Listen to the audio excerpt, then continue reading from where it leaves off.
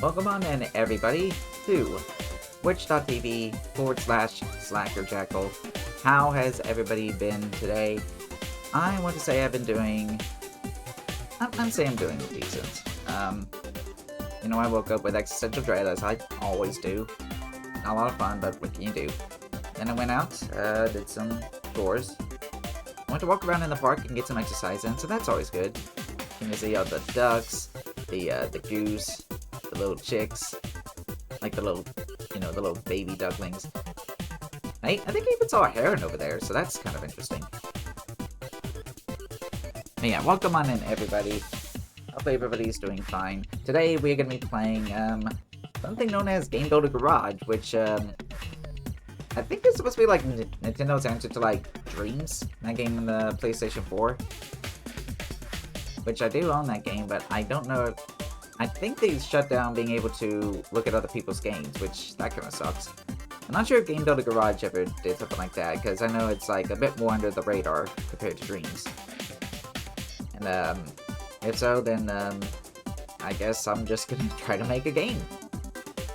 I don't know how to make games. I have no idea how to program at all. But we'll see. Alrighty, here we go. Let me go ahead and get myself over here. Blocking whatever it is right down there. Oh, I think that says confirm. I see. Alright, there we go. Alright, it looks like we're gonna have to do these lessons here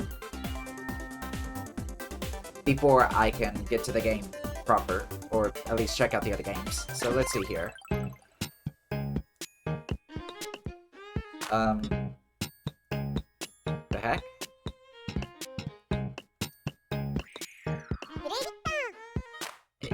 Yeah? Oh, what's with the weird look?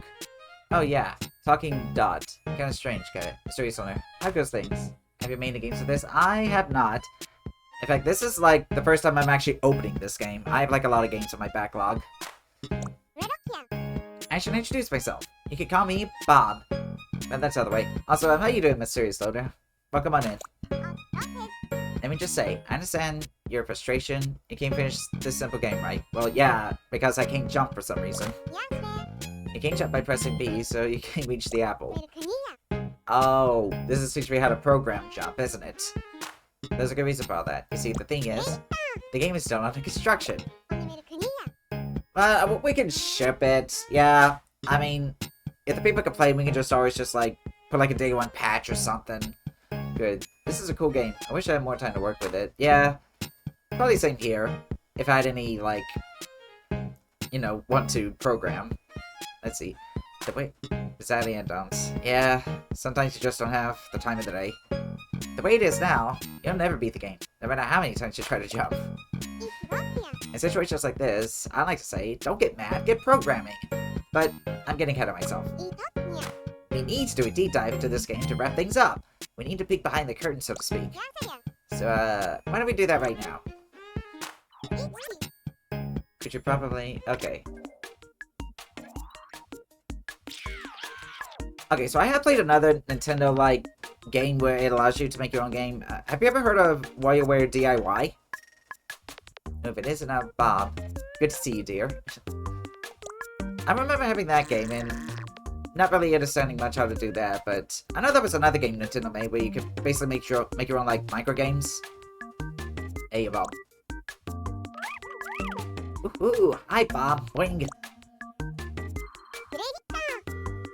Come to the inside of the game, Slacky Jack. Heard of it. Don't know anything about it. I'd say it's quite good. Again, if I just knew how to do all the programming. But you can also, like, create your own music in, like, a Mario Paint style. Or, you can also make comics as well. If I was good at, drawing. But I don't know. I mean, I created this, PNG tuber, so... I don't know. Maybe I'm decent. So, you wanna know about our friends here? These things are called Nodon. Nodon? There are all kinds of different Nodon living inside your Nintendo Switch console. Really? If you call upon Nodon... Okay, I guess that counts as like the camera system.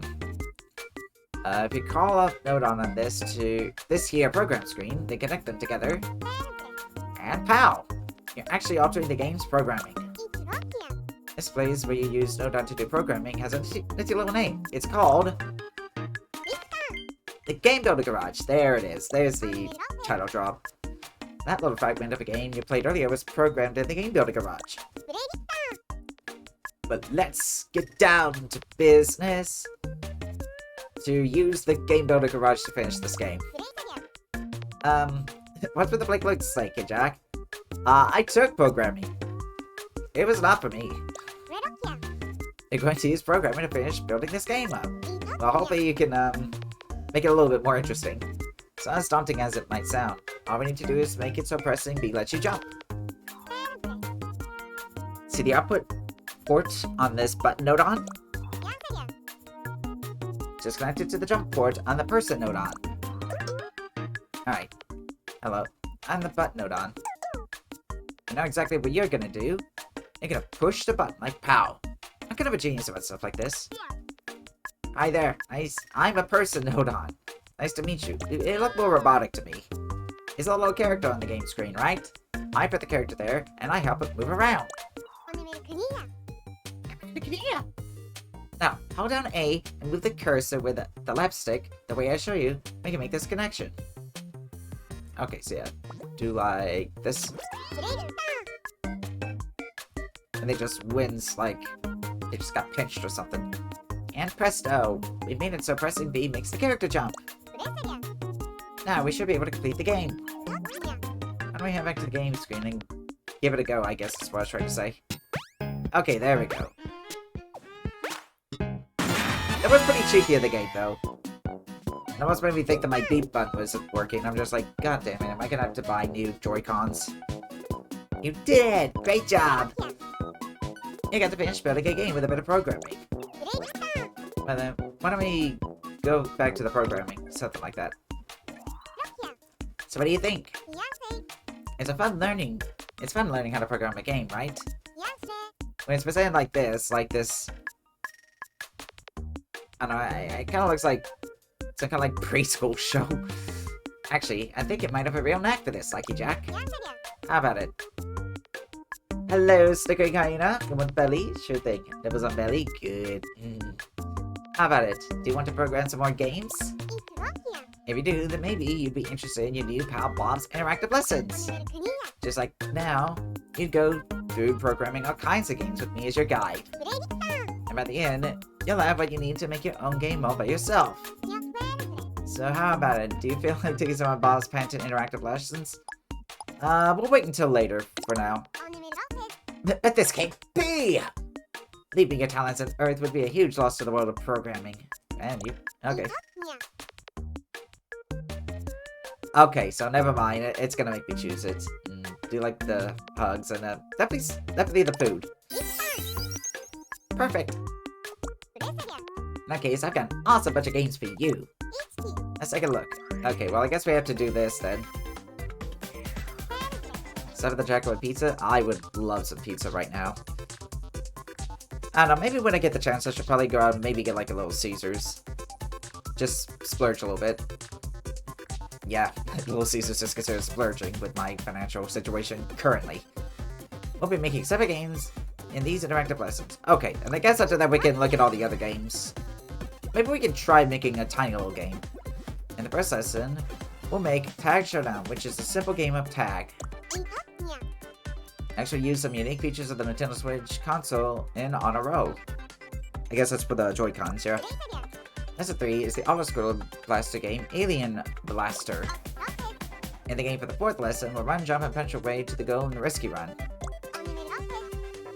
The 5th lesson is a game called a Mystery Room, and we'll be solving 3-dimensional puzzles. For the 6th session, we'll make a computer-controlled car to race against in the White Knuckle Thrill Racer. And last but not least, in Lesson 7, we'll make the 3D action game Super Person World. I mean, you could say, I guess we just can't make Mario because it's just like Pinocchio robots that we're programming here. Okay, by learning to program games like the ones I just mentioned, you'll learn the skills to make your very own games. Okay then, I'll be waiting for you in the first lesson. Be sure to pay a visit. I've been the ever knowledgeable Bob. See you later. Alright, so Slacky Jack, hang on a sec. My name's Alice. So, not Bob. Yeah, I figured. He's the excitable one you already met. I look similar, but I'm Alice. How do you do? Please don't forget to call me Bob or anything like that. Now, you are different colors, so that should help a bit. So, Slacky Jack, you know how you got that game to work just now? Kinda. Be honest, you don't only get what made it work, right? I mean, I got some of it. I mean, that's totally fine. You just started with all of this stuff. But you know, if you're going to make your own game, you'll need to understand which mechanisms do you want. That's why I've set up some checkpoints to help you. I'd like you to come to lesson 1 before lesson... Oh, to the checkpoint before lesson 1. I've been waiting. Cool. Yes, that's the checkpoint. What if I go back and... No. Well, I guess we're gonna be learning how to program this stream. Why not? Thanks for stopping by, Slacky Jack. Just in case you forgot, I'm Alice.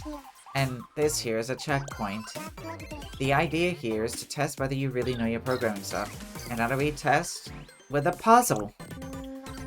Maybe this is a bit sudden, throwing a puzzle at you and expecting you to solve it.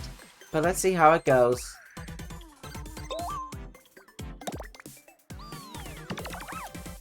Alrighty. I've got something for you that I think will help. Your very own Alice's Guide.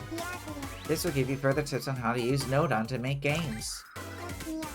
Can you select this here? It'll open up the Alice Guide list, or Alice's Guide list. Why not use it to learn the basics of the Game Builder Garage? Oh, okay. What do we got here? Okay, lend me your ears and I'll give you the basics of Game Builder Garage. The screen you're looking at now is called the game screen. And it looks bare as shit. As the name suggests, this is where the game your program will play out. Here we have the person object. Looks very unorganic for a person. Lots of prosthetics. Try pressing B, yeah. The person jumped. Okay, but what made the person jump exactly? Let me take you through it in Game Builder Garage Basics. Let's take a peek around the back and see the other side of the game, the programming side. Wow! Hey peeps! Oh, it's that programmer again. Heyo, I remember you. Slacky Jack, right? Looking forward to bashing some buttons with ya. So here we are at the programming screen. This is where we'll program our game, with the help of a host of Nodon. That's right, when it comes to programming, we're here to help, peeps.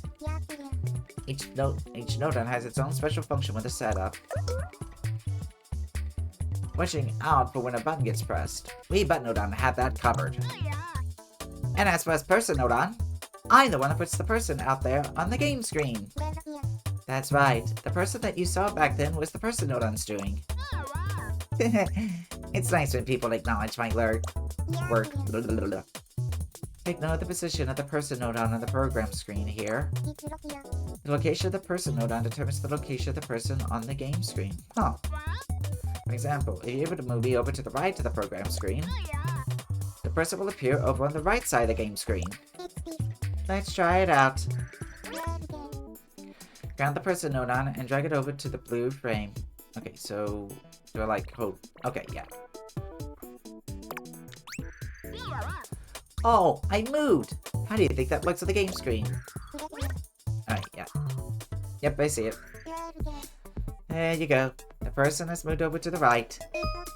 So take note, the program screen is the place where we position things that appear on the game screen, like objects or characters.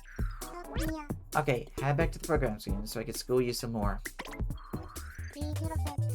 Another thing to know about the program screen is that you can scroll it to find more space. I disabled the scrolling before though. I thought it might have made things confusing.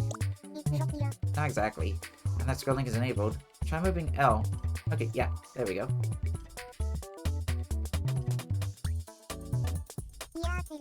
There you go. Now you know how to get around the program screen.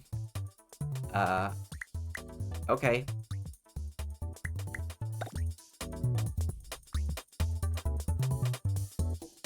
Oh, okay. Now try moving R up and down while zooming, ah! That's another way to zoom in or out.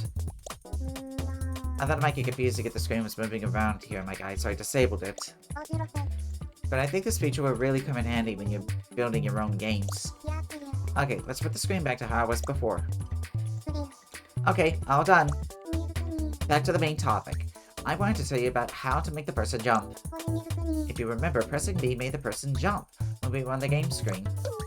Ew, that was my doing. I'm connected to the button node see? These lines here represent the connections. You linked them up a while back, right? I'm watching out for anyone pressing B. I've got you covered. Anyone pressing B, and anyone presses B, and I immediately send signal to the person node via the connection. Thanks for handling that. Trying to send a signal, try thinking of a very simple message that passes along a wire. Now to pay attention to exactly which part of me is connected to the button node You see where it says jump? And I get a signal to my jump port that's my cue to make the person jump on the game screen.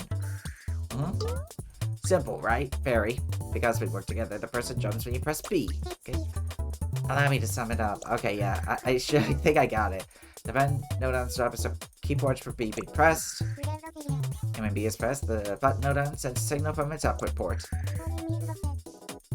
When that signal arrives at the person node's jump port, the person node makes the person jump. It's easy when you know how. Remove the connection between the node and see what happens. Sorry. Slide the connection. Oh, okay. Touch a second to make it disappear. Okay, let's go to the game and see what's changed. Press B. Nothing. That person didn't jump.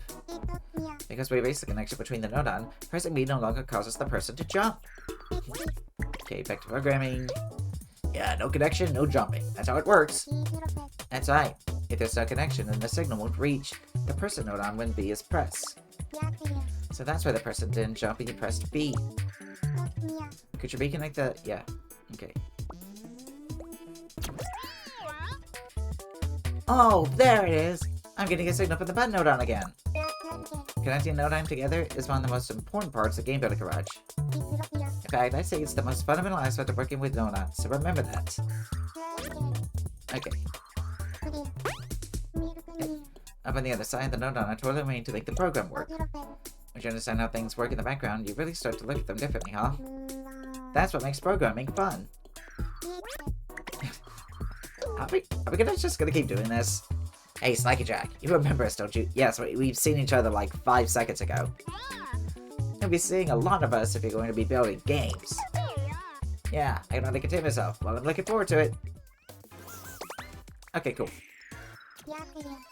Did you get the hang of the Game Builder Garage basics? Guess so. Could you press B to close the Alice Sky page? Now, I'm going to test your knowledge of the basics with a puzzle challenge. Go here to try hand out a puzzle challenge. Okay. Make the person jump. Simple enough.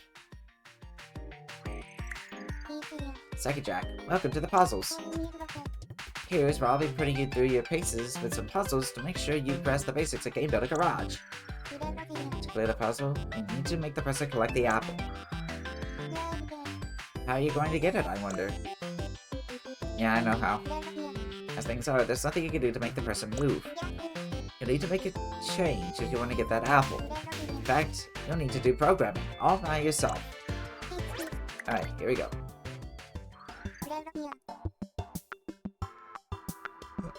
Keep in mind, you can just add whatever you feel like in the puzzles. The only way you're permitted to solve this particular problem is by connecting the button person and the node person. So, how do you think you can help the person get the apple? When you think you've made the necessary change, head over to the game screen to test it out. If it doesn't work, just head back to the program screen and try it again. Okay, give it your best shot. Okay. Wait, yeah.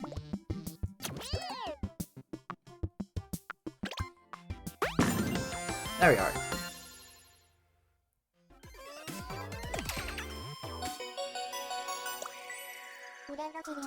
Awesome. Looks like you definitely had the basics of Game Builder Garage down. And now on, I'll be testing how well you know Game Builder Garage and the Nodon. So between each lesson, I'll test you with some checkpoints. I'll also be adding things to my guide every now and then. That's Alice's guide to you. So if there's anything that's not clear, feel free to hit up Alice's guide. And there's nothing holding you back, so let's go back to lesson 1. Well, let's get to lesson 1, really.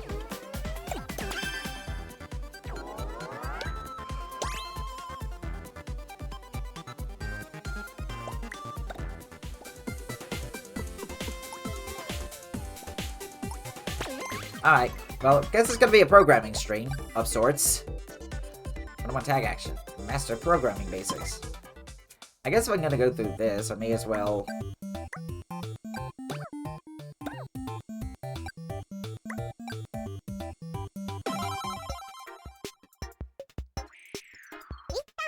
Hey, Slacky Jack! I'm so glad you made it! Welcome to the interactive lessons! Just in case you forgot, I'm Bob. Where's Larry? I can't wait to start working with you. Well, it's a day to remember, a day in the life, because you're going to make your very first game! Hooray! Tag Showdown!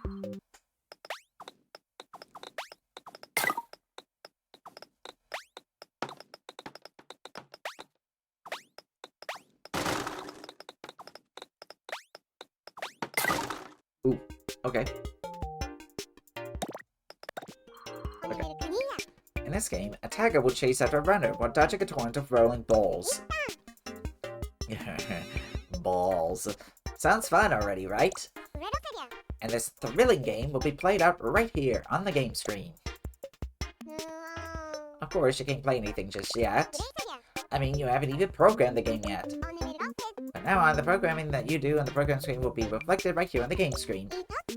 Without further ado, let's head over to the program screen and start programming our game. Alright. Welcome to the program screen! This is where you'll call upon Nodon and program your game. First, let's get a player character up and running. For that, we'll need to call a person Nodon. Select objects. Characters. Person. Yo! Hello peeps, I'm the person Nodon. Nice to see you, Slacky Jack. I suddenly have an Australian accent, I do now. Stripping the Barbie and all that. Sorry if there's any Australians that were offended by that. Now the programming starts. Yeah, great stuff, mate. Time for me to step into the limelight, peeps. Do Australians say peeps? Do they eat peeps? I'm sure they do. Some of them. Okay, so what happened after we placed the person Nodon? Let's take a look at the game screen and find out. Okay. We got a person. And there's a person on our blank empty game screen. Yay! Playing the person Nodon on the program screen makes a person appear on the game screen. Good enough, right? Next up, you want to be able to control our playable character using the controller. Try and move the person with that now. Does it do anything? Nope. As you can see, the person isn't moving at all. This is where the programming comes in. Let's get our player character mobile. We can take care of that now. Let's arrange for a buddy to move. Yeah, with the L button. If you want to move the player with L, then we'll need to call on the stick Nodon. Stick.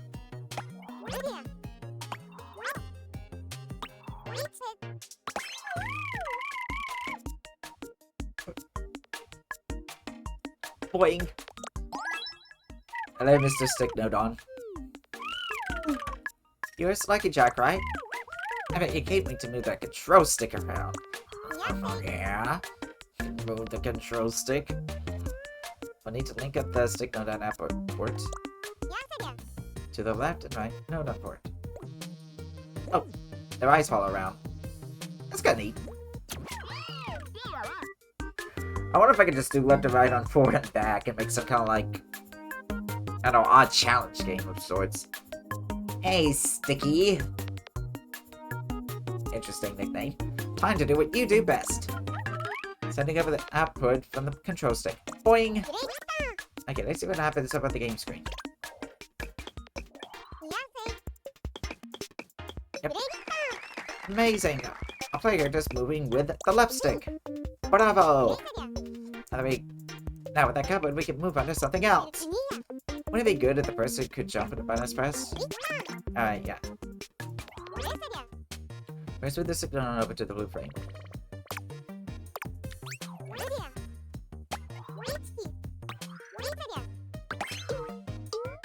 Not sure why B, but yo! Hello, Button Nodon. Call me Button Nodon. I'm your button bashing buddy. If it ain't my pal Slacky Jack. Hello. If I'm getting bashed, I got it covered. Bop, bop, bop! Yeah, we're gonna move him over here. There we go. And if I get smashed, you can be sure I'll let you know. Thanks, bud! Alright. Yep. Jump is pretty floaty, honestly. Okay. Let's get back here. Okay, guess what? You've cleared step 1! Cool. Boing, bravo! Great job, buddy. Good job, peeps. This step it made it possible to move the person with the controller. In the next step, we'll get ready to build the level up for our game of tag. I don't mind saying, I'm pretty excited about that. See you in the next step.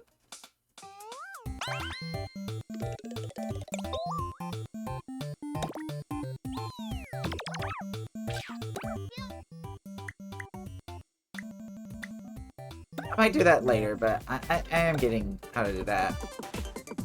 I can't program. No. Alright, fine.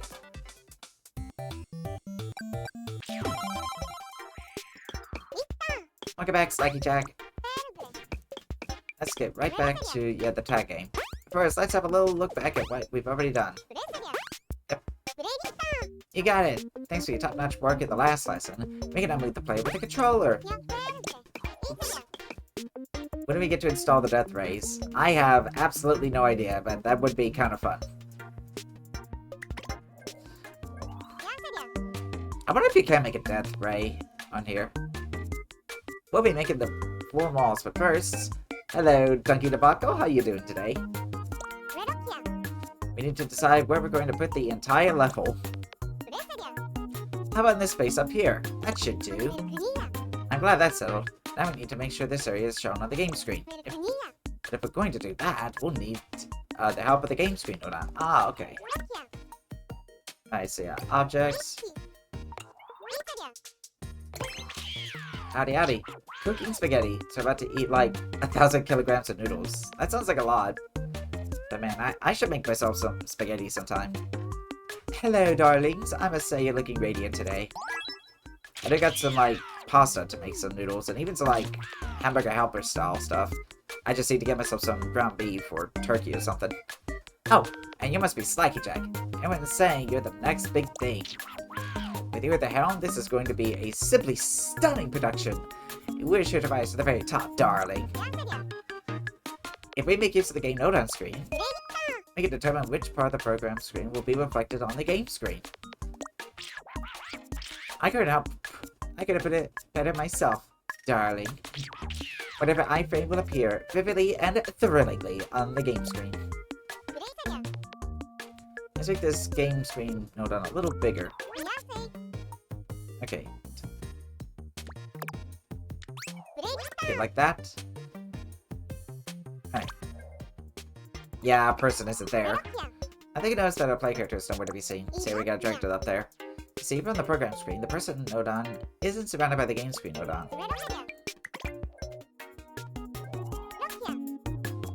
Yeah, then we just move this. Like that. Wonderful. Now the person is in the limelight.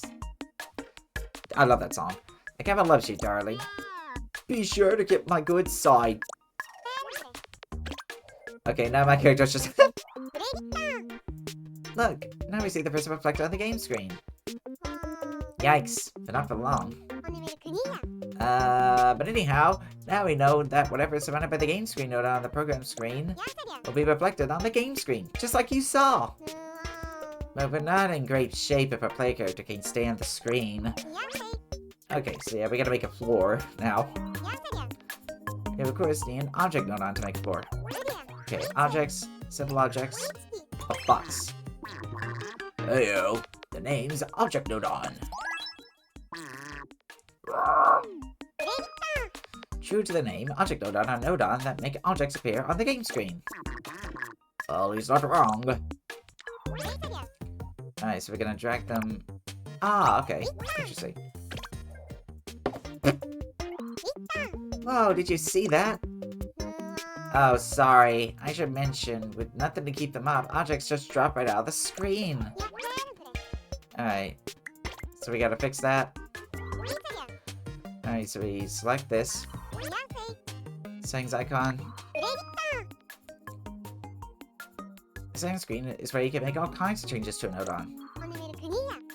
I need to adjust the property settings to make it so the object doesn't fall anymore. Now save the options movable, destructible, and destructive. Okay.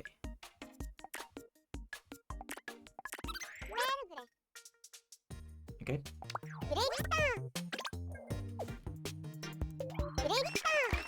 Perfect. The object is staying where it should.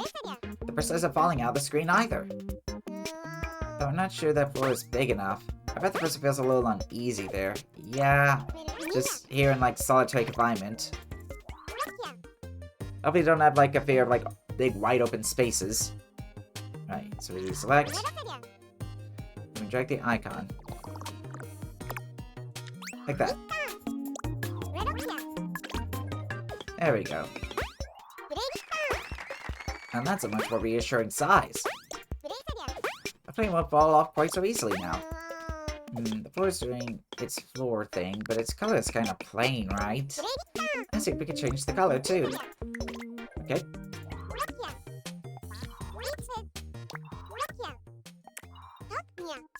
Okay. This way you'll be able to select a color for the objects.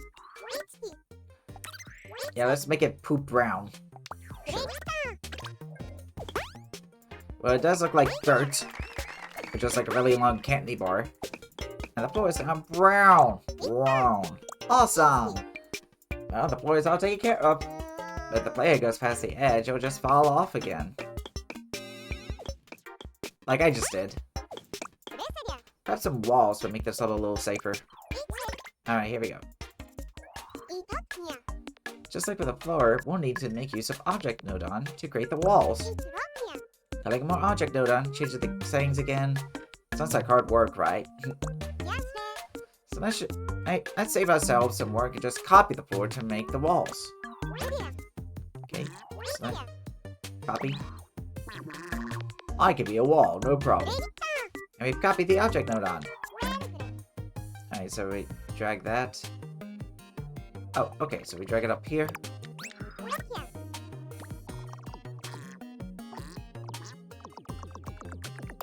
So then like this. And make a copy of the new wall. From the Norden.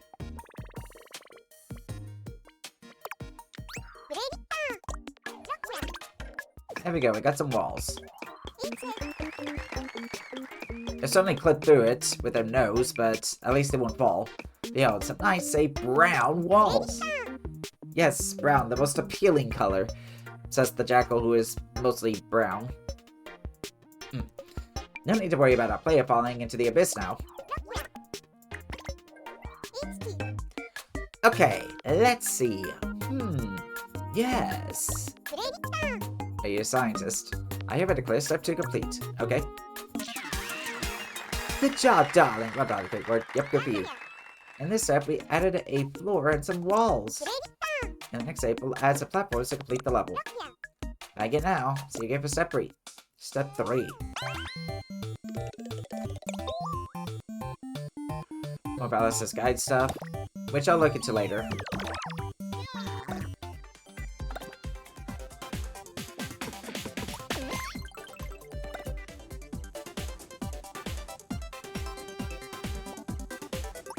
Okay, I guess I really do have to do all this stuff here. 50, 70, 80. We have a lot of stuff here. You know what? Why don't we just make it a programming stream? Why not? I could play this game for the next weekend. Once we're done with all of this. And then we can check out some of the games.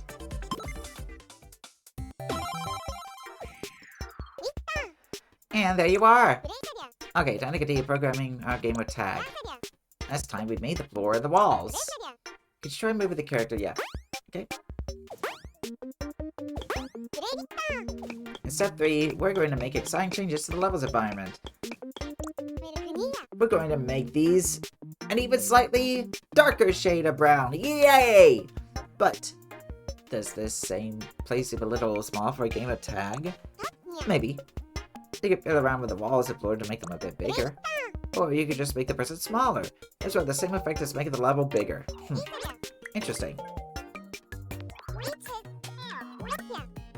Okay, interesting. Yeah. What?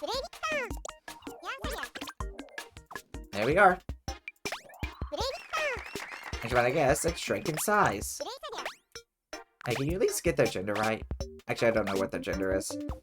Maybe they use it as pronoun. I don't know. And has a lot more space to move around in, right? Looks like we're all set to continue building our level. Okay.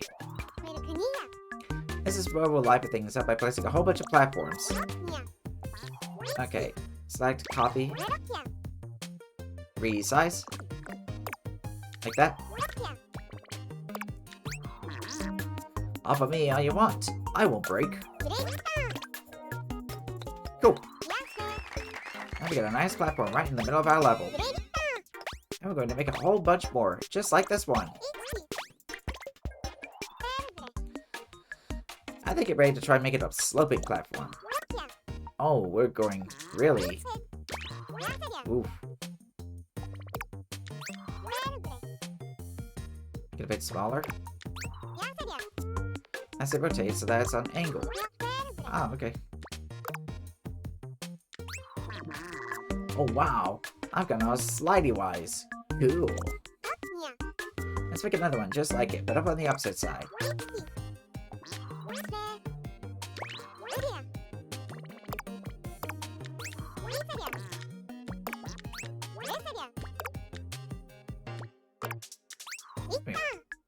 Perfect fit. Alright. 2 sloping platforms. Things are going great so far. Okay. Alright, some slopes.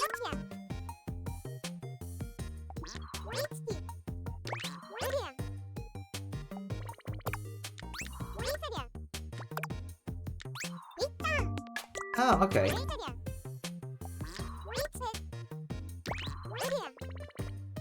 So yeah, something like that.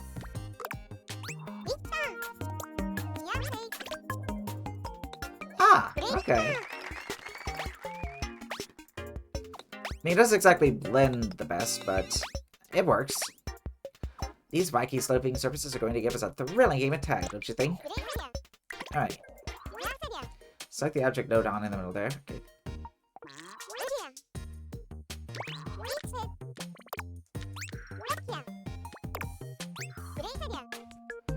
Nice, some more platforms.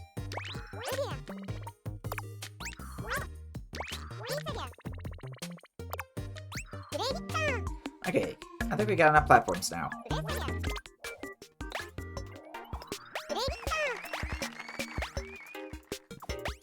It's looking pretty good. Oh, wait a minute. Go ahead and move around a bit, yep.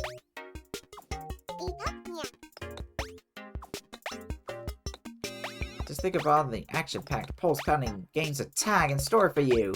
I mean, it's a game of tag. I can hardly wait. I'm glad you can. Alrighty. Well, let's get back and let's make some more tag. Step 3 is complete. Sweet. Nice work here. Awesome. Yeah, cool level. So in this stage, we added some platforms to complete the level. Buckle up, because in the next step, we'll be coming to a real turning point. Our game of tag is about to become a 2-player game. See you in the next step. Alrighty. So what do we got for the next step, then? Great to see you again.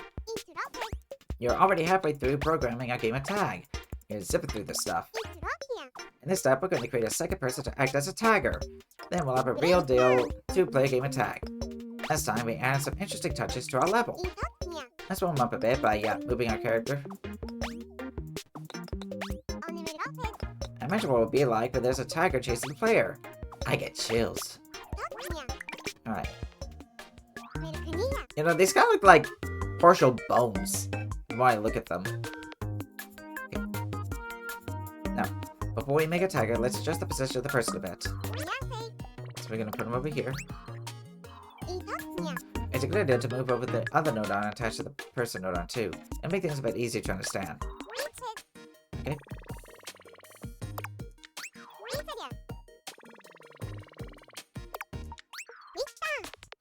Okay. As you see, a player has moved from the middle out to the right side. Okay. Those preparations are done. Alright. Now we're gonna get the player in. We can use another person node on for a tagger. Alright. Select copy. Hello, peeps. How can I help you? Haha, you can count on me. I'm a reliable person. Node on. So I have to do like the spin. Spin! Fine, so stress. Now we have two characters. Yeah, I'm gonna try moving like that. The person on the left hand side isn't moving. I can jump on his head though. Wink.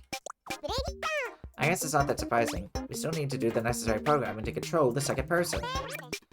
Alright. Now that we have two characters, we need to figure out how each one will be controlled.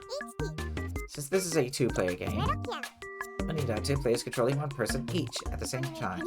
Controlling one person with the left Joy-Con. Oh, okay. And arrange it so that the tagger on the left-hand side moves with L and jumps with... Okay. Okay.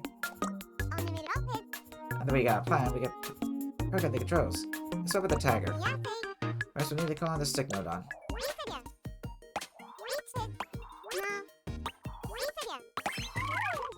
Boing. More control stick wiggling, eh? Bring it on. Right. Bring him over there.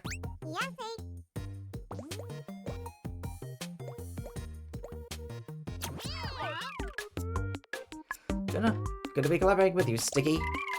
Boing boing. Looking forward to it. Nice to call up another button node on.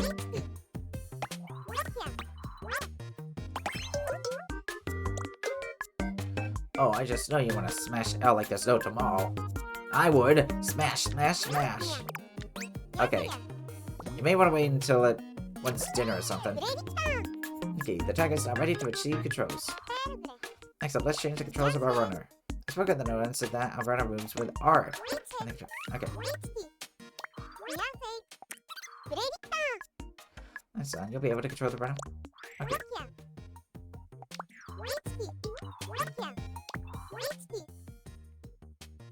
Sable B. And then R.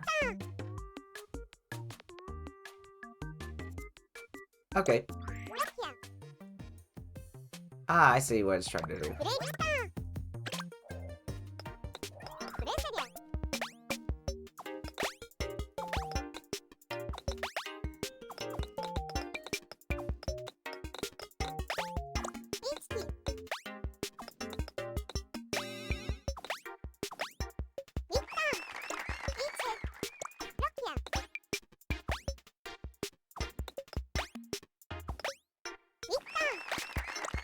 Now we're cooking, which I need to do later on tonight. Now we can control the runner and tagger separately.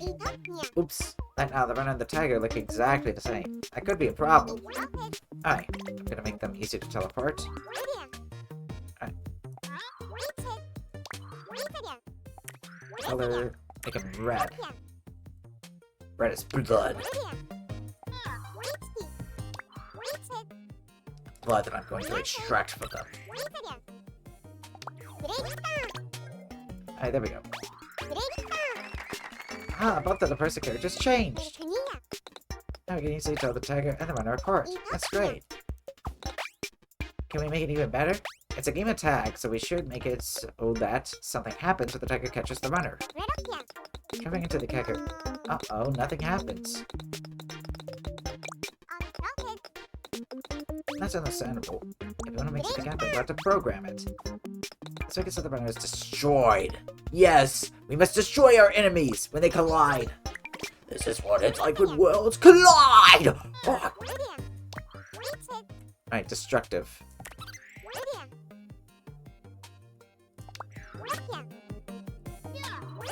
Yeah! Destructible. Okay. So destructible means I can destroy other things. I think I got it. Okay.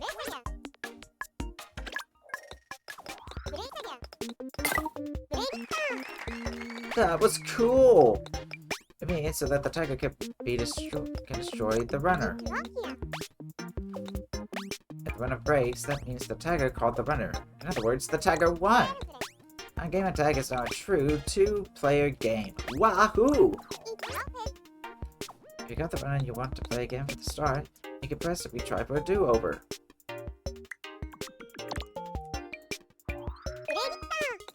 This way, we can start the game from the beginning. If you test it out enough, then head back to the program. Okay. Everything seems to be in order. Step 4 is clear. Well done! Boing! Nice shot, peeps. Congratulations. In this step, we meet a tagger and turn our game of tag into an honest-to-goodness two-player game. Step by step, our game is coming into focus. Pretty exciting, huh? But it seems a little bit one-sided at the moment, don't you think? The tagger kind of has an advantage. So the next step, we'll be adding in a feature to even out the odds of it. See you at the next step. Alright, so we're gonna make, like, an AI for them.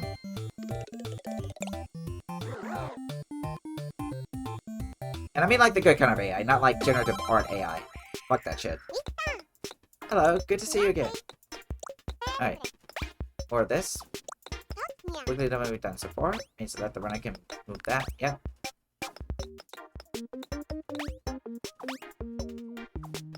Oh, wait. So anyway, means that the tagger is moved with this. Try moving the tagger into the runner.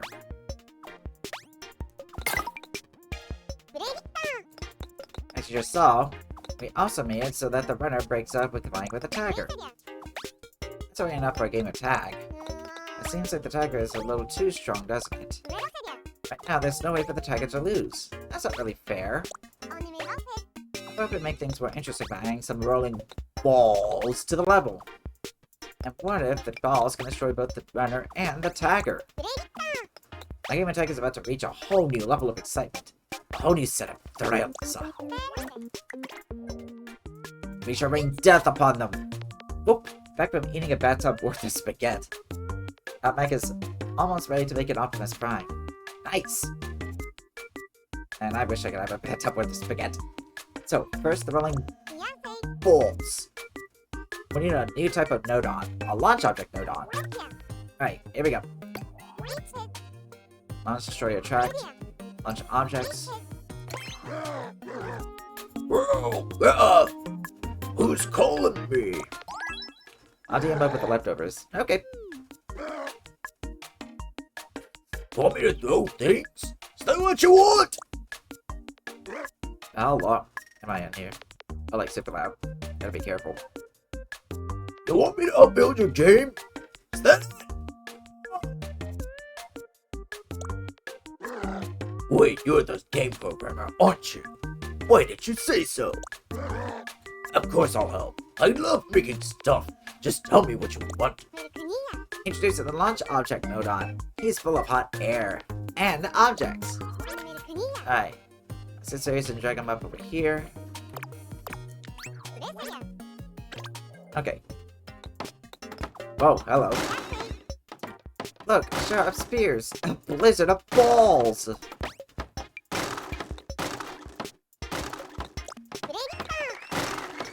That's exactly what the launch object node can do for you. But balls might be a bit too big, no? No such thing. We could do something about that in the programming. Oh, and I think it also... Wait, how do you get to launch a specific way? Well, we'll see. So I give you shrink. Okay. Here we go. Yeah, they're more tiny. There you go. The balls are smaller. However, I think we could have them tumbling around the level in an even more exciting way. Let's put an extra platform above a runner and tagger.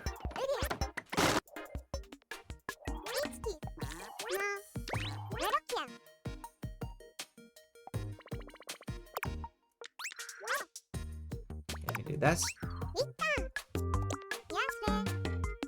But he went over on the left side too, so let's handle that now. Okay. Oops.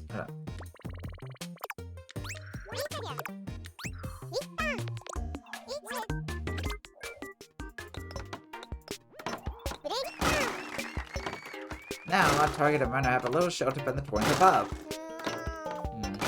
I think the torrent is a bit too powerful right now. The balls aren't rolling right, are they? Alright, so we adjust power.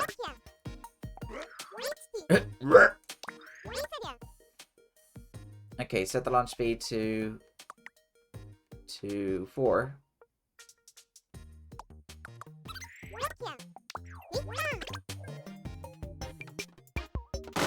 Oh.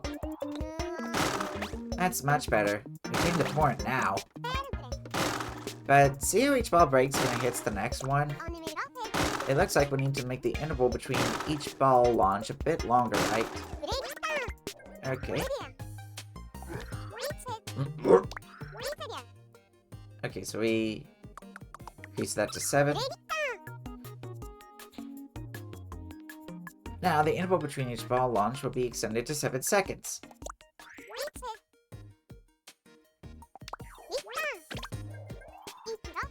Since we extended the launch interval, we have to wait a little longer for the first launch. Just a sec. Oh, there we go!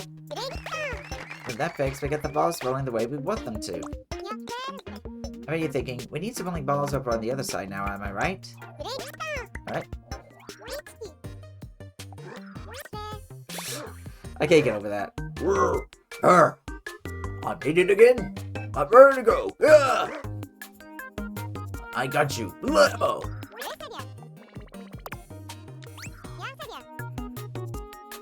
Timer says that the balls come on the left side.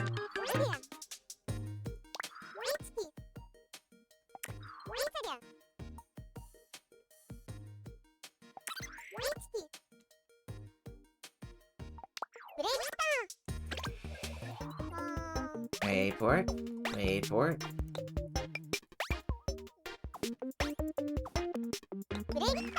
Our shower of spears comes from both the left and the right. The rolling balls are complete, and we have them breaking on impact, just like they should. But there's still something we need to fix.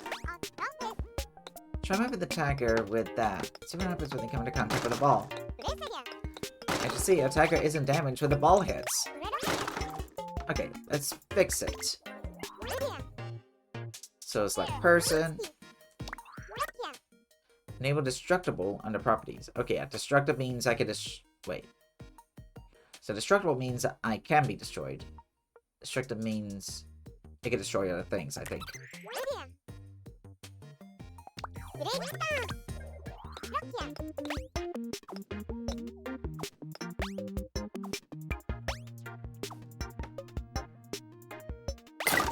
There we go. Now the tagger breaks when the ball's hit. Great! Imagine the tagger pursuing the runner through a hail of tumbling balls. The drama, the peril, the spiciness. They've got the makings of a truly thrilling contest. And let's see. Step 5 is clear. Okay. Great job, Lemmo. Wait, Blammo. Wait, you mean like the toy company from Ren and Stimpy? The ones that make log? In this step, we use the launch object node on to liven up a game of tag. In the next step, we'll make it so the game can be played again and again. Okay. Wow.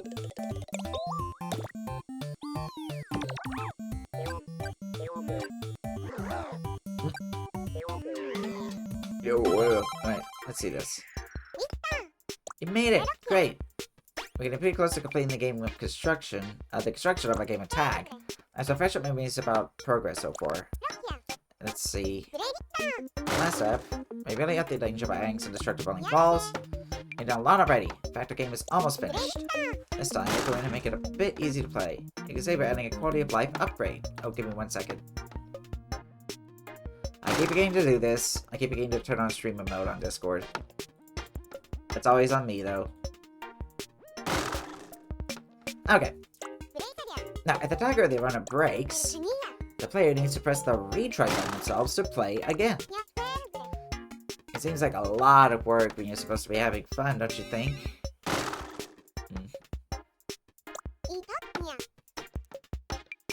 To make life easier, how about we add an automatic retry to the game? If the tiger of the runner breaks, a retry will be triggered. Okay, here we go. First, we need to call a Nodon that watches out for things breaking. Okay, object break Nodon.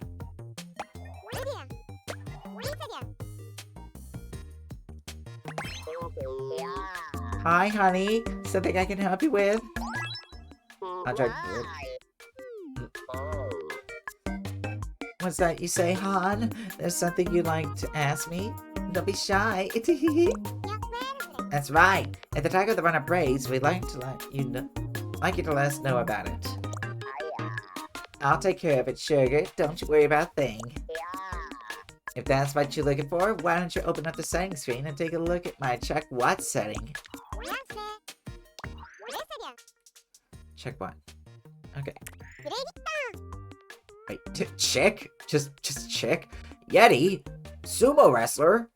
Bear? There's bears in this game? Alright. Better not get too excited. Probably not the bear I'm thinking of. But it's still nice. The screen is where you can set which breakages the object break Nona watches out for. Bear juggling. Let's go! Maybe I should make like a bear juggling game. If I ever get through all of this. Disable box, cylinder, and spear. Oh, okay. Then enable person.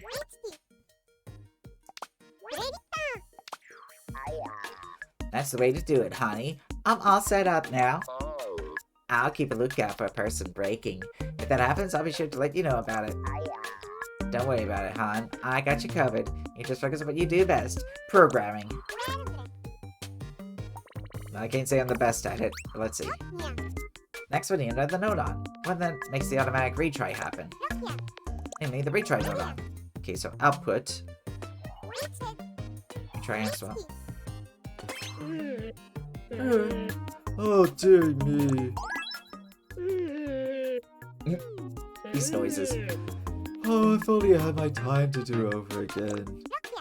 Hey, O-Timer. What's up? Jeez. It was only yesterday. My backside was itchy and I thought I was on my own, so I gave it a good scratch. Also sound like Garfield for some reason. But when I turned around, all the other Nodon were there looking at me. Oh, I wish I had a do-over for that. Oof, awkward. Now let's put a pen over here. And then we link. You try Nodon, it's just like me for real. Oh, dang. Just really tired. I mean, I'm also tired a lot too. And depressed. You probably can't tell it right now. Anyways. Okay, now the game where we start every type of character is destroyed. Yes. Destroyed. Okay. Ah. Oh no. Yeah. It happens. As you saw, if one of the characters is destroyed, the game automatically restarts. But don't think you have the interval between the character breaking and the retries. Oh, it's a little too short? Not really. How about we slow it down a bit? Okay. First, select the connection. And we're gonna... Okay. And here's where we'll call up a timer Nodon. Timer. Tisk. I'm just feeling like okay-ish today. You need my help? Hope you're not wasting my time. Hopefully I'll also get my roommate in, and that'll make me feel a little less lonely here at the apartment. And might help with some of the bills too. We wouldn't dream of it. We just need some of your programming expertise. Oh, really? Well, why didn't you say so? I'll help. But it causes me no shortage of headaches when people don't make appointments. Naturally, I want to help out, but what if I'd have been double booked? I can hardly tick when I'm supposed to be talking, can I? It always pays to have one's schedule in order. One of those guys, huh? Sorry? Well, as long as we're all in the same time zone. Let's move on. Because I don't think all of us are here. Oh, nice. Hopefully they're chill. Oh yeah, I would say so. Managed to visit me for about a week, and they're a big derg. Also nice artists, too. Connect the timer node on to the object break node on. Who knows, maybe I could use my channel to help advertisers. There we go. Now we'll have a longer interval between the character breaking and the retry. Neat! Okay, here we go. Okay. Okay, let's take a little... There's a longer interval between the breakage and the retry now, see? Now players will have a little breathing room between the matches. Ah, I guess I can see that. Alright. Here we go. Okay, so... Step 6 is complete. Good job, honey. Time execution. No need to redo this. The next step will be the final one, and our game attack will be complete at last. In the final step, I'll show you how to add some Slacky Jack magic to your game. Oh, I can add some magic, huh? See you in the last step, then. Don't be a stranger. I'm practically a stranger to nearly everybody, except for, like, blood relatives. Alright. I'll do these, like, on another time. Right now, we're gonna try and... Okay, here we go. Hey, Slacky Jack. Can you feel the excitement in the air? This step will be the last one, and then our game attack will be complete. First, let's recap everything we've done so far. Yeah. Okay, we fixed the runner.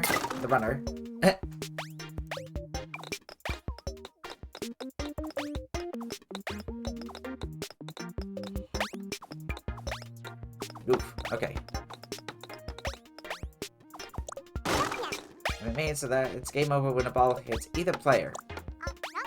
Fair to say we got pretty much everything we need for an awesome game attack already. However, a final touch is still lacking, and that's a sprinkling of color from your very own hand, Slacky Jack. But I don't have any colors on my hand. Alrighty. So next, we'll harness your inspiration and creativity to change the color of the level. Are you ready for that, Slacky Jack? To start off, let's select this. Okay. Change. Here's where you can change up the color of an object. Yep. At the moment, the object is brown. But how about try and make it black instead? Okay. Ta-da! We changed the color of the middle platform to black. Now what I'd like you to do is change the colors of the other platforms to whatever you like. Express yourself. Let the hues flow out of you. Alright. Guess we'll try it. You're going to change the color of every single object node on every single one. Dang. So start thinking about how you'd like to paint the town in shades of Slacky Jack. To make things easier, I'll make it so that you can move the program's screen view around. And you use this button here to undo your last action. When your creative endeavors are complete, let me know. Just press down when you want. Okay, well, we'll try it.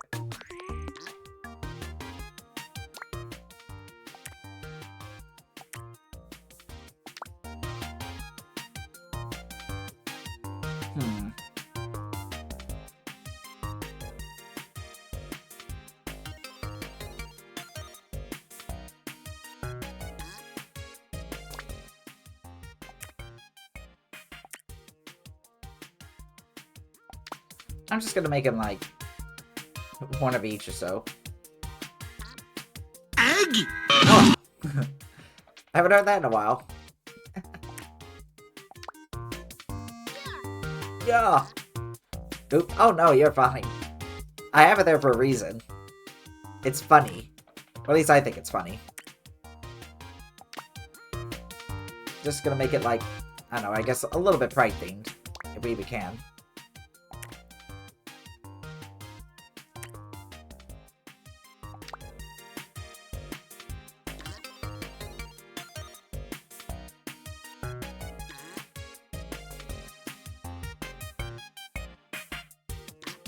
Wait, where's the... Oh, there you are.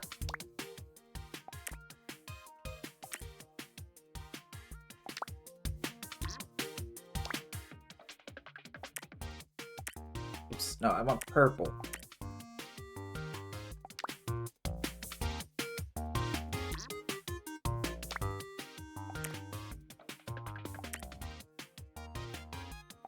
Karen Chicken Show, my beloved. It was a part of Dexter's Lab. Yeah, close. It was I Am Weasel, which was like a little sister show to Cow and Chicken. Trying to figure out how the format was, but yeah, same creator, pretty much around the same time frame.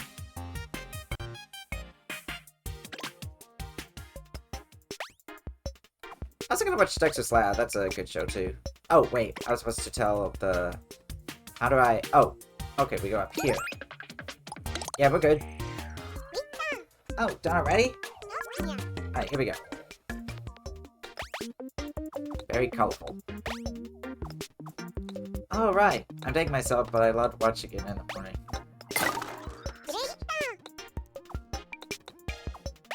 Yeah, it's been like a while since I've seen it. I think I actually may have saw it in like Boomerang, so I guess it might have been a little bit later.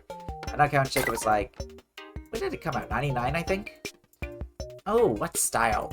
What flair? Color me impressed. Okay. With that, I can declare that development of this game is complete. What a magnificent game it is. I feel like a spoil sport interrupting this momentous occasion, but if we go back to the program screen for a sec. You get a game, huh? That's the sort of thing I do. I do it all over again. The first game is great. Right on schedule too. And just look at you go. Yeah, the whole schedule thing is a little interesting. Okay, so yeah, it's gonna be like Neon Genesis Evangelion. No, congratulations! Congratulations! Good job. That's a good job! Soldier! Snacky Jack, darling. What can I say? It's dazzling. Every journey starts with a single bang! Hey, so we kinda made a game.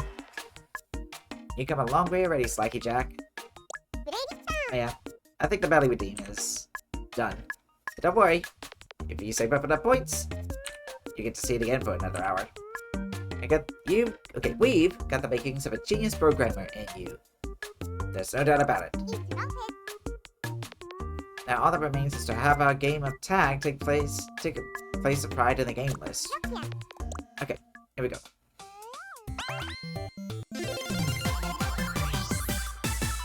Yay, I programmed a game that was already programmed. Congratulations on going gold with Game Tag Showdown. I've got Belly Cash at the ready. Ooh, glad to hear. Must have been lurking quite a bit.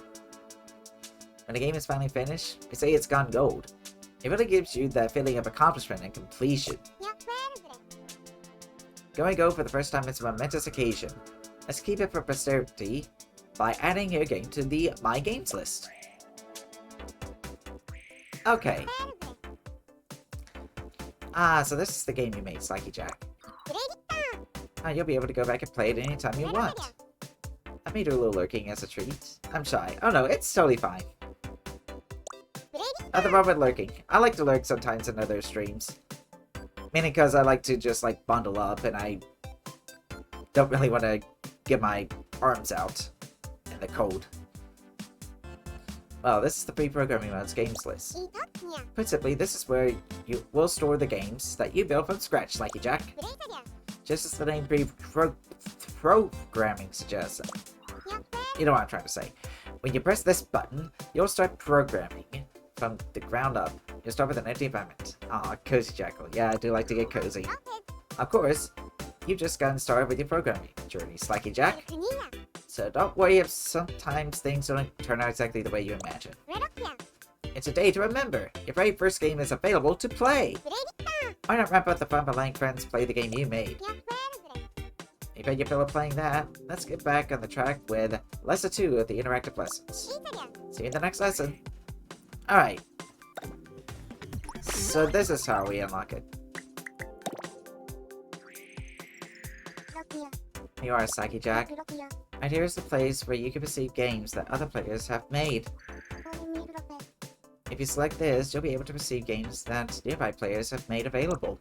If you have a Nintendo Switch Online membership, yeah, you'll be able to receive games that others have made online. When receiving games from online, you'll need to enter the game ID or... Oh. Okay.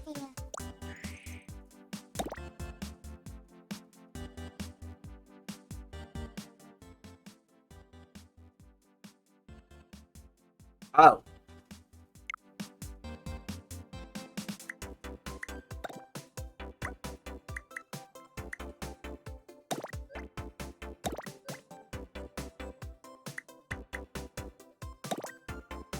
Well.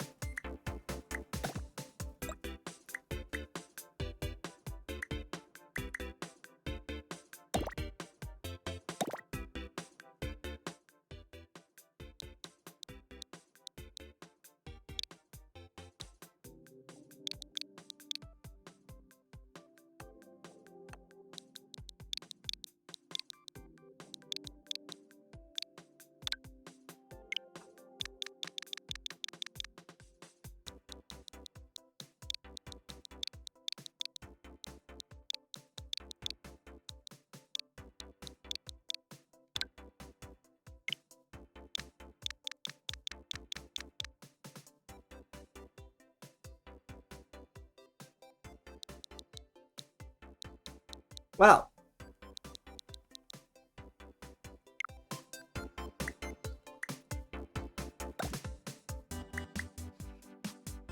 Okay. Well, this is somewhat of a problem for me. So apparently if I had to receive online, I need to get a game ID or a programmer ID. I thought it was going to be like Super Mario Maker 2, where, you know, you could, just go through, like, a list of, like, the most recent games that have been made. And then you could just choose from there. I didn't know you had to enter, like, specific codes for this kind of stuff. Huh. Well, I'll say this, if anybody in chat knows of any kind of codes, or if they're like a creator in the game themselves, I guess just let me know if, about it, because I would like to try some other creations, but,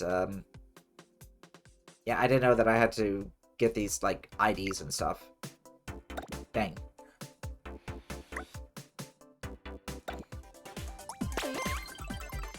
I don't know, maybe I could look some up online near the end of the stream.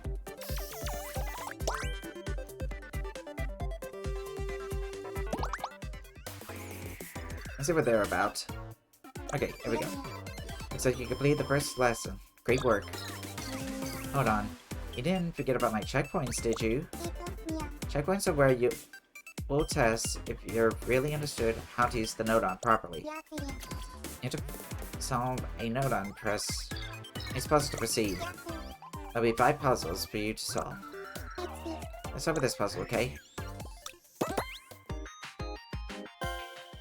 Okay.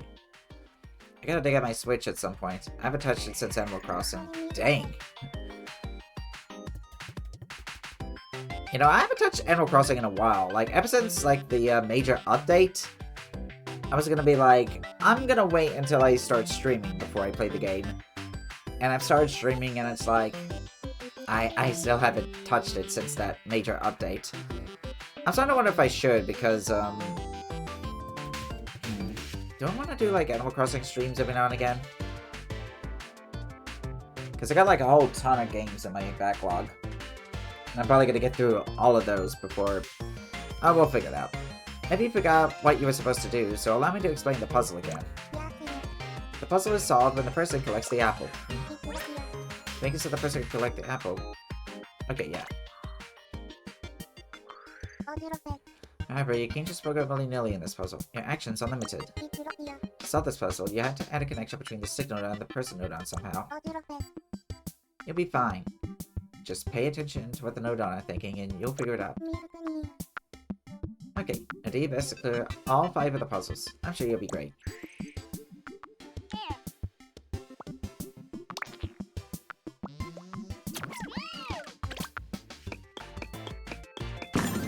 There we are. You know what? If we don't find any codes yet, maybe I could try to make a game. Keyword try. Framing the game screen note on.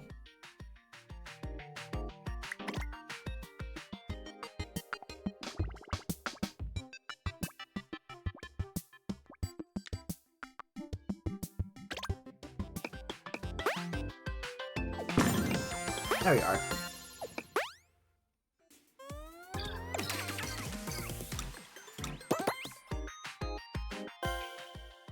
Properties of objects?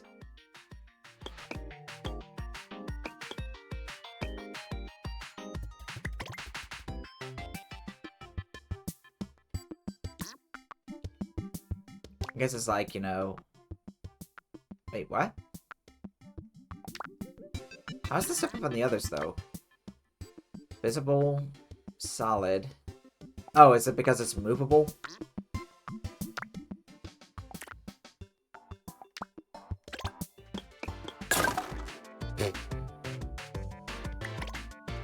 Right, so...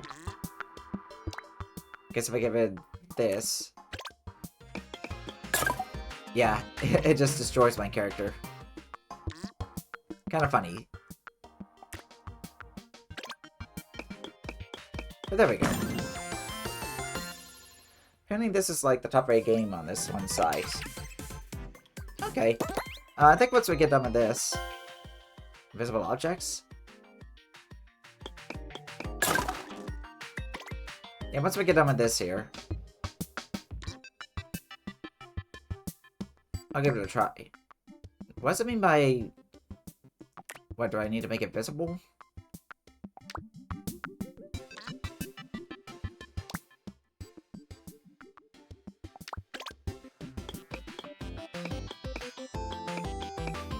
Oh, I think I get it. Let's make it visible, movable, and destructive.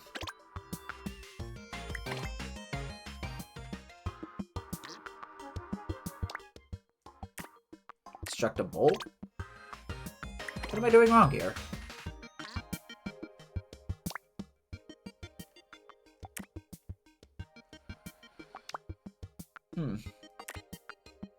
Maybe I need to make it all?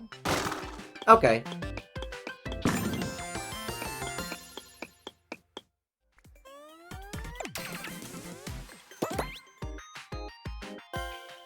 Battery launch object node on?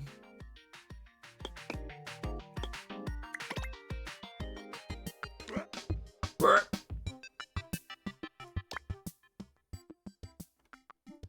that's too long. Too short, I mean. How about we make it... But how long can I make the intervals? Just as long as I want it? 100. That should work.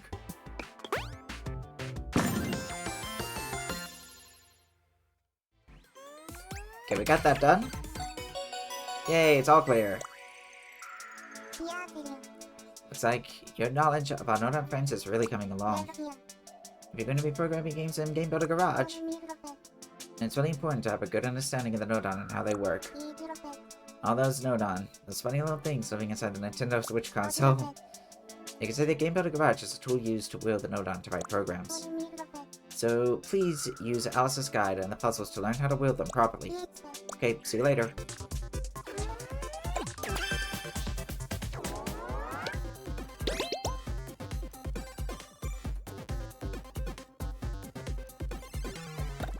Okay, we'll learn about that one, but let's try this one that you gave to me, Duncan Debacle. Oops. Again, I kinda wish it was more like Super Mario Maker 2, where I could just, you know, play whatever. Not have to worry about, like, entering in, like, a freaking friend code. But, okay, this is apparently one of the best of the best, the cream of the crop. What do we got here? Leyland, VRC. Maybe we could look at their stuff sometime too. You know what? Take a little pick, see what some of their other stuff is.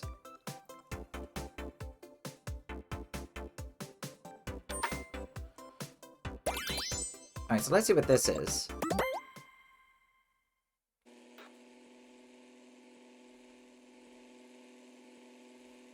Oh, okay, so I gotta use the gyroscope here. I see a car.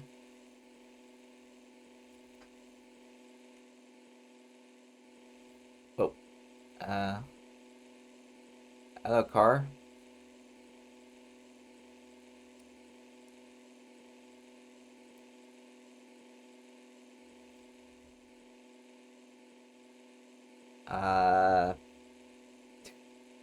Okay. Interesting. Maybe it was a randomized. This, my bad. Oh, it's fine. How does this work exactly, though? So we got... Wait, there's ZR. So it uses the ZR button for some reason. Location, camera, position, target. Okay, so I guess that's how they managed to get it to do, like, gyroscoping. But what does the ZR do? Whoa, hold on. Oh, hold on. I think I see it now. Ah, okay. So you play around with a little... This little guy.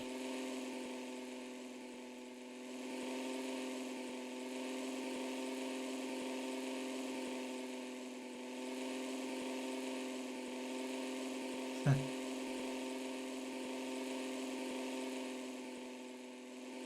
mean, it's neat, I guess. Just a little tech demo at best, but I mean, I certainly wouldn't be able to figure out how to do this if I wanted to. Who knows? Maybe they could make it to like a racetrack with like other characters, and maybe use like the gyro. Well, no, I probably wouldn't use like the gyro controls completely for this because well, unless you have like VR. I don't know, maybe that's the point. Maybe you need, like, the Nintendo Labo kit or something. So I guess it's kind of neat. But yeah, I think I'm good with this game. And...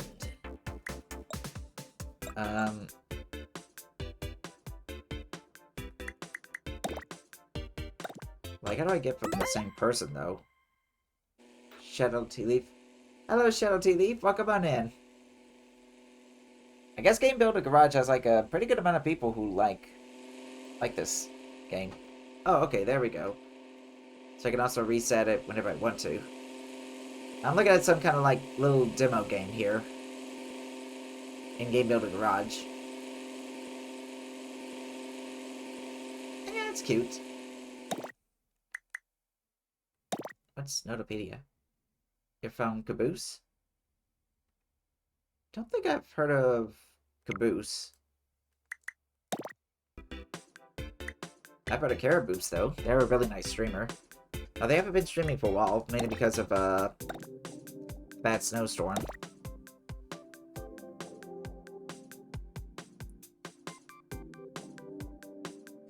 You gonna sell promo? Oh, really? Hmm. Nice.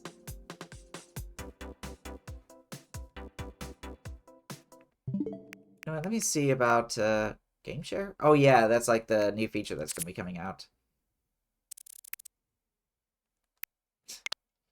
Okay, so let's see. P008 NFW 515. Let me see if I can remember that. P008 NFW 515.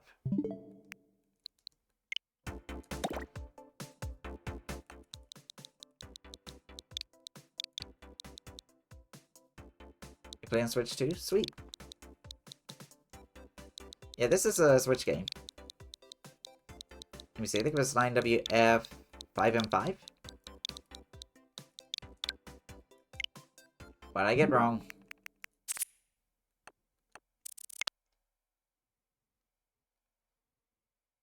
09FW. I think I got those mixed up.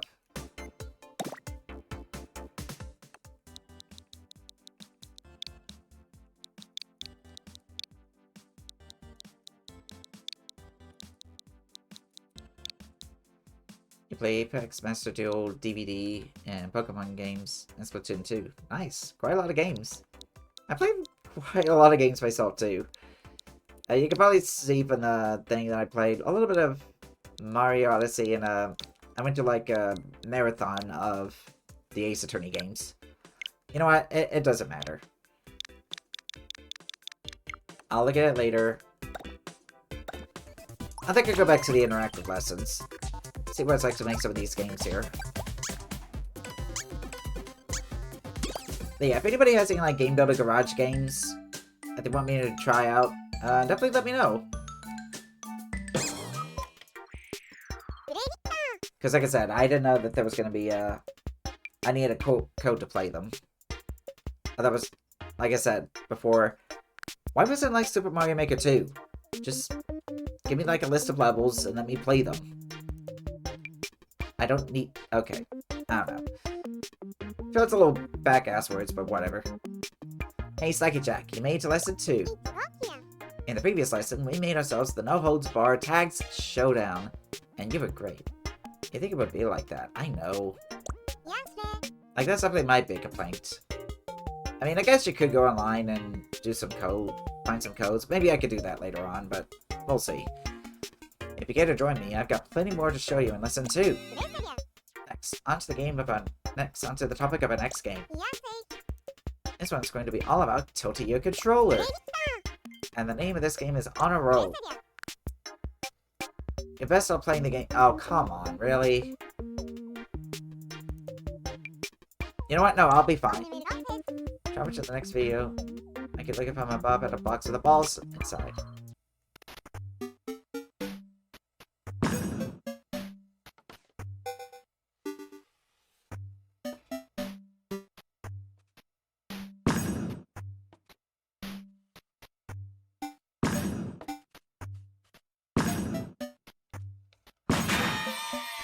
Yay!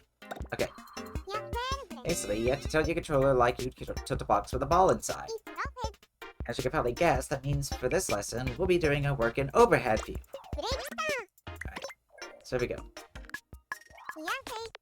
And then before we switch to overhead view, first we need to place one of the game's most important items, the humble apple.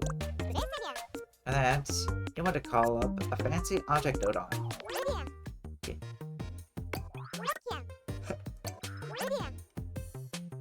Fancy objects. Round. Like my tongue. Like this. Alright. And what a fancy object it is, too! It's so ripe and juicy looking. The apple of my eye. Heart. Here we go. I know how to place apples. Let's head over to the game screen. If I had a mouth, I'd be tempted to take a bite. Actually, how do you function? Like, are you a living being? Do you have a digestive tract? Okay, time for the main event. Alright, the overhead view. Fortunately, it's very easy to switch views. Just like the overhead view option here. Gosh, it's immune to something big happened on the game screen. Just like that, we're in overhead view. I say we check out the game screen. Interesting. Oh, what have we here? Our apple was all, you know, sidey-whitey before. Ooh, ooh. Now, it's a Buffy, right? What is this? It's like me trying to go ooh-woo speak. You know what I'm saying? It's the view will be used to create a level for the ball to roll around in. On that note, it's time to start making the level. First, we need to decide how big the game screen will be. Okay.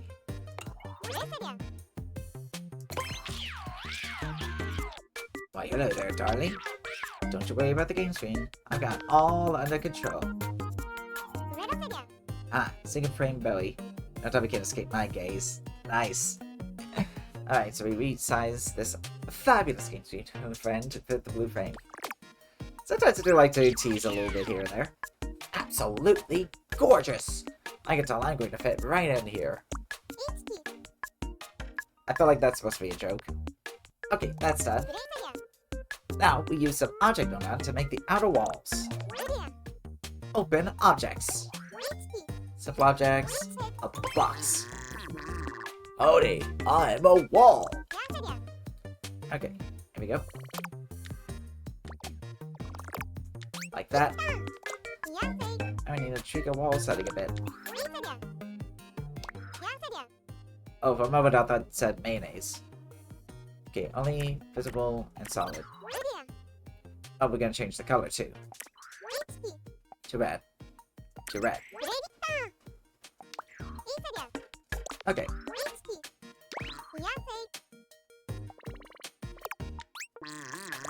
Oh. Top wall. Top wall, bottom wall. Yeah. I'm the left wall, sure, but I'll treat you right.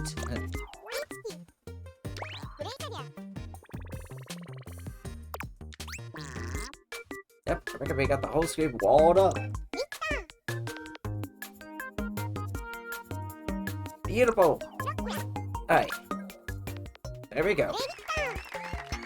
Looks like we got ourselves a level to work with. You could say we're on a roll, right? Yeah, okay. There you have it. That's step one, apparently. Oh, darling, you were magnificent. Terrific. Well, fancy that. Give yourself a pat on the back. Thanks. In this step, we learned about how to enter overhead view. And we've created the play area for our game. In the next step, we'll work on getting the ball to roll around. Catch you later.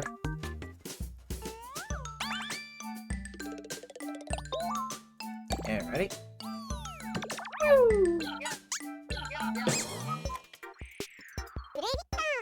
Welcome to step 2 of On a Roll. But it's more like we're on an apple. This time we learned how to enter overhead view. We also put up some walls to make our level. Now, I think step 2 should be pretty interesting. We're going to get the ball to roll around as you tilt your controller. It's going to be rolling here, there, and everywhere. Great Beatles song, by the way.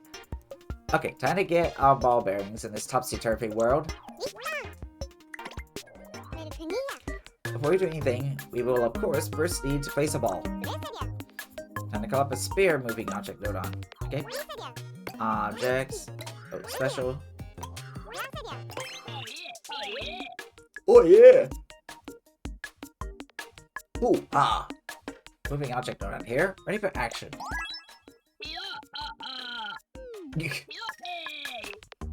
Shake out those limbs, folks, because it's time to get moving. Maybe better. You do the mental workout and I'll take care of the heavy lifting. Get ready to work with you, friend. First, okay, teensy bit smaller. Aye. That's right, just like that. Okay. Disable destructible. And change the color to blue. And set the position to that. Okay.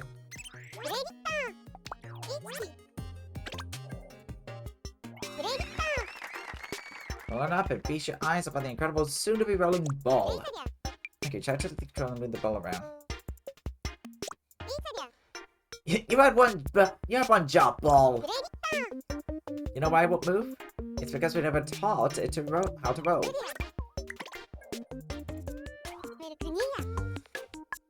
You need the ball to roll when you tilt the controller, right? Then we're going to have to call up the tilt mode in. Tilt. Hello? Pleasure to be here. Yeah! Tilted the controller, are we? Take care then. You need a steady hand and a calm mind for this type of work. Okay, here we go. First, make the ball roll to the sides. Let me tilt the controller left and right.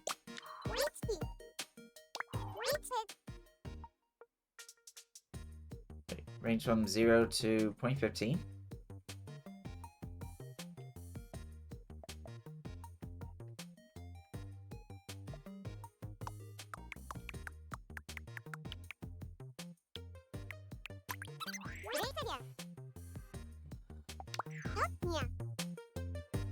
Okay, then we connect to where? The export? That's fine. We should be able to roll the ball sideways by tilting the controller left and right. I should point out that X here refers to the left and right movement. Okay. Oh, look at it go!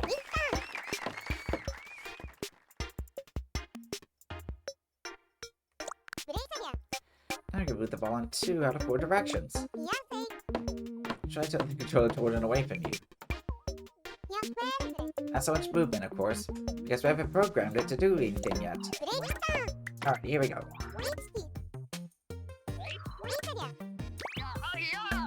Yeah. I just want to say, tilting doesn't come easy. When you start to weigh out the important things in life, it's hard to get the right balance, you know?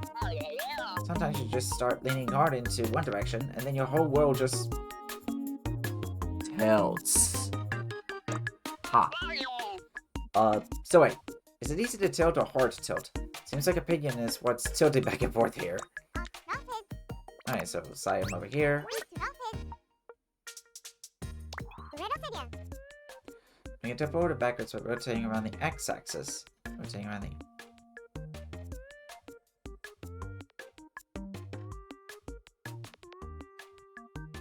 Like... This means axis rotation needs to be X.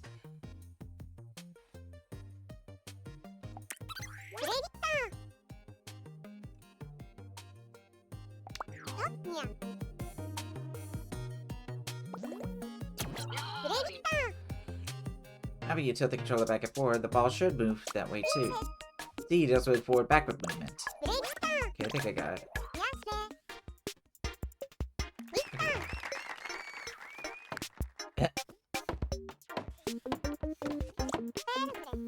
That's it for the ball rolling mechanic. So we done it? The answer is yes. That's it for step 2. Sweet, you got this. Great job. Did you enjoy working on the tilt mechanic? Now this demonstrates that you don't always have to rely on buttons for every game. Yeah, but most people probably do. Finding new styles of play like this is part of the fun of Game Builder Garage. In the next step, we're going to make the level that the ball rolls around in a whole lot more interesting. So, see you in the next step!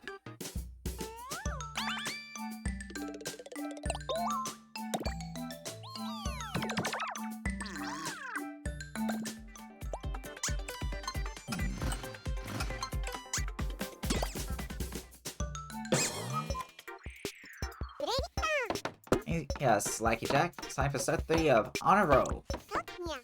In the last game, we worked on getting the ball to roll, right? Try rolling the ball so that it bumps into the apple. Yeah, you showed that apple, what's that? Take that, apple! Now screw you, oranges are better. I don't mean that, I mean... I like apples and oranges almost equally. You know what we need? More apples. And more walls. And less rectangularness. I guess what I'm saying is, let's make this space more fun to play around in. First, let's get some walls to start building a course with. Okay.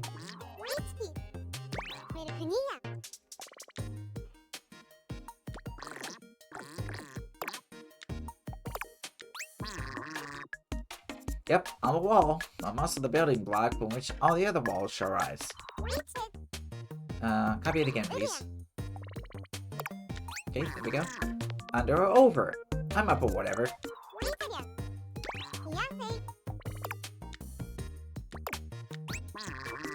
Start in solitaire.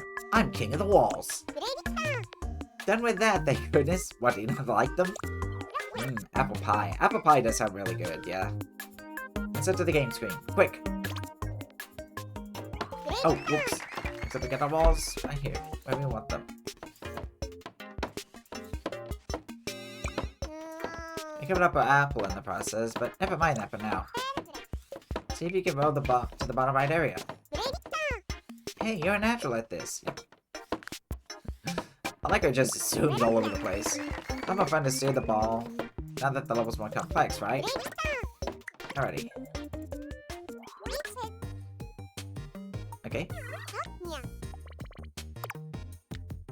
make it a bit larger. Big ol' apple. Ooh, do you realize how stuffy it is inside there? Yeah, that's a big apple. Nice. Apple is no longer a wall. And it's no longer a wall. Get it? Because, never mind. Okay, try jumping into the apple with a ball again. It just rolls around when the ball hits it, huh? So why don't we make it so that you collect the apple by bumping into it? Okay. Okay, enable visible, solid, and destructible. Indestructible means that as soon as the ball touches the apple will be destroyed. And in my tummy. Yes. Okay. Applesauce! I do gotta want some applesauce. So you collected the apple. Take that apple. You can destroy an apple this way. It can actually look like you picked it up. Alright, so we're gonna place some more apples, it looks like. Okay. I love it because we're about to copy a basket of fancy Noden apples. Here we go.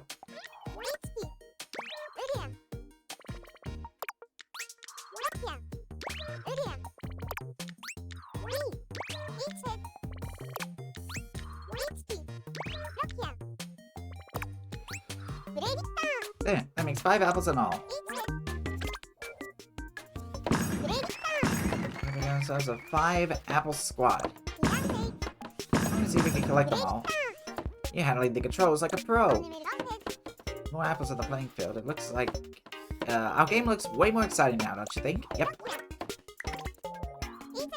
That should be it for now. The curtain closes on step 3. How you like them apples? Rain as always. Beanie work. So exciting. Love the level design. Thanks. This time we added more levels and applesauce to give us a proper level. Every step brings us closer to the fun game we're working toward. Okay. Nothing really happens yet when you pick up the apples, but that will change. Next time, we'll be focused on counting how many apples have been collected. See you in the next step.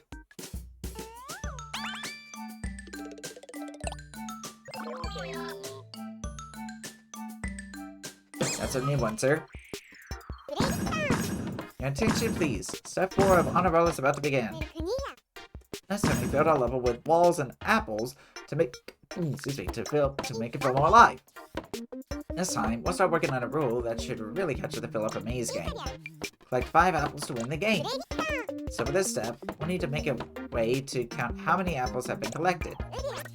Okay. Counting apples. Seems like Counter-Nodon would be the right Nodon for us here. If I count at random. Here we go. I have counted all the Nodon in this lesson. I am the 17th to be summoned, but no less important. Hello. You are asking me to count the number of apples that have been collected. Yes, okay. I will count for you. You can count on me. Gotcha. Okay, so move them a little bit over. To get the Counter-Nodon to count something, we have to input a signal to it. And we only get to count the number of apples collected. We need a Nodon that outputs a signal for us whenever we pick up an apple. I say pick up, but really the apple gets destroyed, right? So our rule should be, if destroyed, output signal. We can call up an object break Nodon for that.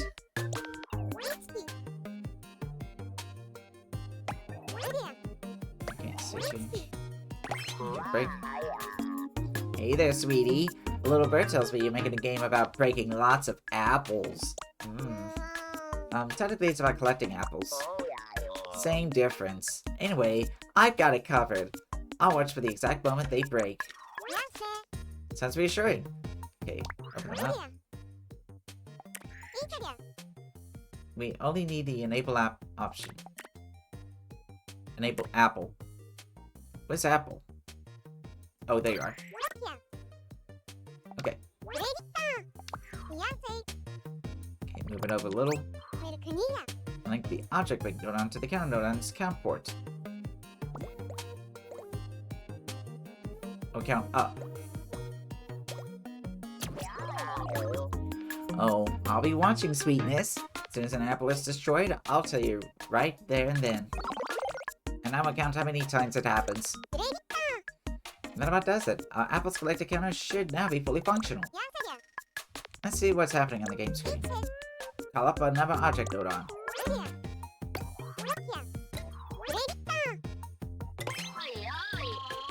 Glad to be working with you, my friend. Oyo. Notwithstanding technical difficulties, I'll display the number that the objects on this game screen have input. Simply tell me the number that you want me to display, and I will show it to you the best of my ability. Okay, let's make an electric band a bit smaller if it's something that's easy to see on the game screen.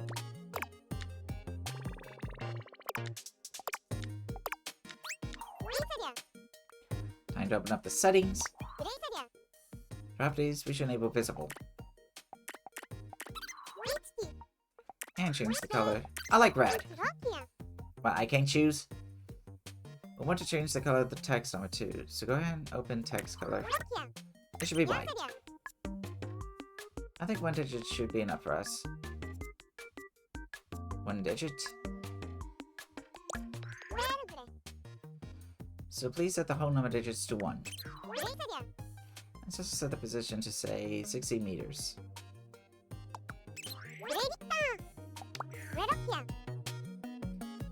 Okay, next we'll link this.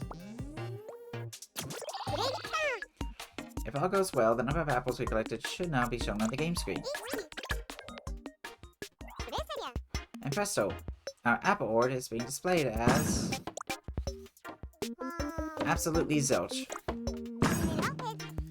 Oh, we messed up somewhere. We didn't take into account the fact that the game screen is an overhead view.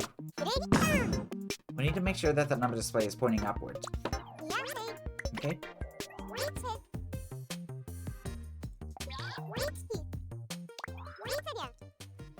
Select display sign. Okay. Okay, Y. Need that? And that Y corresponds to moving up and down.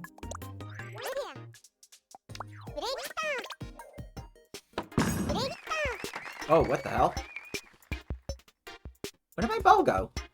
Exit work. I know it's visible. Now that we're up and running, let's get back to saucing apples. I think my game glitched out. The ball isn't anywhere. Hold on. Maybe we can do this. Yeah, I swear my ball just like completely disappeared.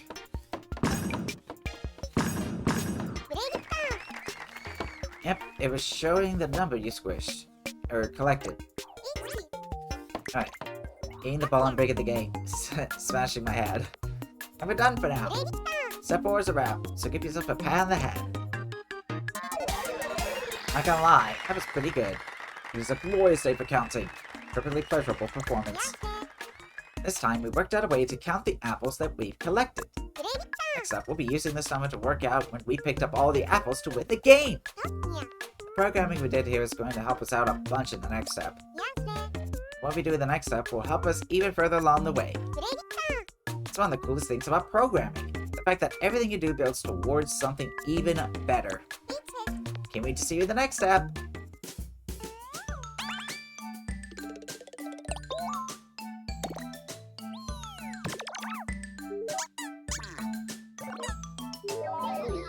I think we got like a music one here. Yeah, this is introducing a lot of stuff here. Oh wow, hold on. Yep, there it goes. The ball just like flew. How are you with this fine step? Are you ready? Feeling ready to roll? I guess. Last time we implemented a way to count the number of apples we collected. In this step, I have some other plans in store for that number. I'm figuring out how many apples we still have left to collect. And that's not all. We're going to do even more mathematical magic to create a wing edition for our game. But enough of my blathering, let's hop right in. At the moment, the game screen tells us how many apples we collected in total. This reminds me so much of Baba Is You, but this seems even more involved. Really? Oh, okay, yeah, I guess I do get it. Like, this is where you play like a crap ton of games. Or, well, make a crap ton of games, and you have to deal with a lot of stuff here. I guess programming is kind of like that, but this is like very simplistic programming. But we really want to show how many apples we still need to collect. Time to fix that. So, our goal is clear. When there are no apples left to collect, we win.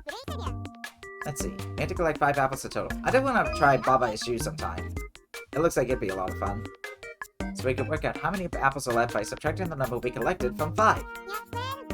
For calculations like this, we've got our trusty calculator node on. Let's call one up now. There's a lot of stuff to keep track of, though. Calculate. Okay. Minus. I excel in performing quick, precise, and logical calculations. I need only flourish my arithmetic 1 and let the science happen. Subtracting the number in the input 2 port from the input 1 port, for instance, is child's play. The result of the calculation will emerge at my output port. Yep, can't argue with that. Especially since I don't know what you just said. Okay, so we'll move them over here. And we're going to connect this to the calculator node on input 2.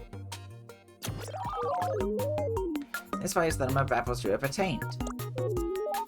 Now we need a number at my input 1 port, if you would be so kind. We need to connect the total number of apples to the input 1 port, so we need a node on that'll input the number 5 for us. I think you'd like Baba Is You if you like this.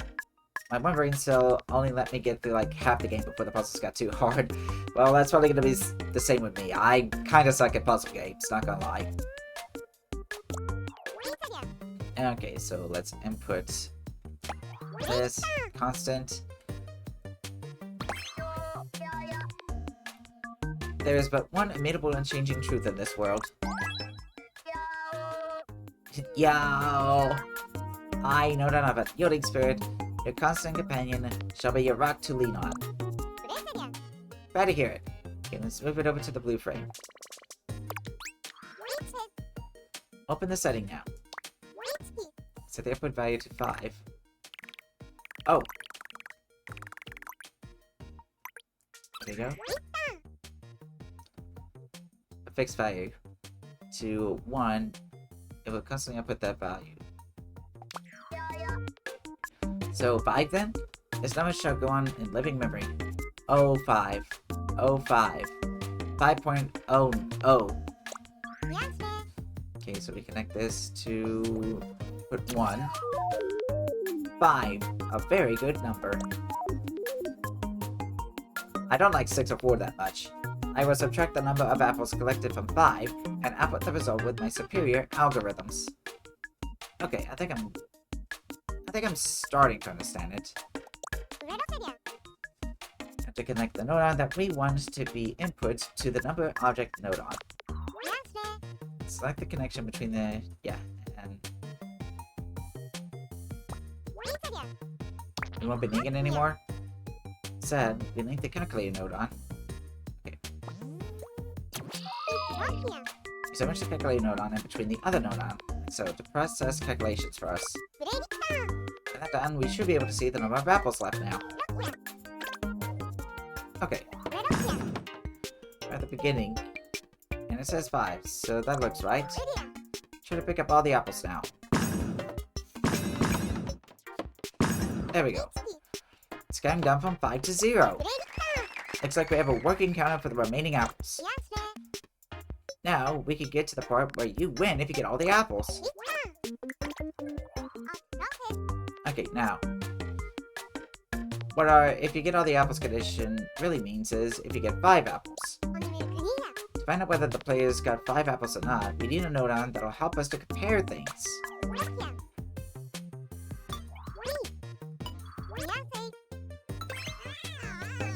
There we go. Why do people insist that some things are beyond compare? I compare pretty much everything. Right now, I've got my eye on whether the number of apples collected equals 5. Just input the value you want me to compare it with at my input 2 port. Okay, the value you want me to compare it with.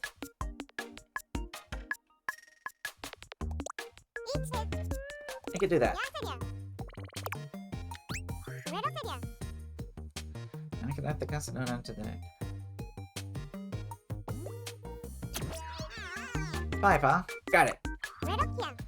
Okay, the counter Nodon. Yeah, now that's starting to lose me a little bit. Number of apples collected? I'm all about that. Okay, I'll compare the number 5 with the number of apples collected. And when they'll match, I'll output a signal.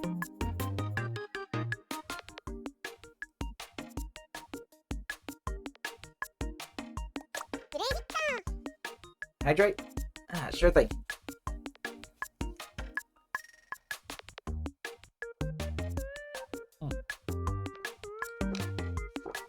Probably really need that, especially with all the talking I'm doing. Don't forget your gamer juice, gamers. I'll be sure not to. Or just like juice in general. Cool. So now we'll know when the player has collected 5 apples. Oh. With all this in place, we can celebrate with 5 apples collected. I'm thinking party poppers. Party poppers are an effect, so it looks like it's finally time to call in the life of the party. Effect Nodon. Yeah, that. Special objects. Effects. Party popper. Hello, stranger. Great to see you. Wait. I'm Effect Nodon, and I'm here to entertain your socks off.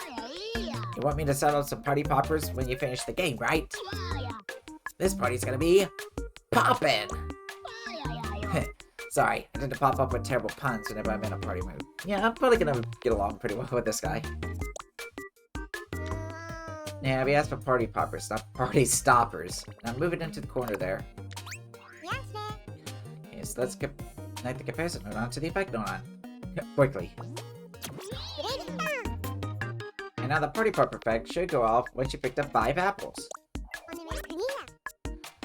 Do I even need to tell you where you're headed? It rhymes with Shmame? Okay. Try getting all the apples.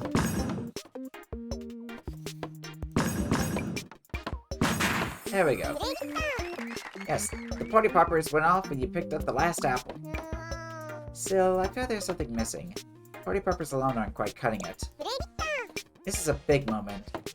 We've won the game here. It wouldn't be right without some kind of sound effect, too. Okay. Let's make some noise. Let's call up a play sound node on.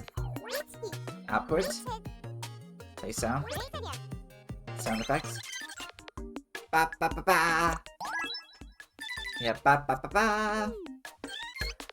Don't think you're getting this party started without me. No siree.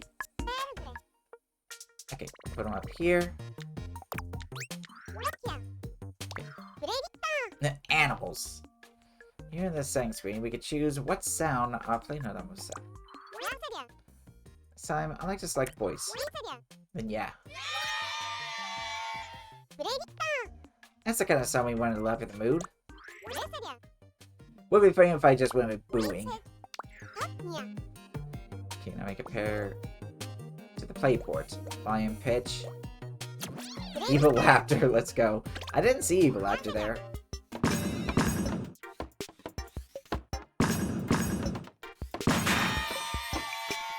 There we go. Yeah, awesome! We've nailed it! The sound effect really adds some oof, doesn't it? Gives you the satisfying feeling of a victory. I think we've got this win condition in the bag. Okay. That brings us to the end of this session. Hope you enjoyed step 5. I've tried to pay attention.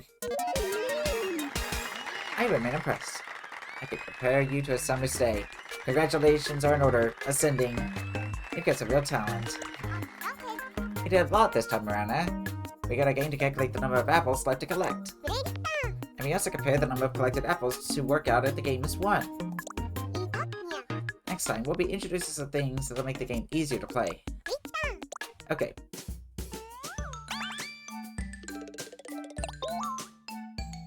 Calculation Nodon's advanced question mark features. And I may actually have to go back to that one because... Oh, it's these guys again. I think we got a new Nodon too. Hiya, Slacky Jack. Are we ready to go for step 6, are we? That's what I like to see. Last time, we made a way for the game to recognize that the player finished the game. This time, we'll be adding some things that'll make the game easier to play. It's kind of difficult to tell what exactly you're supposed to be doing, isn't it? Oh, what exactly? There are a few ways to do that, to tell the player. Let's keep things simple and spell it out with text. If we want text to show up on the game screen, we'll need to call up a text object node on it. Sure. Text object. Oh yo yo! Text, oh text. What a joy! What a wonder That we may express ourselves with text. Oil. Through text shall we weave our words to the player and aid them in their gaming endeavor. Okie dokie. Time to write some informative text to the player that tells them what they need to do. Okay, so we're gonna stretch it out.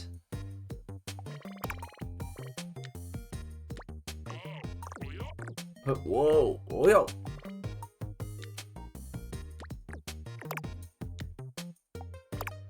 Like that, yeah. Okay. To display text. Wait, what did I want me to do? Is you gonna get the apples? Nope. Okay. I think I got it.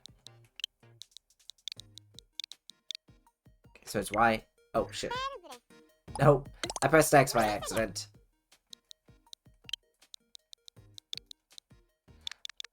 Or maybe I should just put text object there and just confuse people.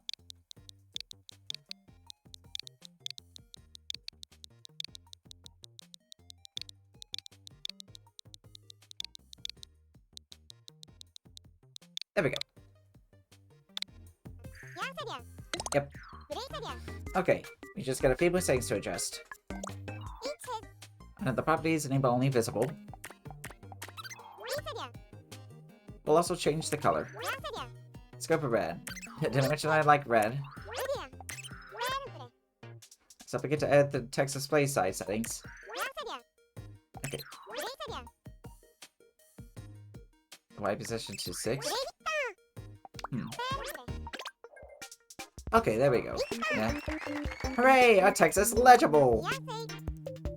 Imagine if it wasn't. Now we know what we're going to be doing in our game.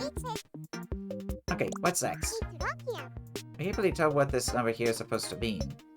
Can we? Let's clear up any confusion. Okay. Ja.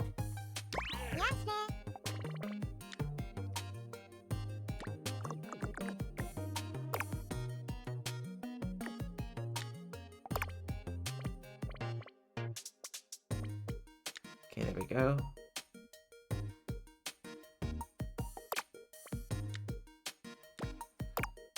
Okay, like that. There we go.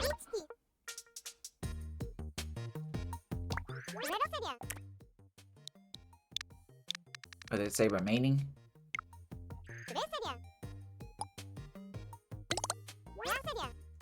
Okay, remaining colon.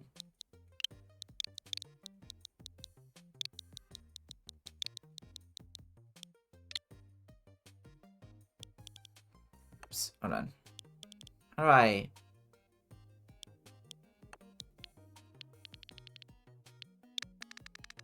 There we go.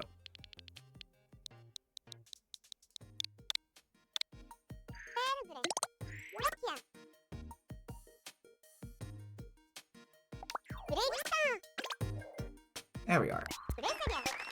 Great work. Looks like the text we set is displayed A-OK.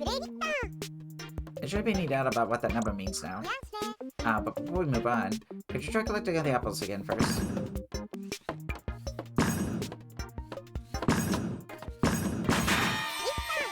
Beautiful!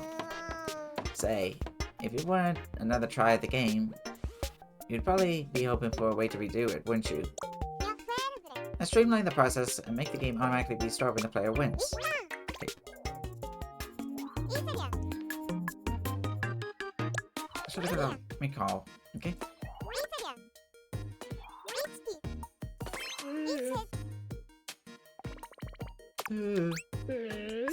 Oh, I'm so embarrassed. What's wrong? You know timer node on? I sort of misheard the name and thought it was rhymer node on. So I was all like, you know, fools, stay in school. And I got the weirdest look. I want a do-over. It's never as bad as you think. Well, almost never. Anyway, let's call a timer node on. Seriously, who mixes up timer and rhymer? I'm not mad because you got my name wrong. I'm mad because it's such a stretch. Sorry. I'm not even that bothered, really. There's no need to apologize. Just try to remember my name. I'll swap that in well, I suppose. Let's add the timer node on to the blue frame. Set up it for how many seconds to 2. Okay.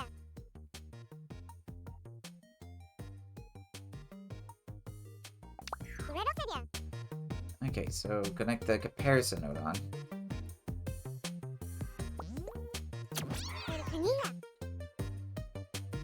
Timer node on to 3 try. Okay.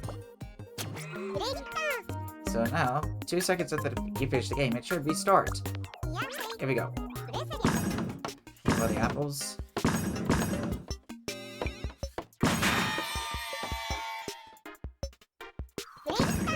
So we're back at the start. It's much easier now, isn't it? Step 6 is done. Cool. Making great progress. Thanks.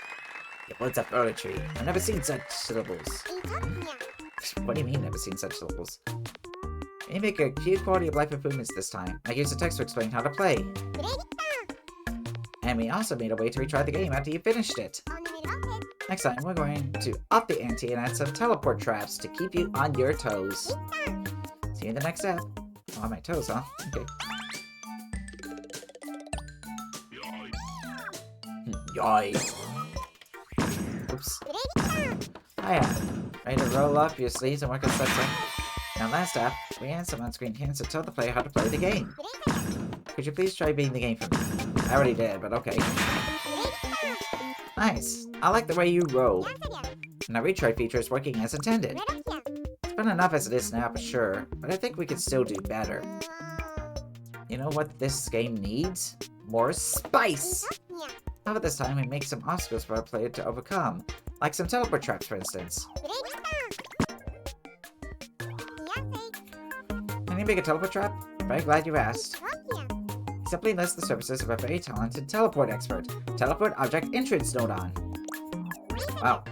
Okay. Let's destroy your trap. Teleport object. Now from teleport object entrance, call up a teleport object. Yeah. It was you who summoned me to this mortal realm. Yes, Mr. Tapeworm. Now do my bidding. My power can reach beyond the veil, a feat no normal Nodon could achieve. Thus, I can pass objects into the realm of subspace should you desire it. We might take you up on that offer. Let's send the ball to, subspace and see how that goes. Okay, so we make it smaller. Like that. Oh. Okay. And start by making the entrance itself looking round. You want to set the object shape to sphere. Next, we want the ball to be the object that's being warped.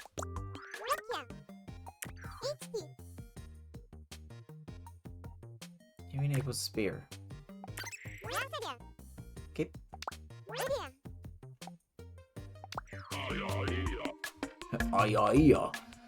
When one enters the realm of subspace, one's corporeal presence is diminished. They will be lost from the game screen. Do you still wish to cross into the void? Yeah, buddy! So pumped for this! Well then, let's see it embark on its incredible voyage. Sphere at the center that you can see faintly online is what? It's the teleport entrance. Where'd the ball go? It vanished into the teleport entrance. Spooky. Actually, ghosts have nothing to do with this. We did it all with programming. Well, now that our ball is nowhere to be seen, our only option is to retry. The difficulty level as it is now might be a little steep. Okay. More specifically, when the ball enters the subspace realm, we need to make it come out again at the start point. If I were to get a warp entrance, ensuring comments a big surprise to hear that there's also a teleport exit. Call up a teleport exit. next. Yeah, I'll do that. Objects. Oh, here we are. Was it you who summoned me from the astral plane? Hello. Oh, your desire be known.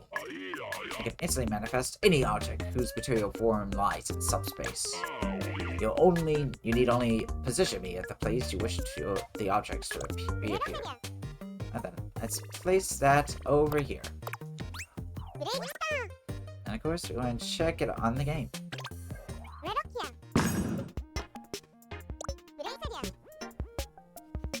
Here we go. Ah. Oh, did you see that? The bump came out at the start point. Guess that means we're done with the teleport feature.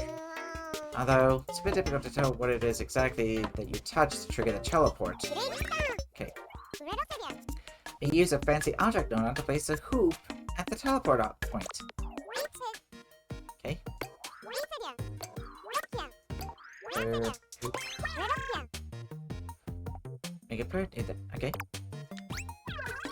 So the ball keeps warping back to the start, like music on loop.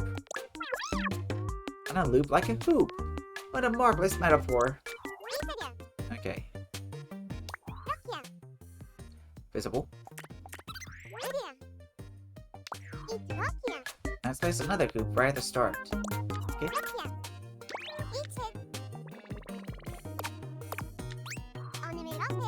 It'd be great if we could make it look like it's attached to the wall, don't you think? Okay. Open that. Set the Z-axis rotation to 90. Oh, I think I kind of see it.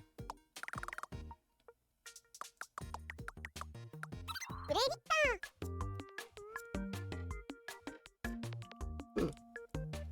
I should have rotated to line up with the wall. Okay, I think I see it. Yep, our hoop is looking pretty hoopy about that. What do you mean by that? There's really no need for us to see the white outline of the teleport anymore, is there? Okay.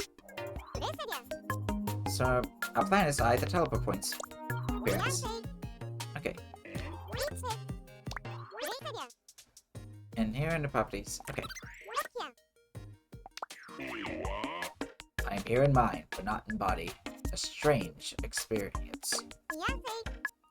You have to hide the teleport exit as well.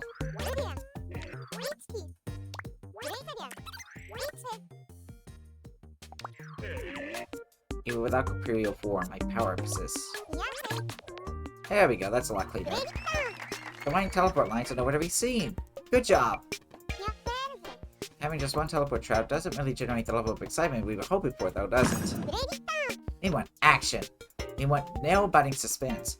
And for that reason, we're going to throw in some more. It's like I always say, you can never have enough teleports. Okay.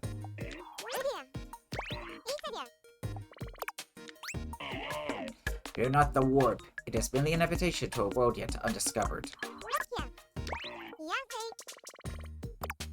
There's no need for alarm. Though you may not see me, I am always right by your side.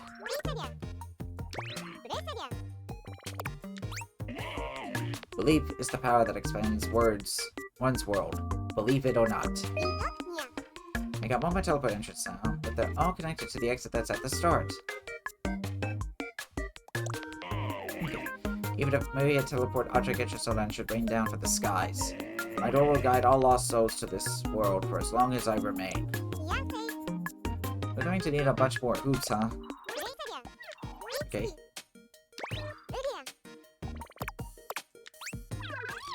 I'll be sure to block anything trying to come through this passage here. You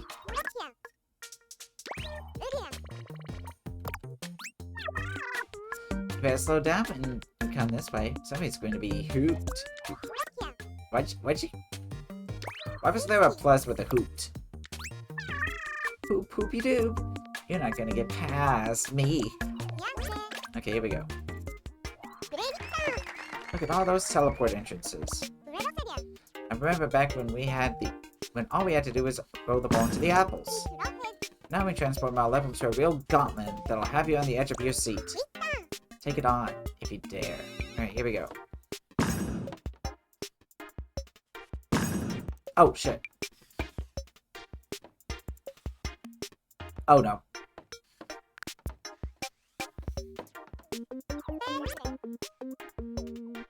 Oh. I can do this. I can do this. Here we go. Let me get the apple. Let me get that apple down there. C2. There we go. Nice. How about that?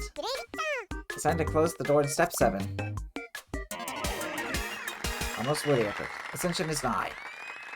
An achievement of great merit. Positively thrilling. Well done. Next time we spiced up a level. A level up? We spiced up a level up with some tricky teleport traps. I think we could have done with that one. We're nearly done with the whole lesson at this point. Next time, we'll be adding the finishing touches for that final bit of polish. We can give it some background music, and that'll be that. Alrighty then, see you in the next step.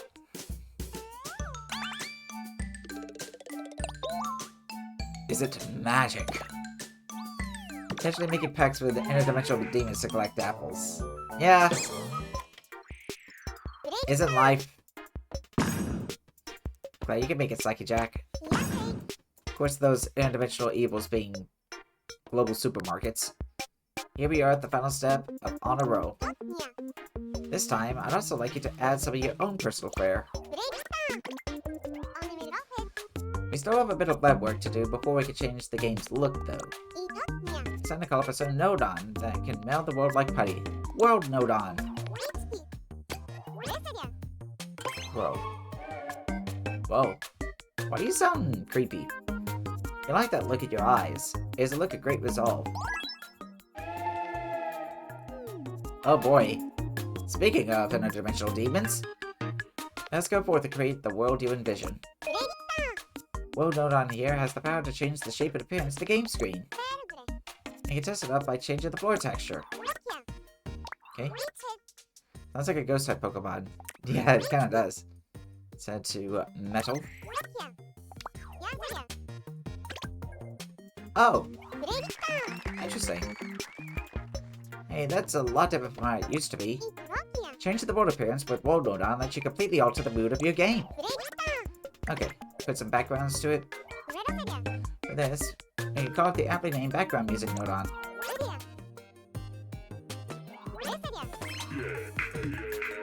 Yeah, baby. Are you ready to amp up this joint? It's been a while, but now we're back in style. Hey there, every Nodon. Are you ready to make some noise? Yeah! What's that? I can't hear you. Yeah! One more time, say it with me. Yeah! Oh, that's more like it. You've been a wonderful audience. Peace! To get music playing, we'll have to feed background music Nodon an input signal. So call up a constant Nodon, and we can connect it up. Okay?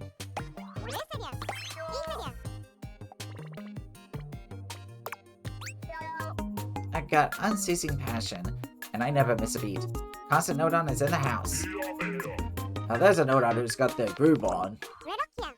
Okay, connect that to the background music Nodon's play port. Oh, there's also speed. Okay, let's pop on out and check it out. That's a nice upbeat tune we got going. So there you go. Adding background music is as simple as that. Of course, the background music Nodon has a much bigger repertoire than this. In fact, I can show you that. Let's change the music. Okay. Yeah. Oh, do you hear the music? I think we should try changing it to something completely different. First, we'll select a theme. Let's see, how about you pick steady? Let's see, the music changed.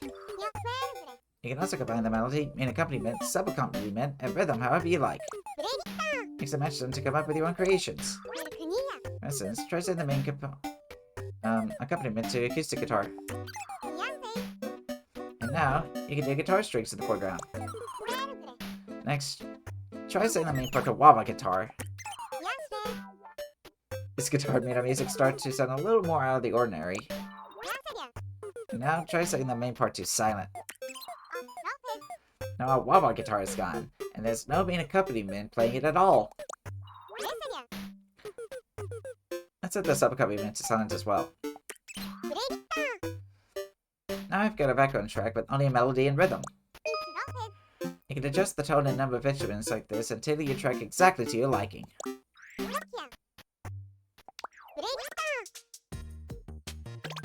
we go. There it is, the music we've all been waiting for. Okay. This X-Bar is entirely up to you, Slacky Jack. You can change the word appearance to anything you'd like. Get creative with the background music. Maybe add text with the text object note on. You're gonna make it your own. As soon as you're done with the tweaking, just hit the done button. Are you ready? Okay. Here we go. World lighting. Let's make it evening or night. Wait, sun height.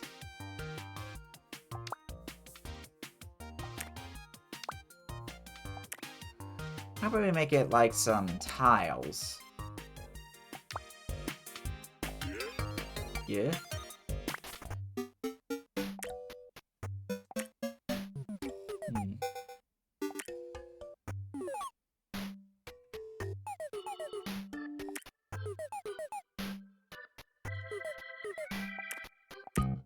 Strolling.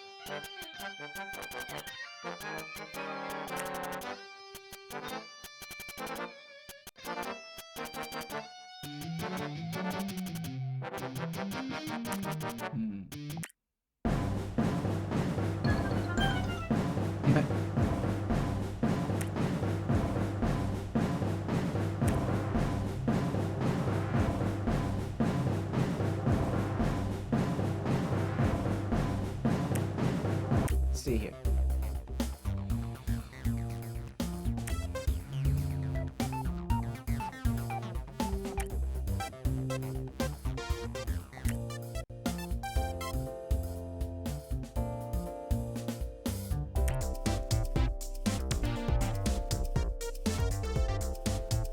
Just messing around here with this, seeing what it all sounds like.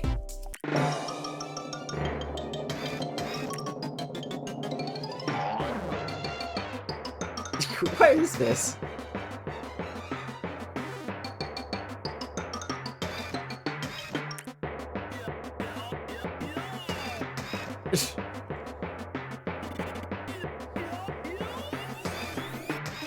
I'm gonna go with this just because it sounds...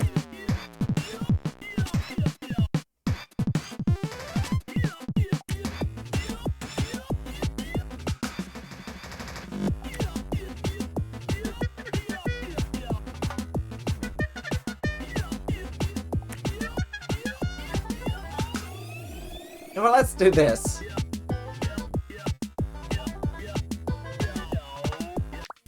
Yeah, that sounds perfect.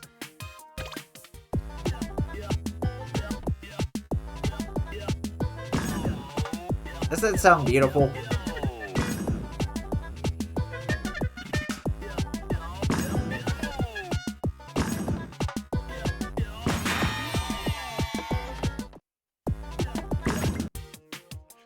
When is the album drop on SoundCloud? Next year. I'll see what some of this other stuff sounds like.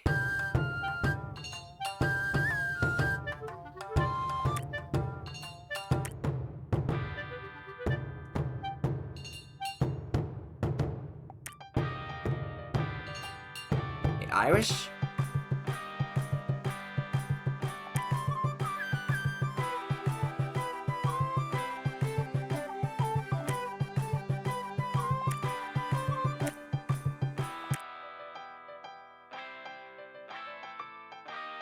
It sounds very interesting.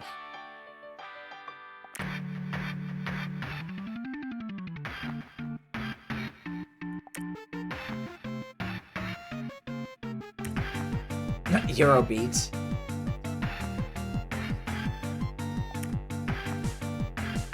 And apparently ambient.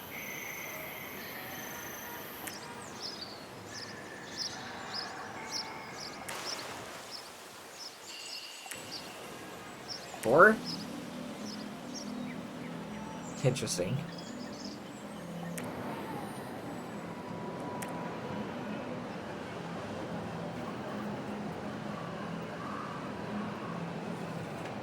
I don't know, maybe I should do this just because it's a little unsettling. But you know what, I'm gonna keep it like this.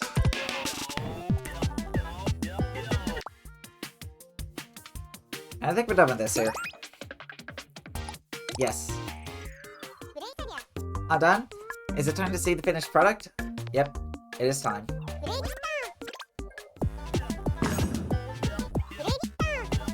Wow, you're really serious about this. It just screams Slacky Jack. Yeah, this is Slacky Jack core. Well then, that about does it. Carnival is ready for its official debut. How amazing is that? Alright, here we go. Oh yeah, you ain't just on a roll here, you're on a rock and roll. So proud of you. The calculations afford me incremental joy. The text has touched the hearts of many, and I pray your game does too. The odds are not tilted in your favor in this game. I'm inclined to like it too. It's a big game, buddy. I was hyped. I sweat dripping from my eyes. Too many police officers with such skill. You're no ordinary mortal. I said it before and I'll say it again. You've got style. Yep, no Tron Genesis Evangelion. Pretty much.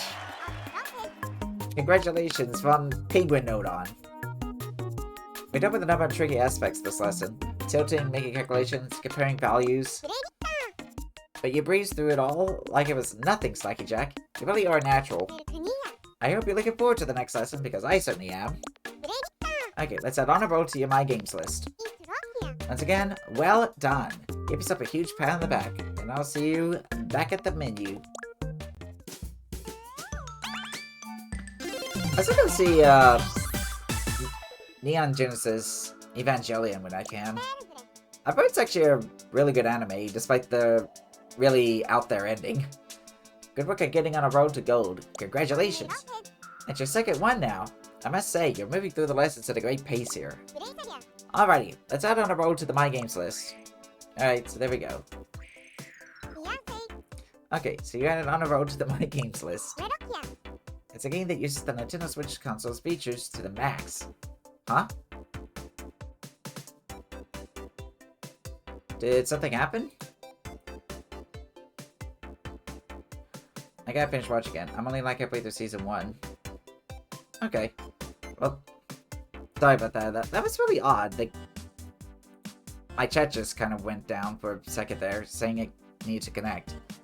Hold on, how's my bitrate? Is it doing fine? Yeah, it's fine. Nothing wrong with it. Thankfully.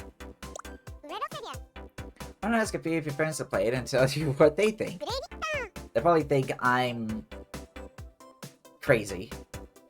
Feedback is a really important part of the game design process, you know. Yeah, I don't know why. It was like a month ago, it kept on wanting to like cut off my stream for like no reason at all. And then, I don't know, we fixed something in the back. I think it was like the thing connecting it to the Nodon.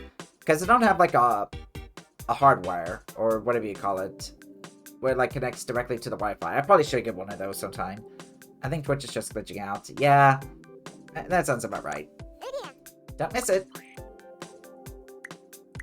You know what? I guess since we're on here, maybe I can try to look up a code or something.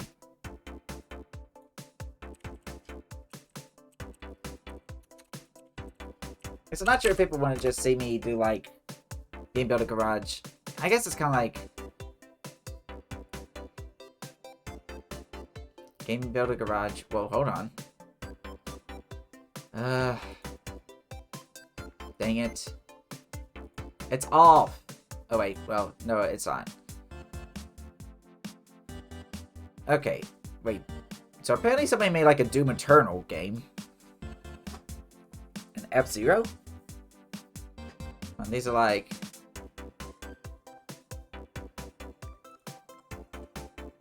something called GG Recon. Is this, like... yeah, I guess it's a fine one. We'll see what these are like. Okay, so let's see about Doom Eternal. Which, not sure if they can do that, like, completely with this. Okay, so receive. Okay, so it's, G. I think all zeros. Let me get here. Okay. 2 HB.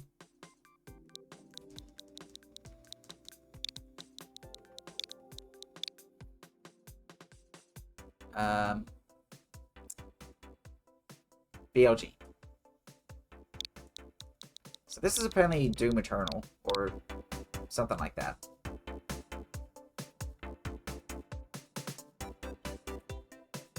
Okay, I guess we'll see what this is like.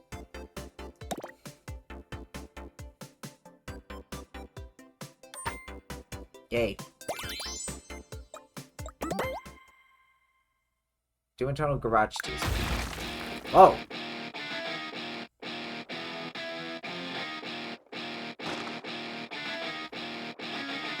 Wait, how do they make all this here? Oops, okay. A gun? Yes, there's a gun!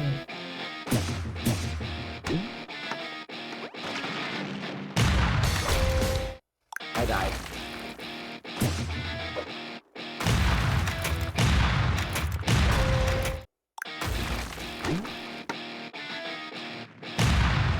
It's very creative.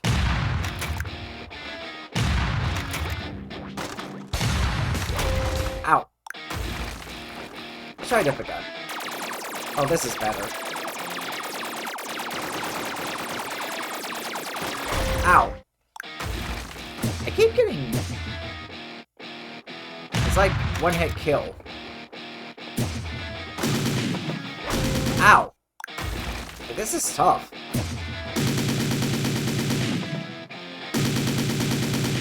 Yeah, somebody made this game here.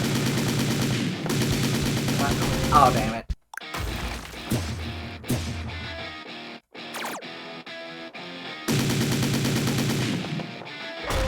Damn it. Yeah, it's definitely impressive. But I suck at it. Hold on, hold on. I think I got him. Oh, hold on.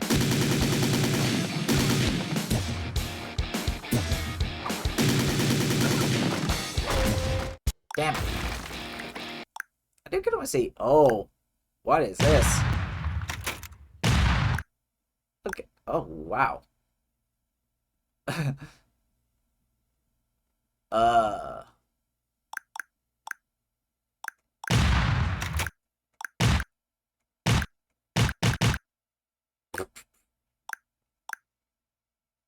Yeah, I have no idea what is going on here. I keep pressing the thing here. So there's something for this. Location.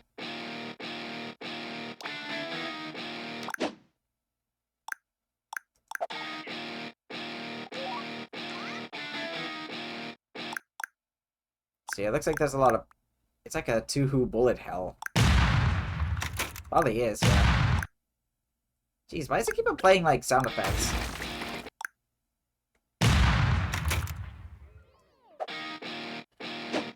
Yeah, that's very odd. I guess it is kind of like Touhou Bullet Hell. But I've never played Touhou, so, best I can think is, like, maybe Undertale. I know that's, like, Touhou inspired, if I'm not mistaken. Let's see here. Like, timers? Like, what is going on here? They got, like, a random thing here. Not! What even is? Yeah, like, I am just... Destroy object, destroy. So we got explosion. Yeah, this is like, holy shit.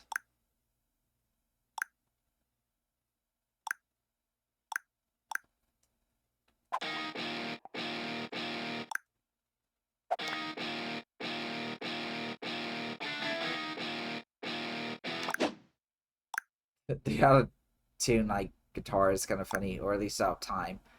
Where's the background music for this? It does sound rather doomish. You know what, this is I think we're good here. Okay, let's see what else we got. So apparently somebody tried to make GTA here. So let's see here. I think I can kind of see it from here. So let's see. G 007 6CF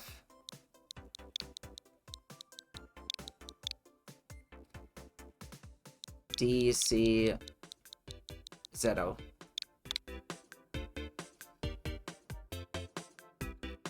Oh, this is like GTA 1. Alright, well, let's see what this is like.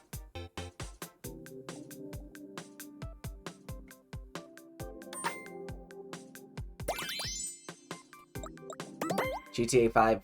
Well, it's more like GTA 1, but let's see. Like 5 treasure chests. Yeah, as you do. I can make my car jump. Okay, so left stick reverse. Ah. Oh, okay, it's kind of like RC car. No, hold on. I can also do that.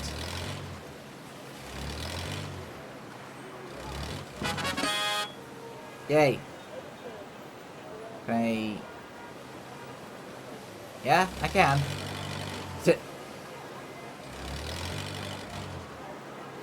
Okay, this looks more like something for like Katamari, like the Katamari series, you know, just like this random assortment of characters all in one place. He was thinking that? Oh, sweet. Well, that wasn't the only one. Oh, there's another one.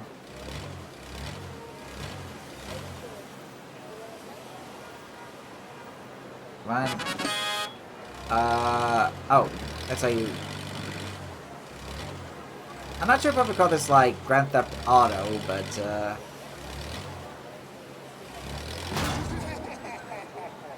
Hello.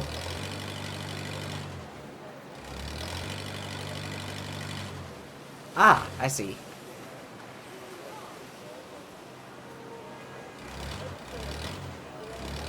Like, is this like a mission in GTA 5? Because, I haven't played it yet.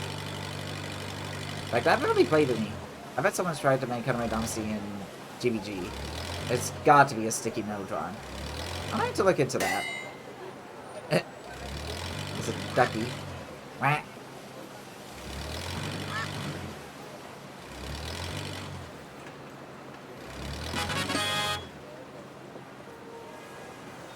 Goodbye, witch. Spin! Spin, witch.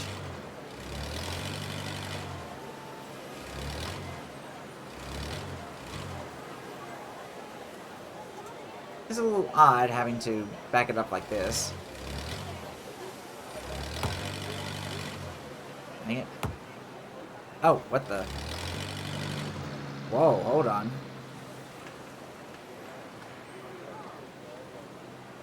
Well, that happened.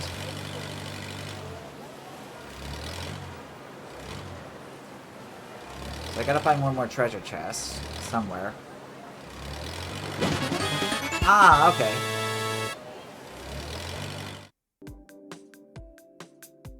And just boosts me out. You know, since it's on an ad break, maybe I could try to look up Katamari, or something like that. Alone? Flappy Bird, Excite Bike,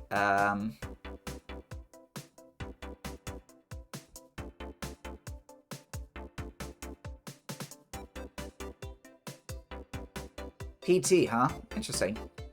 Nintendogs?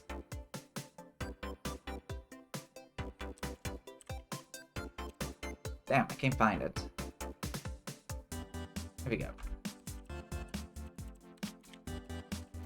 Dota Garage. Katamari.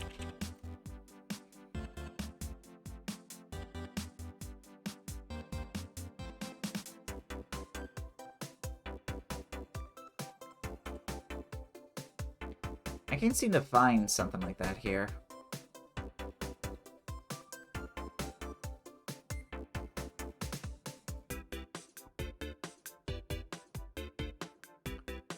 The main CS tests, I have a question. What does this have to do with Katamari? Absolutely nothing. Okay, cool.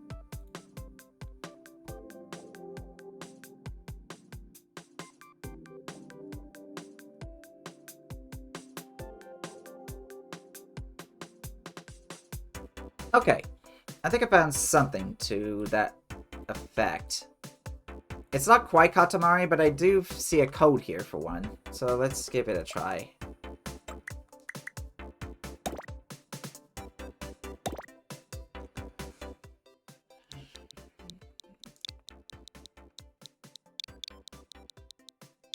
(005) H&B JMX. Couldn't find game. Let me see, did I entered it incorrectly. Oh, no, wait. No? No, I did, didn't I? Huh. Well, I guess it's no longer around. That sucks. Maybe I could try to recreate something like that if I can figure out how to figure out the coding. You can probably tell I'm like... my brain is just shot whenever I'm double coding. Let's see. Actually, there is something here that I did want to see. It's supposed to be like Nintendogs, apparently. Which I want to see how that works. 004, 5JR, 906. Hopefully this is still up. Yeah, looks like it. Nintendogs plus Garage. Alright, so this is by,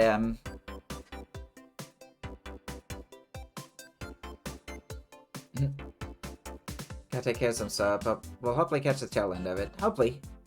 Let's see here.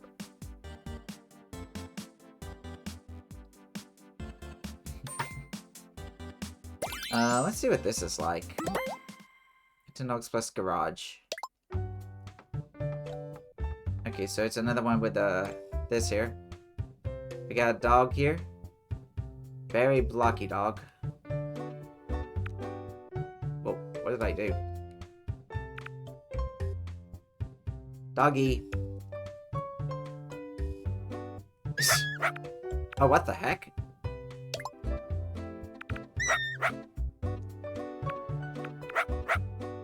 Okay, I think I got it to, pet? I think so. At least I'm guessing that's what I'm doing here. There's a ball here. Can I get ball?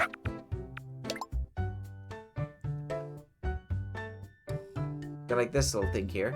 Just a little... okay. Okay, so I can move my character... oh, hello. So what the heck kind of a room is this?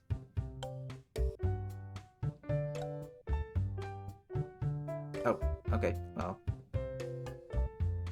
Doggy, where'd you go? There you are. Hey, doggy. Fetch my slippers. I am a jackal. I am higher than you in the food chain.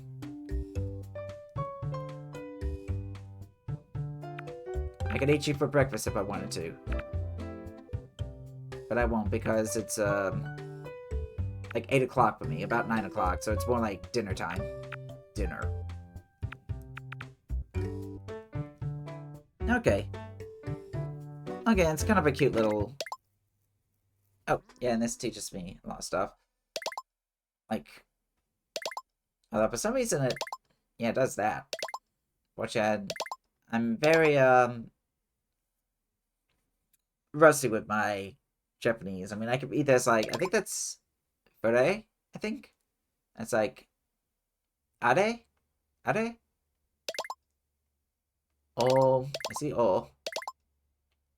Sumin oh. Osoreri? I need to get back to learning Japanese. Okay, so we got some of these objects, and I don't know what they do.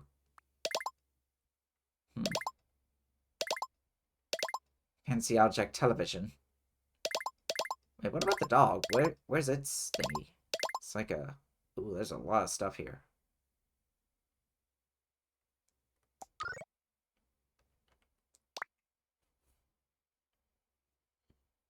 Well, not 0.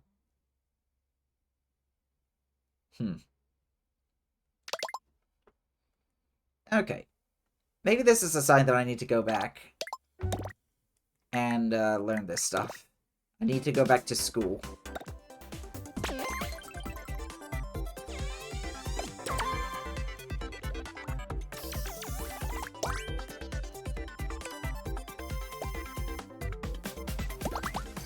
Let me see what... Hey, Psyche Jack. Okay, time to make sure you properly grasp the functions of the node-on in the game builder garage. Assess what you've learned with some puzzles. If you get stuck in a puzzle, I suggest looking back at my super helpful Alice's guide to help you figure it out, okay? Alright, go ahead and start from whichever puzzle you want. Moving a movable object. Okay.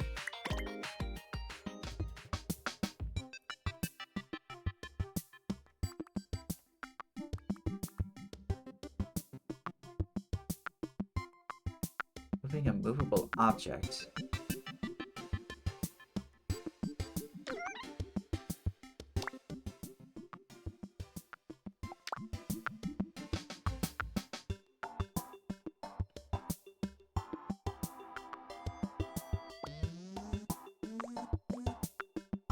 Wait, what? I can just do it like this? Oh, no? Okay. Was it like... I'm tilted. Which one was it again? Oh, hold on. Okay, there we go.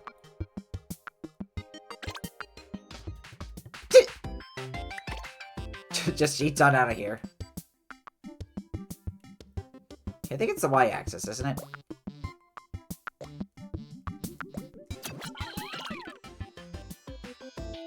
No.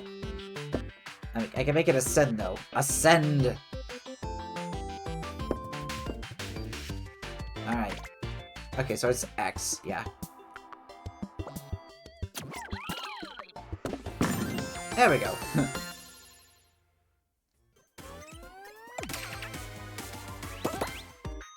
The calculator decides.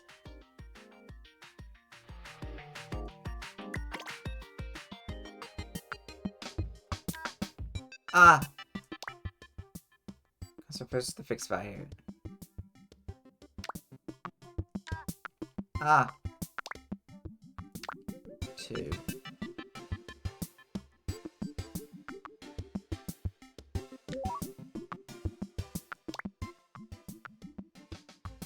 Minus, maybe? Hold on. So 3. -1.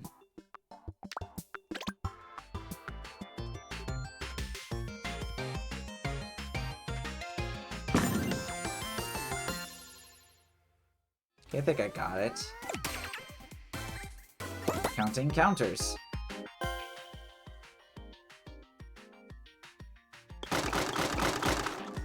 Okay, yeah, that's not right. So let's see, left stick, number object. Uh?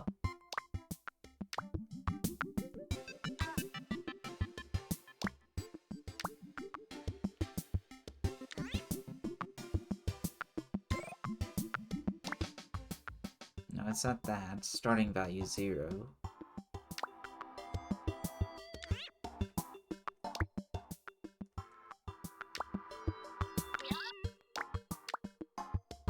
So which one of these am I supposed to...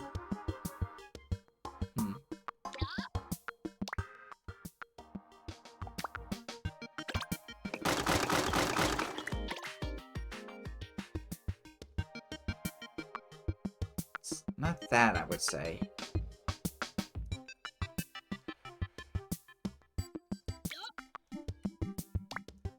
Okay, no, it's not that. Is it this one here? Maybe?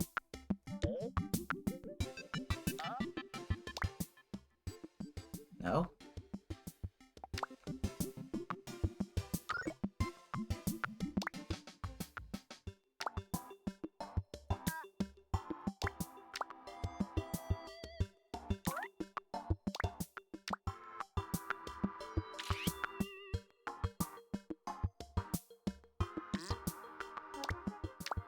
Okay.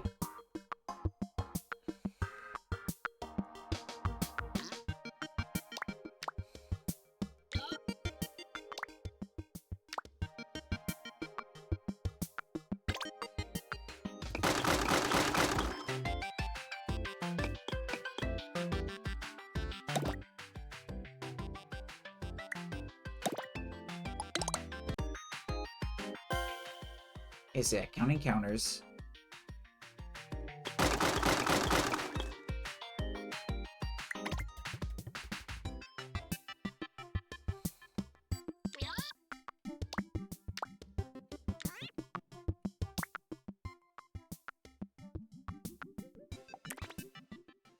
Wait, what's the... Oh.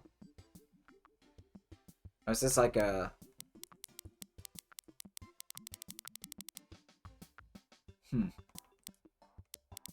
I guess this is like a sort of...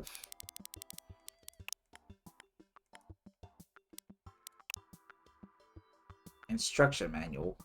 Reduce gravity, note on. Okay, so it wants me to change something, but what do I change, though?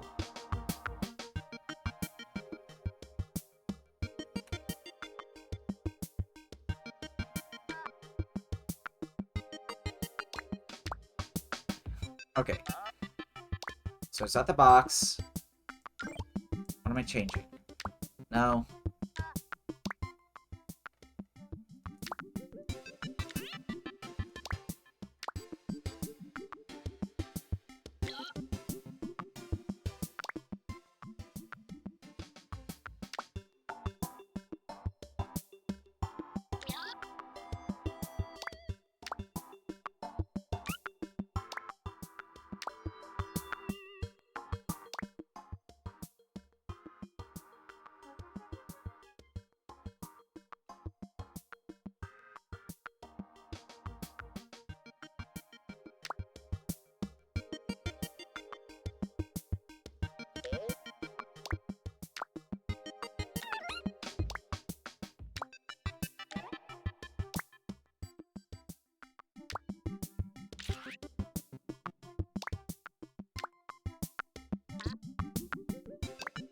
Like, seriously, what do I change?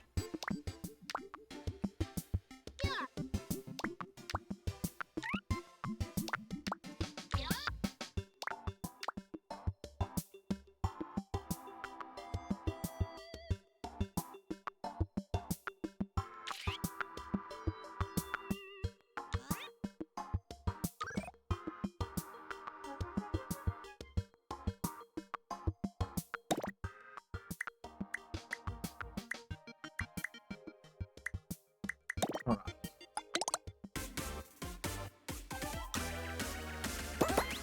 Yeah, let me check back again here, because...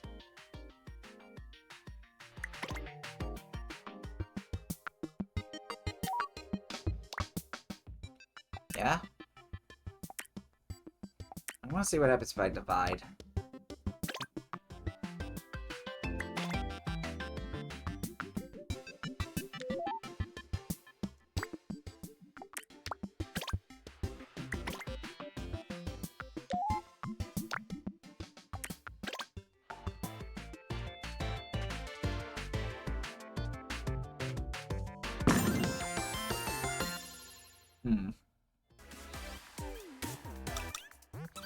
can skip.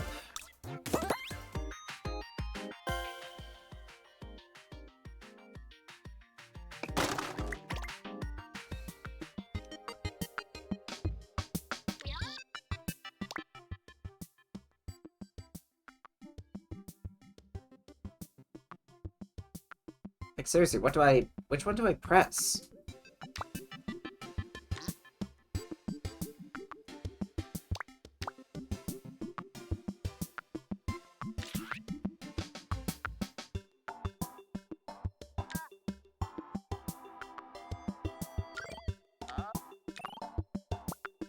Oh, here we go. I think it gives little hints about it, so let's see. Box. Yeah, count up. There we go. So yeah, that was just me being dumb. My comparisons... Let's see here.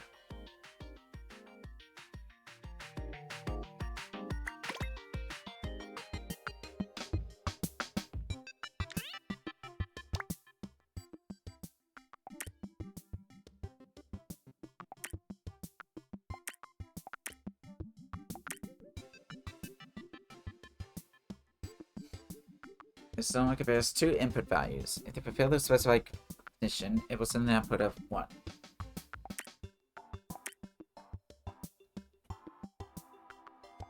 So something like that.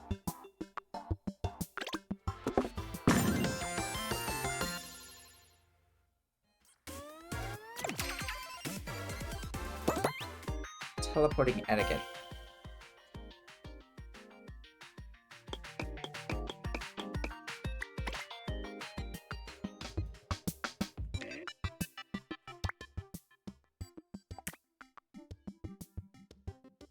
Person.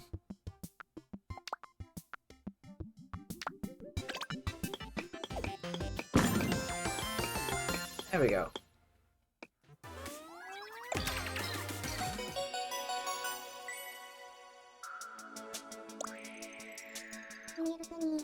Nice. I can see that you have a deep understanding of how the pieces work. In programming, it's crucial to know how to stop and take a look at what's actually happening. I hope you can keep building your understanding with my guide and the puzzles. Okay then, to the next checkpoint. See you there!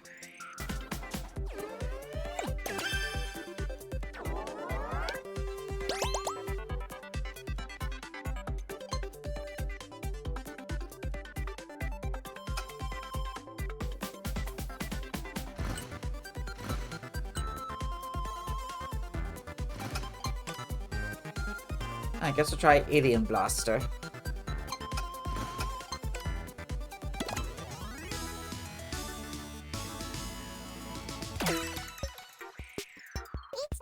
Snacky Jack, you're here at last.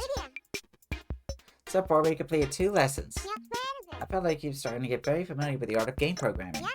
So get ready for a challenge. We'll call it, wait for it, Alien Blaster.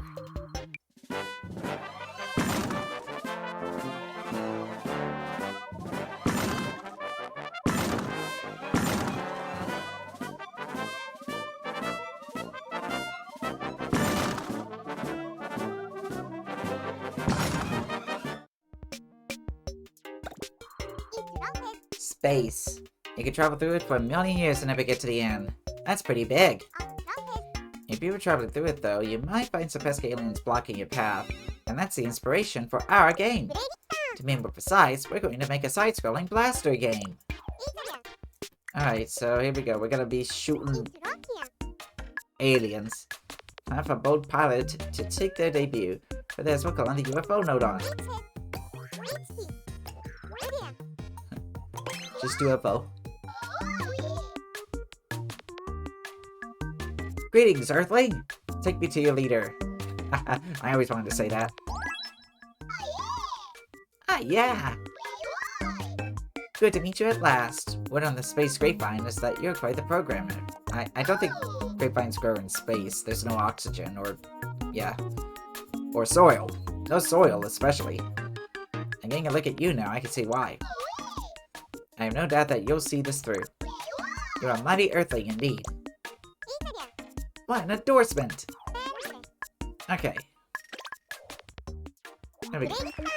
As you might expect, a UFO appeared. A fleeting UFO. The aim this time around is to make a side-scrolling blaster game. So let's have a UFO face to the right. Okay. Select the UFO node and open up the settings.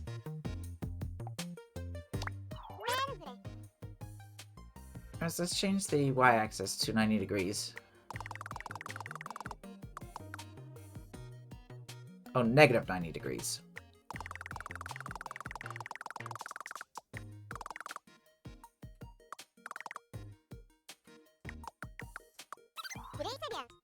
Next, we want the UFO to stay facing right. To do that, we should set the turning speed to 0. Perfect.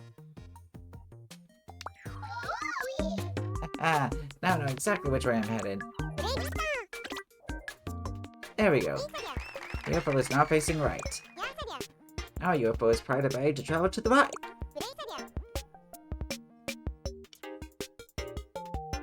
The next step is to actually have it move around. Okay. To get the UFO moving, let's call on the surface of the stick node on again. Can you go to input stick movement? I say, could then call up a stick node on.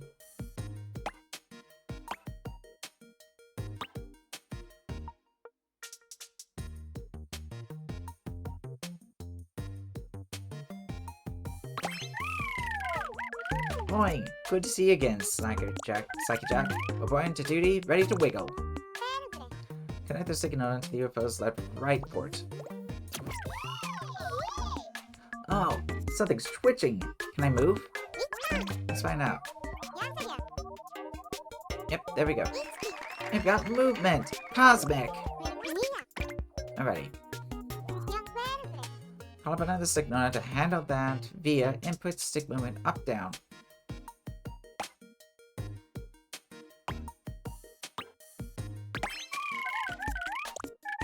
Boy, wiggling up and down this time, huh? Next, hook up the new up and down stick node on to the UFO node-on's up-down port. Yes, this is gonna be so great!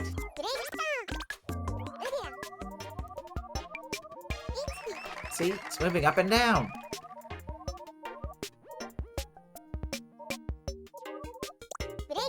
Thanks to that, the UFO can now move in any direction. When you're all done floating and zipping around, okay.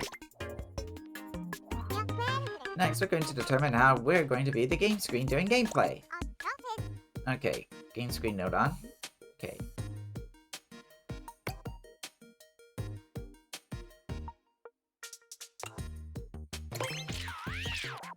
Hello, Spiky Jack, darling. You're radiant as ever. Get the same size as the blue frame. Okay, the game screen is properly marked out now. Okay. The boundaries of the screen are all taken care of now. Whew. You set the stage for a blaster game now. Next, let's give a UFO a means of self-defense. I'm thinking cannon! Alright, here we go. To create our cannon, we'll need an object node on. Call out the object node on now with that.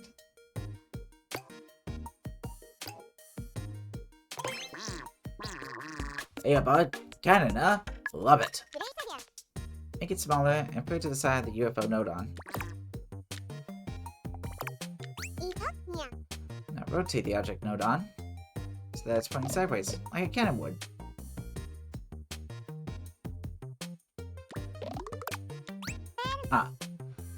Open up the setting screen, yep, and if only visible, movable, and destructible.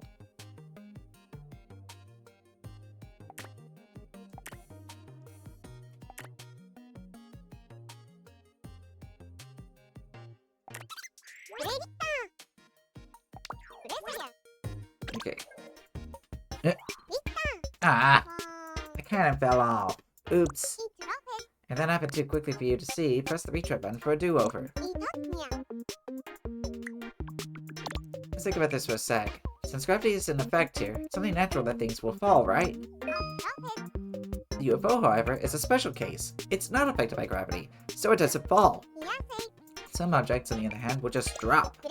Let's fix it so that our new cannon isn't subject to gravity. Select the cylinder's object node on. And we'll open that. There we go. Zero gravity. There we go. The cannon stopped floating instead of falling. While we're here, okay. When the UFO moves, the cannon is left behind. That's not so good. What we really need is for the cannon to stick to the UFO and move along with it. But I know how. So our goal now is to have the UFO and cannon move together. In other words, we'll connect the object node on to the UFO node on. And link the object node on's connection port to the UFO node on's connection port. Looks like we're stuck together. Oh, a new connection! Cosmic! Now the UFO node on and object node on are connected! They're fuck buddies.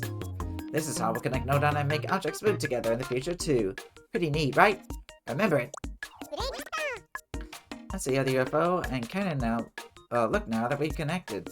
Okay, game screen, here we go. There we are. It's kind of like a chimney, huh? Well, it's not quite right, but let's stick with it for now. Okay, there we go. Nice! I guess you connected the node on. The cannon is now stuck to the UFO. So, moving on. Right now, the cannon is pointing upward, which is... It's only one way of doing things. Let's fix this so that the cannon is stuck to the front of the UFO. Select the center object. Okay. Connection point settings. Connection point settings are where you'll be able to set exactly what part of the object connects to which part of the other object. Settings for own connection point is Y negative, so it's fine.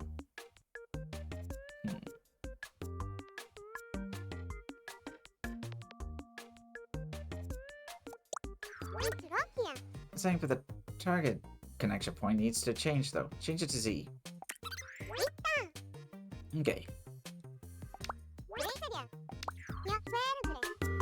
Now that we figured the connection points, the cannon should be on the front of the UFO.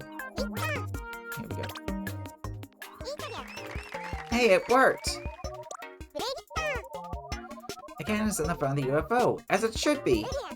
Now try and move it around. It's staying in place when the UFO moves too! Very good!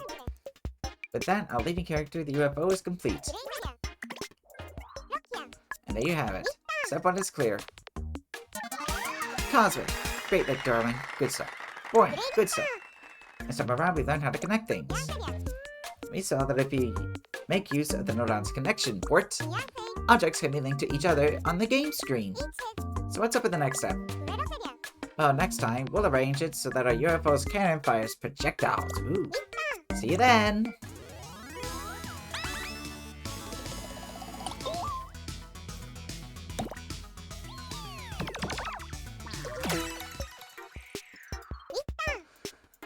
Welcome back, Slacky Jack!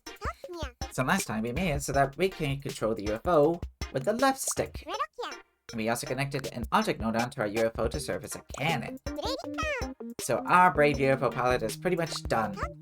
In this step, we'll be adding in a crucial element of any blaster game. And that's the means to blast! We'll be creating a setup to fire projectiles from the cannon. Okay, here we go. If it's firing projectiles for Raptor, the first step is to call up a launch object node on. Alright, so...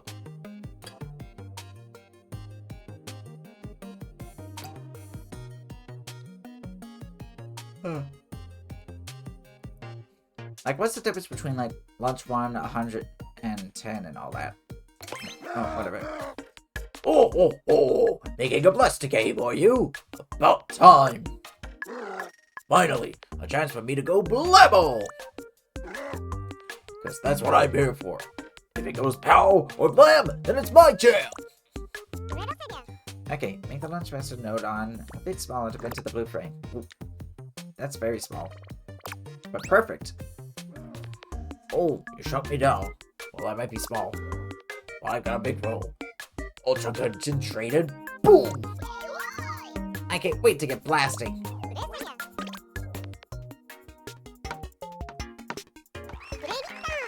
As you can see, little projectiles are firing out. All well and good. But try moving the UFO with the control stick and see what happens. See what happened? After you move the UFO, the projectiles weren't coming out of the cannon anymore. To keep the projectiles coming out of the cannon, we'll need to connect the object. Connect the launch object node to the object node if you would. Object node my covered in arms. Let's connect. Oh, connecting up, are we? Great idea.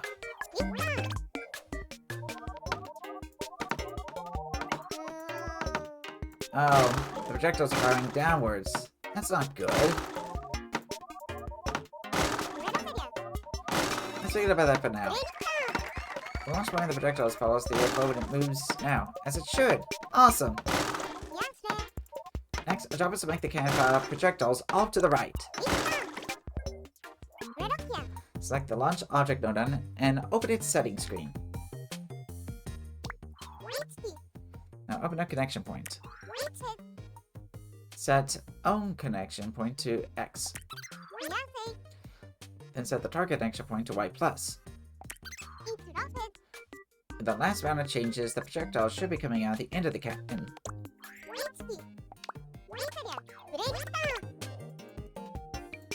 Okay. Ah, looking good. The projectiles are coming out the end of the cannon, just as they should. Now, try moving the UFO around with L. That's great. Our projectile firing UFO is complete. Next, let's enhance the controls. How about we make it so that the cannon fires with the press of a button? Go to Input, but press B and call upon the button. Okay.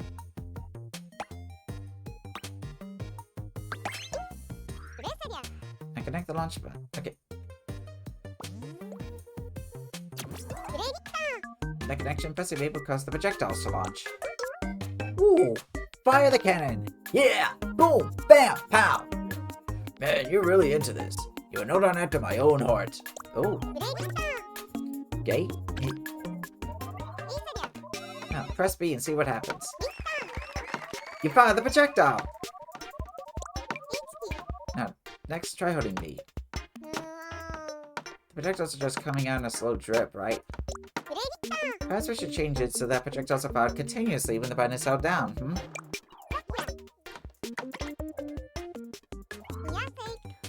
Okay. I'm trying to.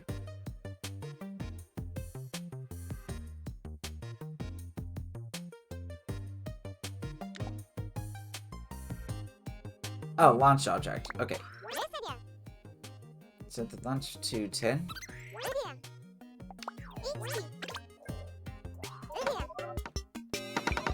Whoa, a stream of projectiles! But there's something else that I'm starting to wonder about. Press B again to launch the projectiles if you would. At being fired, the projectiles fall downward. And that's not so good. It won't discharge to fly straight. Oh, they're gonna be straight. I guess. To make the projectiles fly straight, we need to change it so that they are no longer affected by the force of gravity. To do that, let's remove gravity from this world entirely. Time to take control of gravity. Call a reduced gravity node on.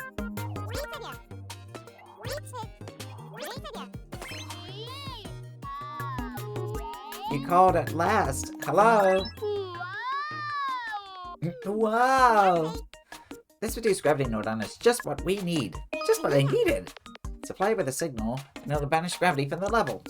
Let's call up a constant node on so we can send a signal to the reduced gravity node on.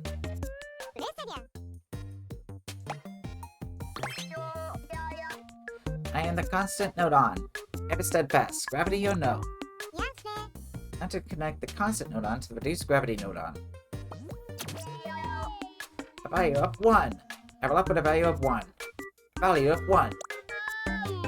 Let this world be all floaty.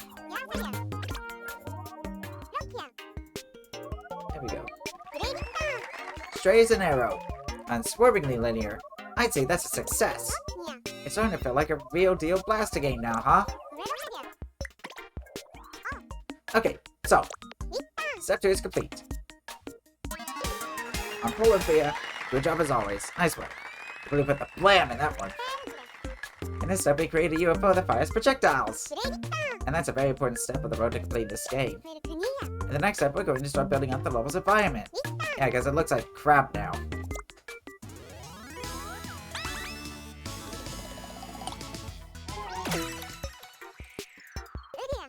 Welcome back, Slacky Jack. Here we are, at step 3 of Alien Blaster already. In the last step, we used a connection to make sure that the projectiles fired for the cannon. And we removed gravity so that the projectiles would fire straight. And of course, we had to add the ability to fire projectiles in the first place. We got a lot done, didn't we? So what's next? Don't you find it's time we found some enemies to blast? Well, oddly enough, in this step, we're going to build up the level with walls and some enemies. Alrighty. First things first, let's see if we can give the atmosphere a bit of a boost. Give it more of an epic feel. We'll be making a change that affects the feel of the whole level. Go to Objects World and call up a world node on. We can change the world. All we need is to believe. Okay. Set the world shade to none. Okay. Change the world's lighting. Outer space seems appropriate.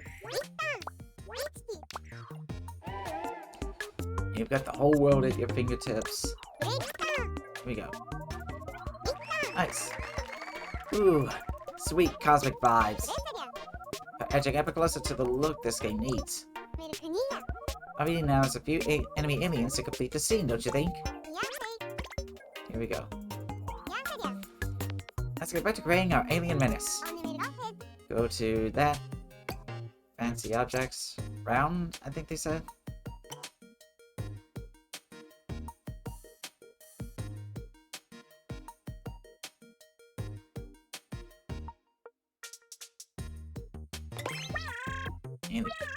Oh, a big body against a jet black sky. What a wonderfully grotesque alien. It's a great effect.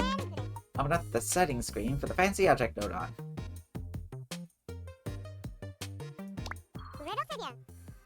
And the properties enable visible, solid, destructible, and destructive. Next, let's change the way the alien is facing. Set y-axis to 90 degrees. Float to the place where you were, then face west. And finish it and save you. You want to have another try blasting the alien, just a retry. What skill? You blasted the alien. Okay, you destroyed the alien. Hit retry. Again? Try flying the UFO into the alien. What a mighty UFO. You crashed to the alien and didn't even flinch. You might even say the UFO is too powerful. By that I mean it is way too powerful. Perhaps we ought to make it so that the UFO is destroyed on contact with the alien then. Okay, here we go. Oh, not the UFO node on setting screen. And the property is enable destructible.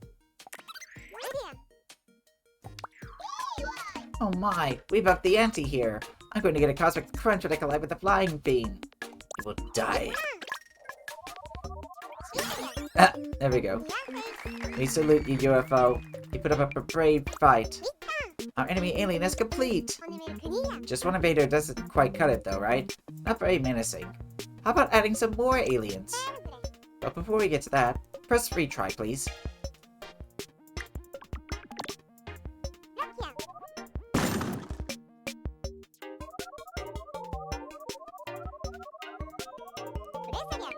Power projectiles fly off into the distance.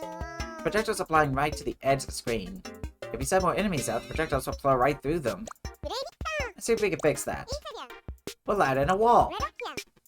And we'll have the projectiles break when they hit the wall. Okay.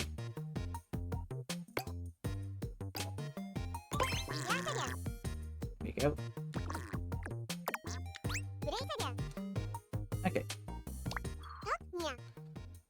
Visible, solid, and destructive. Select destructible is to say since it says it's disabled, when the projectile hit the wall, it won't break. The aliens, however, will be broken by the projectiles. Let's make the wall a different color to make that a bit clearer. Okay. Make it blue. Alrighty. Here we go. And there's our wall! The speed of fire a few projectiles at the wall. The projectiles break as they hit the wall. Adding walls to the level fixes the problem that we have had before. Now the projectiles won't plow through the aliens too easily. We're not quite done with the walls yet, though. Try moving the UFO out of the screen. Oh, the UFO broke. Did you see what happened? The UFO flew right out of the screen. Actually, it's kind of a problem if you don't keep the UFO on the screen. Okay, here we go. We'll place an invisible wall to stop the UFO from leaving the screen.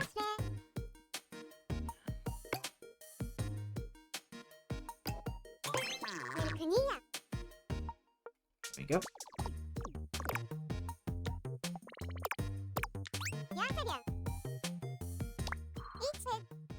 It was solid only.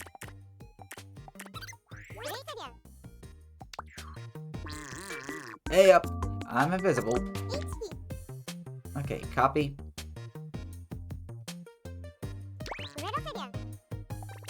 Back to the bottom. Yep. Might be invisible, but I'm still doing my job.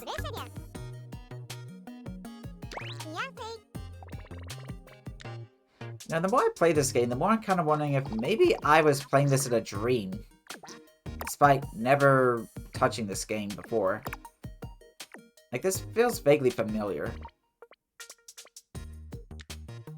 Or maybe I'm just going crazy. There we go. Yep, it's actually quite relaxing being invisible, you know. We'll be building at the level on the right-hand side. It should be okay with these 3 invisible walls here.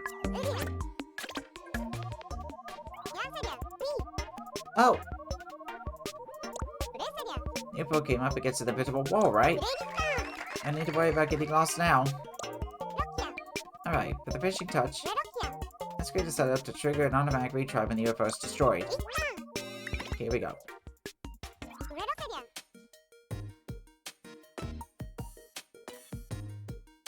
There we go. And go to the middle timer and call up a timer node on.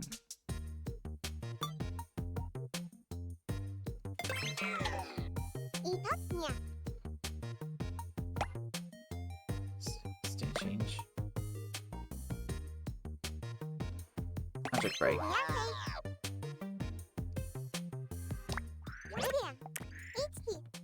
UFO only. Here we go. Right, so we want to check if the UFO is broken or not. I got you, hon. Next, connect the object break node on to the timer node on. Okay. And that completes our setup. A broken UFO will now trigger a retry automatically. Awesome, the retry triggered just like it was supposed to. So, automatic retry setup is complete. So, yep, that's right. Step 3 is complete. Yep, good job. A new world is opening up. The black void of space. That's what I call nihilism. Heart emoji. Cosmic. In this step, we built up the level with an enemy and walls. In the next step, we're going to make the level a whole lot bigger. I can't wait. Alright, here we go. Welcome back, Psyche Jack. Now, just take a moment to behold the vast expanse of space filling out before you and the fiendish menace that lurks within. Doesn't it give you that exciting feeling that something's about to happen? Anyway, this step will build nicely on what we did in the last step. We're going to build up our level even more. Alright, to our programming. First, let's increase the challenge with a few more enemy aliens. Okay, here we go. Okay, we're gonna drag it over here. Great. Let's keep going like that.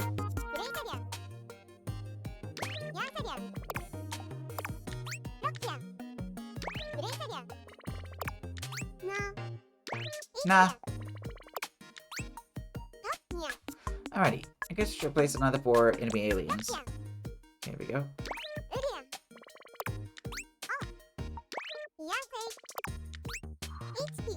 Copy it again. Yep.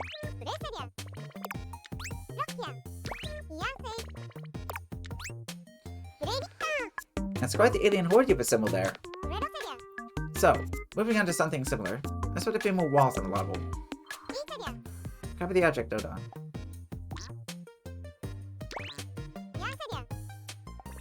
I'm gonna place this up here.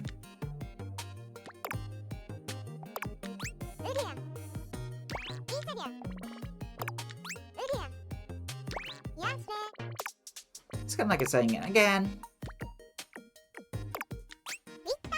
Great work. I say let's add an invisible wall.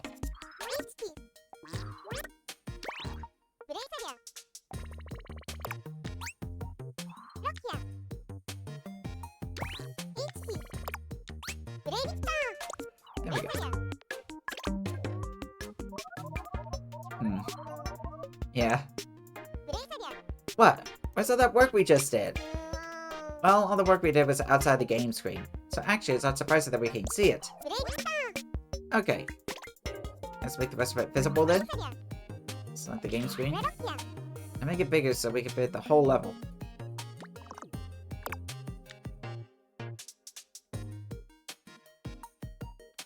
Can I not move it? There we go.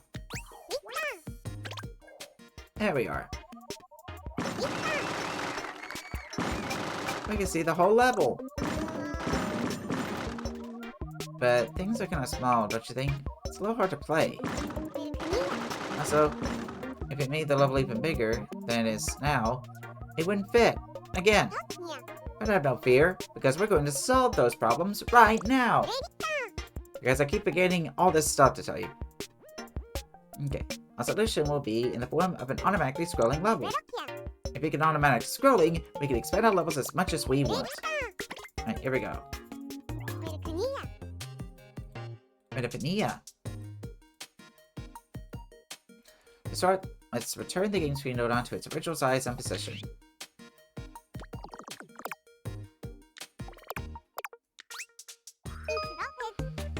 To make the screen scroll, we'll need to put a signal into the game screen Dodon's export. You see, the game screen will scroll to the right, according to the value it receives in the port.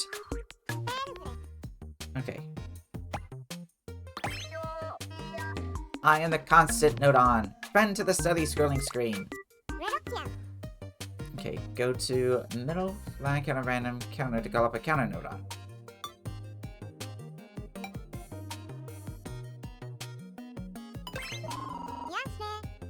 Connect the constant Dodon to the counter Dodon's count up port. I will count upward, yes. There will be a constant signal supplied to the counter Dodon's count up port from the constant Dodon. So the counter Dodon will count at a fantastic speed. Okay, so we'll connect to that. Alrighty, our automatic scrolling setup is complete. A nice smooth panning shot. All the better to keep you in the limelight, darling.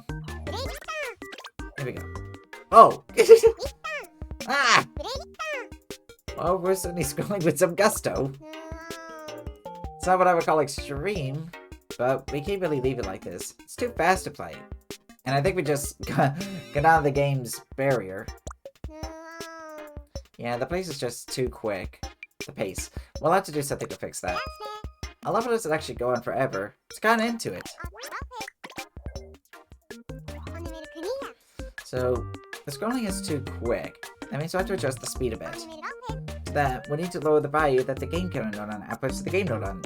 Game screen Dodon. And now just the Dodon for the job. The map Dodon. Okay. Convert. Oh, who's this? Huh? A friend of Bob's? Make quite a pair. Such chemistry. So this map Dodon here. It's a nodon that specializes in taking the value it receives and converting it into a different value. Open up the map nodon screen, settings screen. Next, we need to set the input range and the output range. Let's set how the input value is converted.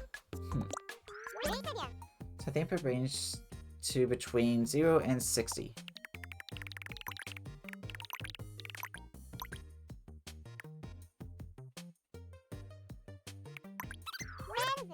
Next, set the output range to between 0 and 1.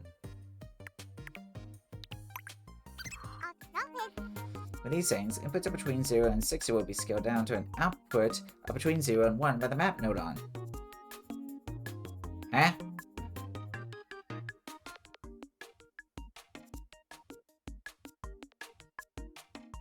Think I got it? Okay, delete this connection. I connect the counter nodon to the map nodon. Okay, then we connect this to that. I should retain the speed of the scrolling a bit.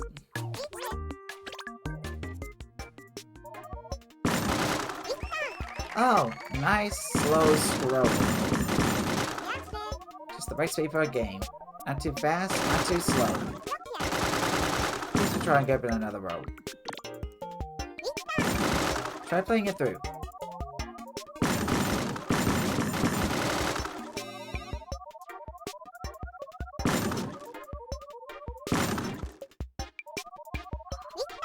Nice flying! You made it through to the end of the level without crashing into a wall or an alien. There's something else I'd like to check. Could you press the retry button? Try crashing into a wall. Chris smash! The UFO is done for! At the moment, this UFO is set to break if it collides with anything. If it hits a wall, it'll break. But maybe this makes the game a bit too hard. Let's make it so the UFO doesn't break when it hits the wall. Well, you told me to. Okay. In the properties, disable destructible.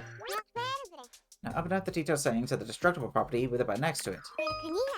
We'll be able to determine what exactly breaks the UFO here. Enable alien only. Now the UFO won't break unless it collides with an alien.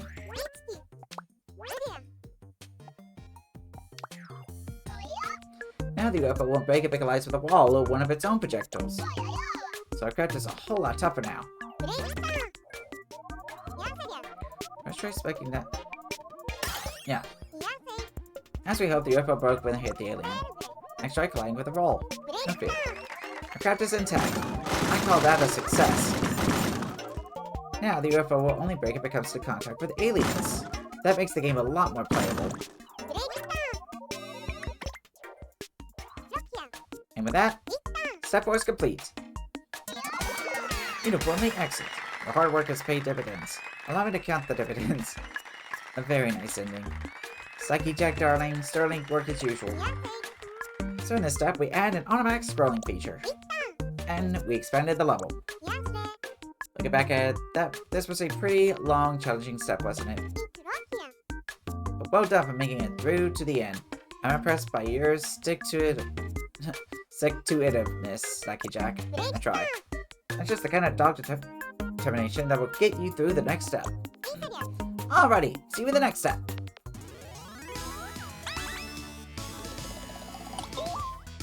Okay, cool. Do we get to learn how to get humans? Like how to... Oh, hold on. Psyche Jack. Great to see you. Welcome to step 5. Hang on. I guess you noticed that the game's screen keeps on scrolling while we're chatting. And then automatic scrolling keeps going on during the lesson. It'll make it tough to check our work in the game screen. So in this step, we'll create a way to stop the scrolling to make things easier. Okay. There's something we need to do to get ready before we make a scroll stop setup. So our first task this time is make it so that scrolling advances only when ZR is held down. Huh. Go to input, button press, ZR.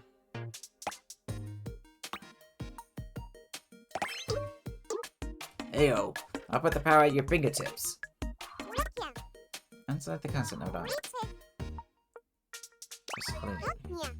To place it, connect the button node on. Okay. Now the screen will only scroll when you hold down ZR.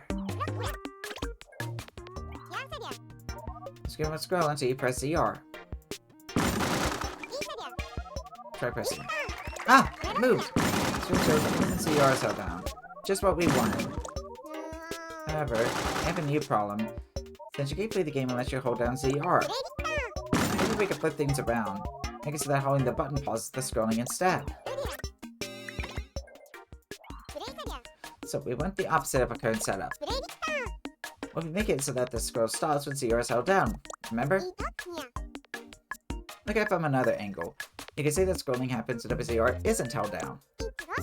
If we're making it so that it does something when nothing isn't pressed, we'll need the help of a not node on. Okay. Logic? Not. Hello. I'm a not node on. Am I not?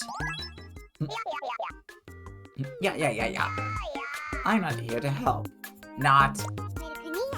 Okay, looks like the not node on is ready to do its not thing. The not node on will output a signal when it receives none. Conversely, it will output nothing when it does receive a signal.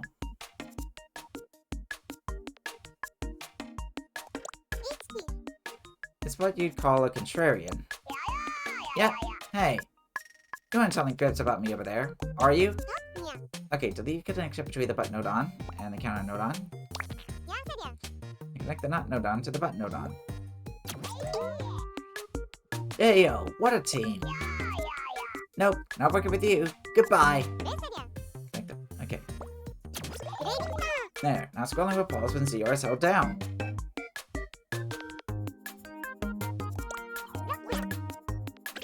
Let's see. Screen will scroll along automatically while ZR isn't held. Try pressing down and holding it down. Awesome! Scrolling stopped. Now we'll be able to stop the scrolling at will to check our work. So, now that we got the automatic scrolling in our control, okay. We should leave it here for now, because step 5 is complete! Yeah! Amazing is not the word. Well, that was a treat. Marvelous! In this step, we create a setup to pause at the screen scrolling. This will make things a lot easier for the programming that we still have ahead of us. Alrighty, let's leave it here for now, and pick up where we left off in the next step. You better roll your sleeves up though, because next time around, we'll be adding in an obstacle even more fiendish than the aliens.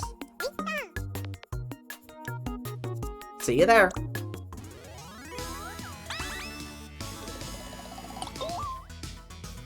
You can try and not note on.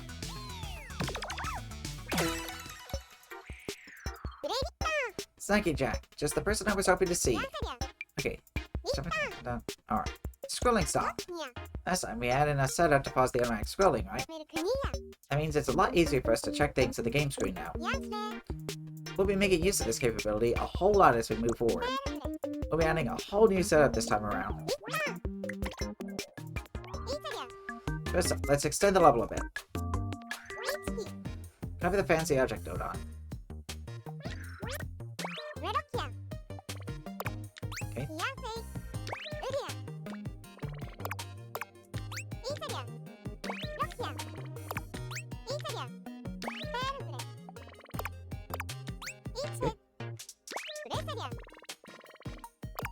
There we go.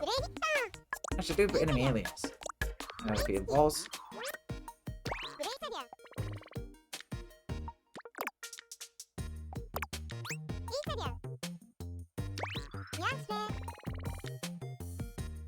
Here we go. Down. A little more. Nice. Finally, we'll need an invisible wall.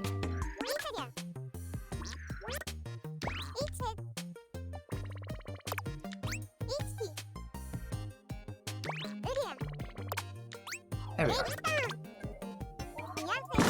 Try to bring the level to the expanded part.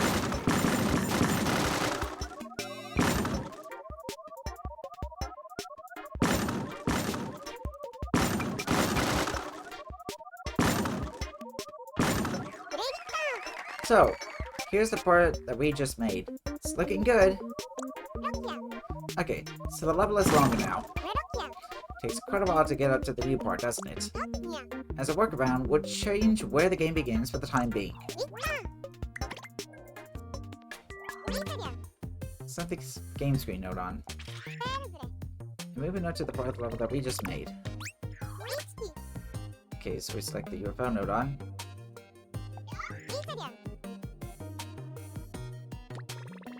Move it over here.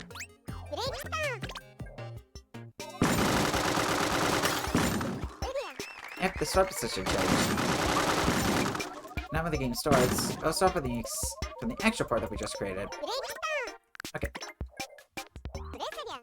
You can say it's this step's main event. It's going to be a thrilling, rotating obstacle. So let's call up rotating obstacle node on. Okay.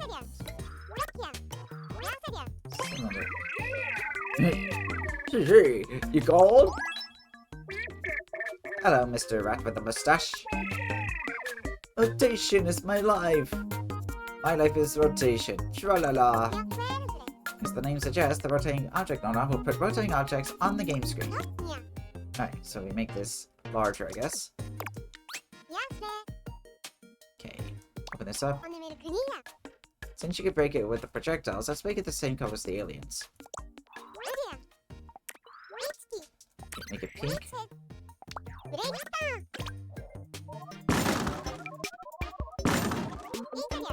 Ah, a pink cylinder! As you start to start the swimming, if it makes things easier to track. Just because we place a rotating object node on doesn't mean the thing will start rotating. We need to do a lot of programming before we can have the cylinder rotate. Okay, so let's get this object rotating. We'll need a constant node on for that.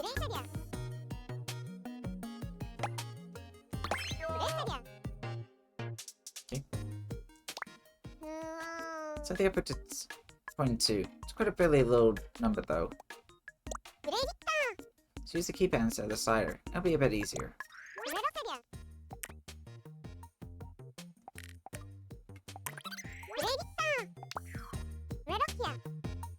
To the Z port? Okay. Now that there's a link, the pink cylinder should rotate in the game screen. Here we go. There it is, spinning away like it should.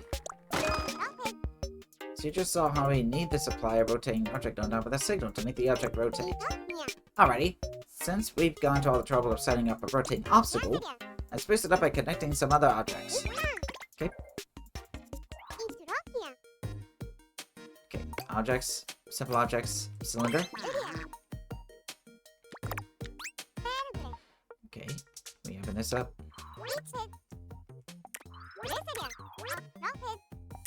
And we connected this to x-axis.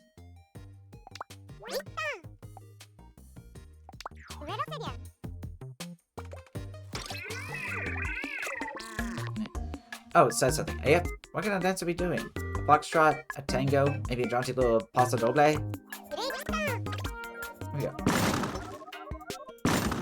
Interesting. Success! The objects are rotating together. Nice coordination. Let's connect one more object to it.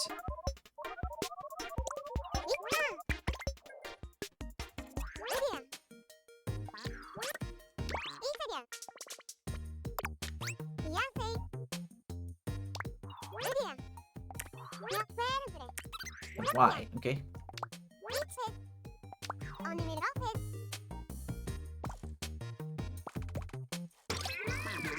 Oh, dancing, huh? Dancing indeed! A veritable ball! Here we go. It's an H. Oh, that's a pretty nifty obstacle there. Now you know how to make more complex objects by connecting simpler objects together. And with that, we're all done. Or rather, that's what I would be saying, if we were all done. But not quite! Okay. Try crashing the UFO to the rotating obstacle. Yep, the UFO didn't break. Let's fix that, and make it so that the UFO breaks in contact with the rotating obstacles. Okay. The UFO should break when it hits not just an alien, but the obstacle too. And the obstacle is shaped like a cylinder, right? Okay.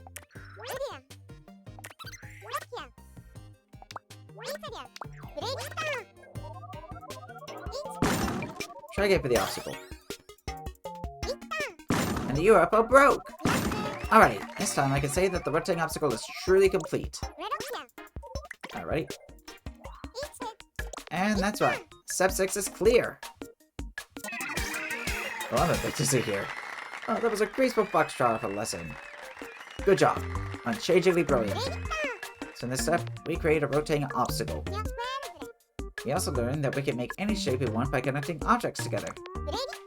Furthermore, a complex shape spins around, thanks to our physical connection to the rotating object nodon. We'll be putting those techniques to even better use in the next step. To be specific, we'll be making a rotating enemy. See you at the next step. Alrighty. It's time for the enemies to rotate. Psyche Jack, you made it! We're edging closer and closer to the finale. Oh, we're edging, aren't we? This time around, we're going to adapt the rotating obstacle setup that we created in the last step. We'll use that to make our final boss, a rotating enemy.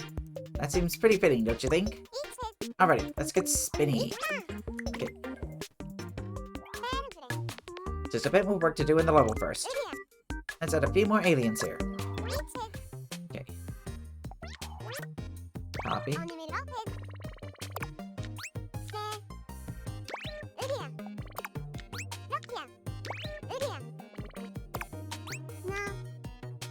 Nah.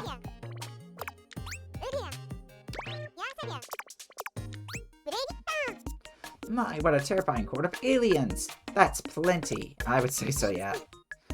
Now add a few more walls.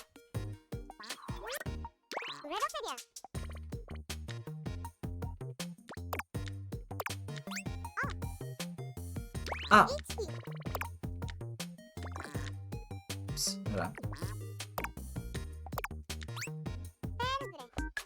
I'll place an invisible wall in the same way. Okay.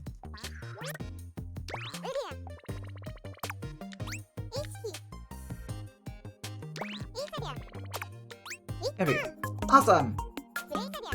We'll check this out shortly, but first, set the game screen node on. Move the starting position if you could. And the UFO node on.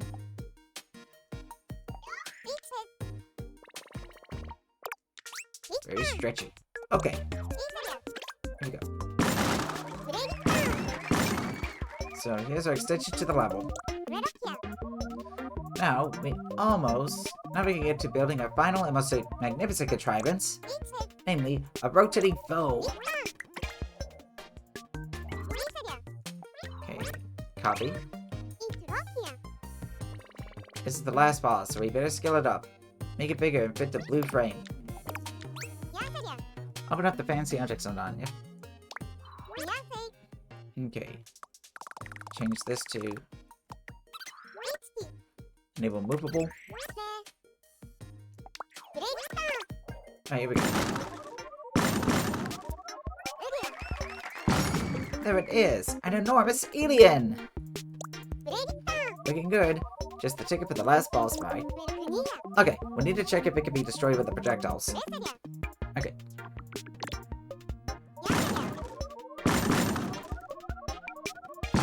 There we go. Awesome! The explosion was extra big too. It's not complete yet though. Remember, it's going to be a rotating final boss of doom. Aliens generally can't rotate themselves. We need the help of the rotating object nodon that we met in the last step. Okay.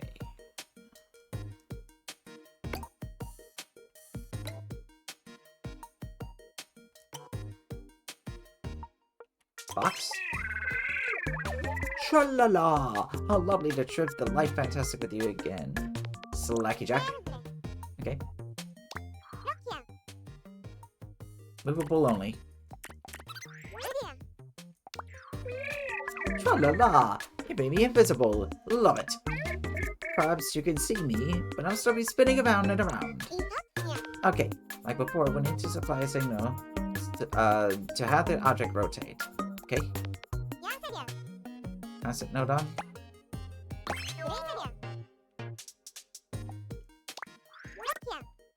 2.3.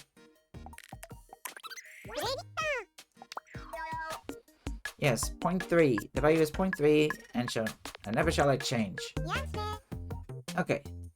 To the Z-axis. Ah, you bid me to spin! And spin I shall! Tra-la-la! Okay, connect the fancy object. Okay. Wait, hold on. It's like that? Okay. Dancing forever in the void of space. A romantic destiny indeed. There. That should have our big alien rotating now. Alright, here we go. Oops. And it's spinning! Can't complain about that. Such impact. With that, the last boss, our rotating enemy alien, is complete. Staring at the spinning alien. It's enough to make your eyes spin, too. Okay, here we go. And now, I do declare, Step 7 is complete! Lovely stuff. That's pretty good. A marvelous time we've had. Excellent as ever. Our mighty, terrible, and colossal boss is complete. Our fearsome giant rotating enemy. We connected the fancy object node on to an invisible rotating object node on. By doing that, we discovered how to rotate objects that can't rotate themselves. In the next step, we're going to complete the experience by putting a final endpoint to the level. See you at the next step!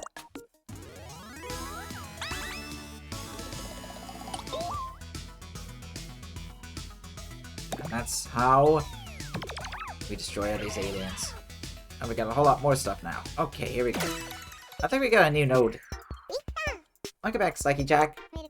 In the last step, we pretty much finished building up the level. So this time, let's top it off with a setup of the level's goal. Okay.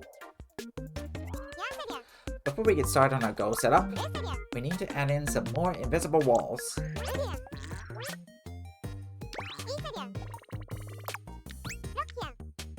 Look, yeah. Easy go. There we go. Okay. We'll use text display on the screen to spell it out for the player. Okay.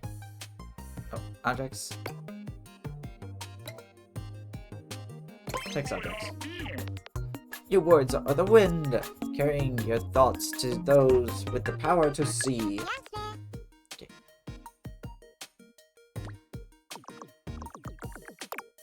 There we go. Goal! Goal!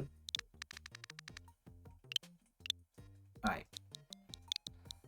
Yeah. Goo! I kinda wanted to just say goo, that would be funny.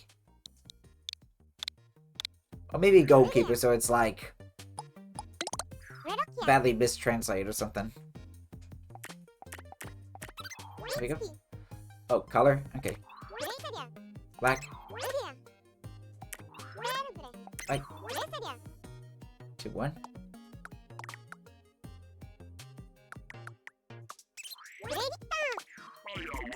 Aw, achieving one's goal.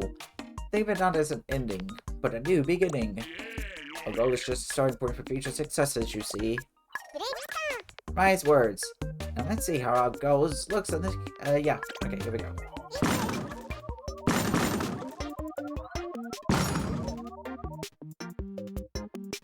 There it is. And here's the goal. Right. So we got the location of our goal all marked out now. Next we need to trigger a sequence, I think it's on. After a UFO has battled its way through that long, dangerous level, a fancy end sequence is just the way to celebrate. For that, the first thing we'll need is a way to know when the UFO has reached the goal. Alright, touch sensor node on.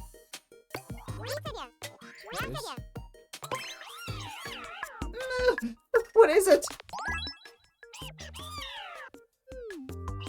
Ah! You're the programmer. Don't scare me like that. The rather sensor touch sensor node on will place a sensor on the game screen that will tell us if it's in contact with something. Okay, so let me get bigger. There we go. Check what? If the types of objects unable to hear come into contact with the touch sensor, the Nodon will output a signal. Maybe UFO only. Where's UFO again? There you are. Head and hands? Interesting. Just check. Alright. That's gonna be UFO crashing into me. I don't like the sound of that. So to make things a bit easier. Alright.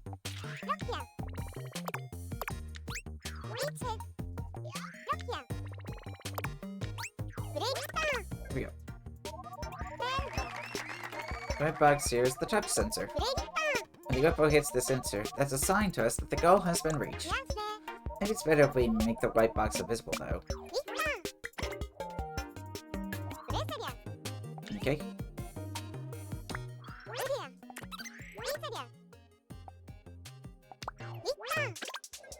There we go. Awesome!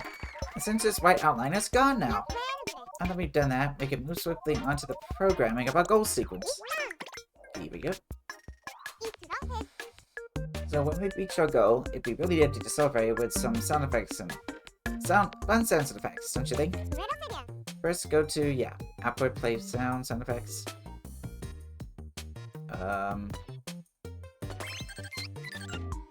Goal! Is that a ka-ching or a ta-da? Jingles. Super happy. Interesting. Oh yes, that's a super happy jingle, alright. I'm really feeling it!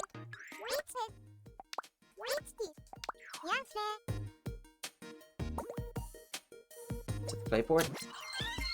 Yeah, can't wait for the drop. Now a sound will play when the UFO reaches into contact with the touch sensor. Next, let's call up an effect Nodon to release some fireworks when we hit our goal. Special effects, okay.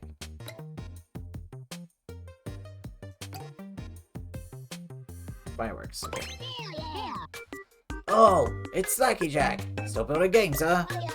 Yeah, and I suppose when you're done making this game, you'll be telling everyone about it. Making a huge fuss and whatnot. Probably not. Nothing makes a fuss like fireworks, huh? Okay, so we connect this, the touch sensor to the effect Nodon. Yeah, like that. So now when the UFO hits the touch sensor, we'll see fireworks as well as hear a sound.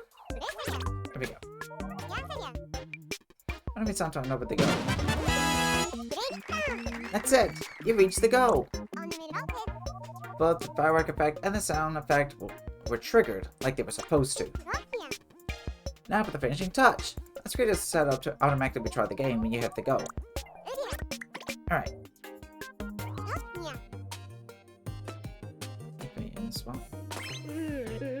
Oh, dearie me. I wish I had a do-over for that. Huh? What's up? I was taking a little snooze earlier. I just started talking in my sleep. I was saying, I am Edward, king of the tomato people. Oh, it was so embarrassing. I'll never live it down. If only I could have a do-over. Hey, come on. It's not that bad. What's wrong with being like king of the tomato people? Okay, go to middle timer. Okay. Oh. I hope this won't take up too much of my time.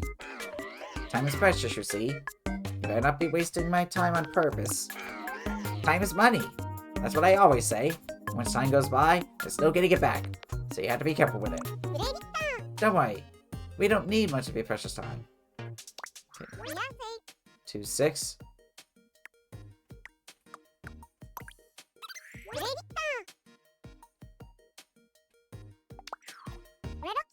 Alright, connect the touch sensor to the timer Nodon.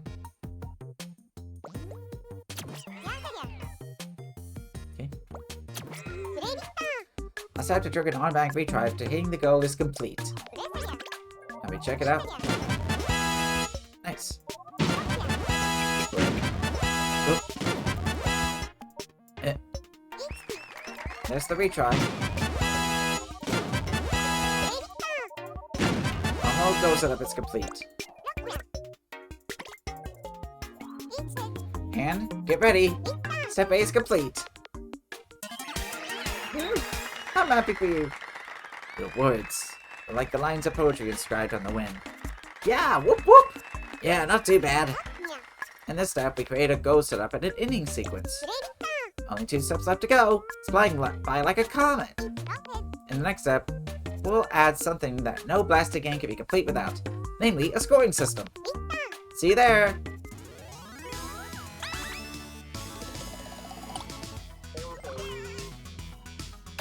And here we go. Snacky picture. Just the person I was hoping to see. Yes, my name is Snacky. Last time, we made a goal setup. Some would say that's enough and our game is complete. But since we're making a space game, we have to aim for the stars. Let's challenge ourselves and the player by making a scoring setup. And to top it off, if the player manages to blast all of the aliens, let's let the game display perfect in honor of their skill. Let's take care of the scoring setup first.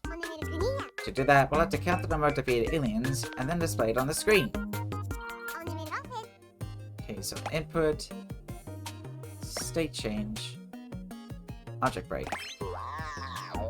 Oh hey Han, you want me to keep track of all those nasty aliens you blast? I gotcha. You sure like to smash stuff up, don't you dear? Okay, let's open this up. Enable alien only. Fluff ball. I just saw fluff ball. Is that cheeseburger? Moving on, go to middle flag at a random counter.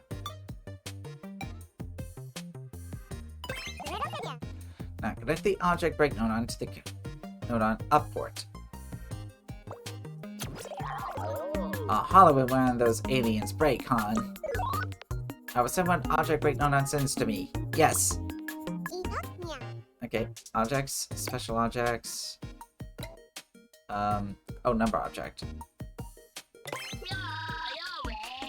I'll display any number that you give me. Okay, open up. The properties, enable visible. Okay, black. Text color, white. Okay, so connect. Very well, I'll display the number of aliens that you defeat. Easily done. Okay, so let me check that out on the game screen, I think. Oh, hold on a second. Before we go to the game screen, if we haven't blasted any aliens yet, the score should be 0.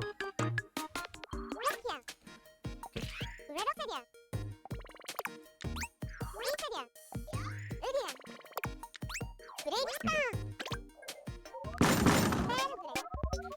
Happy to go, blasting enemies as you go.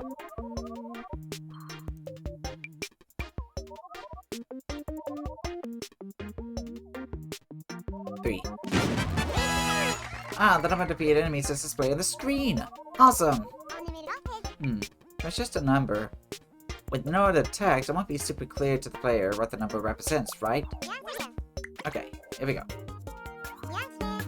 Just do something simple like score to do it. Okay.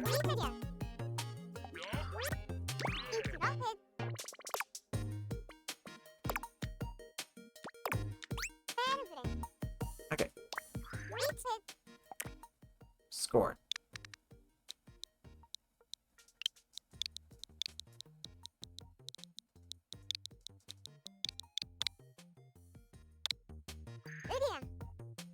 Did you enter score? Yes. C to 0? Okay.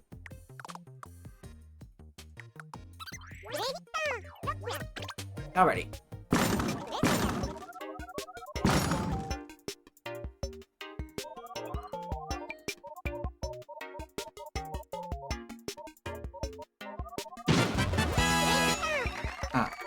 Much better.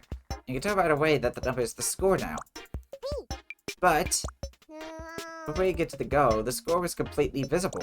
Why don't we change it up so that the score is only revealed after reaching the goal? Alright. First, let's make it so that the score is visible on the game screen. Okay. Put the text object outside the game screen. Okay. Same here. Now the score should be hidden. Now let's have the score teleport into the center of the screen when we reach the goal. Okay, so we need to teleport both the number object and the text object at the same time. So for that, let's connect the number 1 object and the text object node on. Okay, number object node on. Connection point. Okay. And the number object should be stuck to the right side of the text object. The score display is ready for teleporting. I'll attend the teleporting part. Go to Objects, Launch Destroy Attract. Teleport object. Entrance. Oh, you want to add the scores of your thrilling exploits slip deftly in and out of view via subspace, do you? I see. Then I will lend you my warp shifting powers. Okay, so we're gonna place that over here. Next, go to Objects, Launch Stack. Okay. Exit. I will receive your score with certainty as it slips swiftly through subspace. Okay. Open up.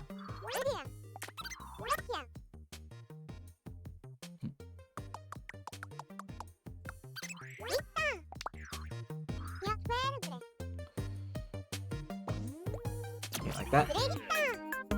If you get to the go now, the score should teleport right into view. Here we go. Here we go. Go for it.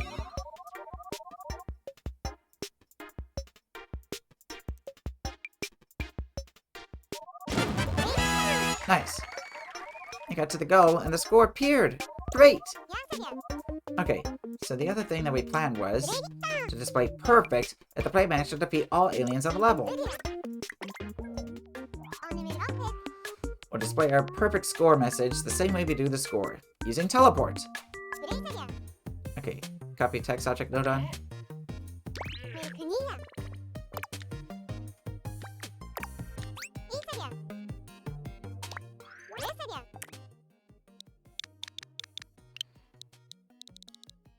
Let me go with, should we do perfect or maybe Pac-Man?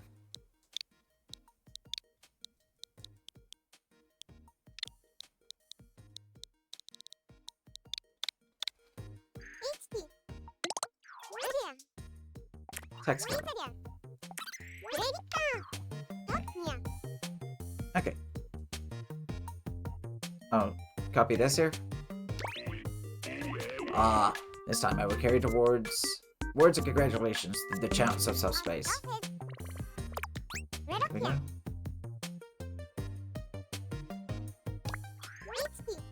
Teleport ID to B. I can copy this. Okay.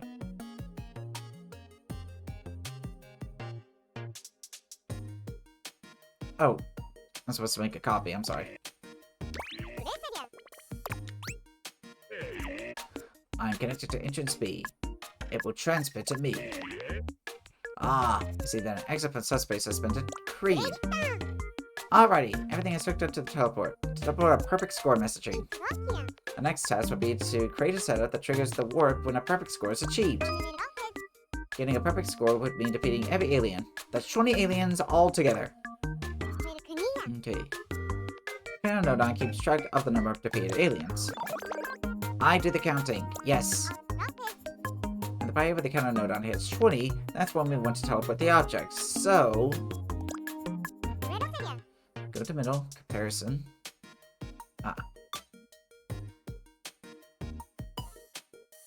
Equal.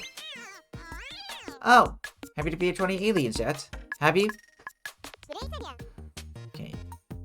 Input constant. Okay. To 20.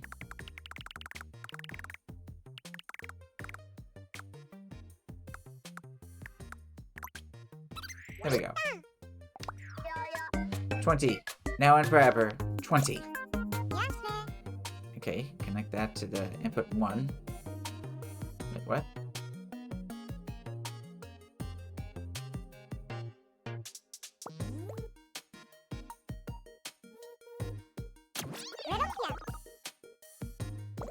Pass the node on to input 2. Okay, so they kind of compared. Okay, I think I kind of get it.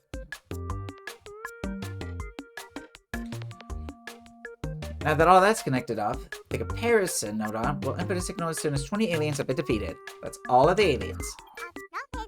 Okay, let me connect that to this.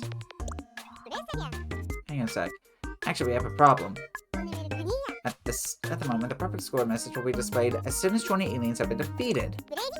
But what we really want is for the perfect score message to display along with the score when the player hits the goal. In other words, when 2 conditions have been satisfied, bring 20 aliens again the UFO to the goal. This brings us to our next task, making a setup to trigger the message when both conditions have been met. And I know just the nodon for a setup like that. It's the AND nodon. Okay, here we go. Left, right, and nodon reporting for duty. You know the drill. If the input isn't present and connected in both my ports, I'll simply withhold my signal. Put another way, if the AND nodon gets a signal at both of its input ports, it will send a signal from this output port. Connect the comparison nodon to the AND nodon's input 2 port.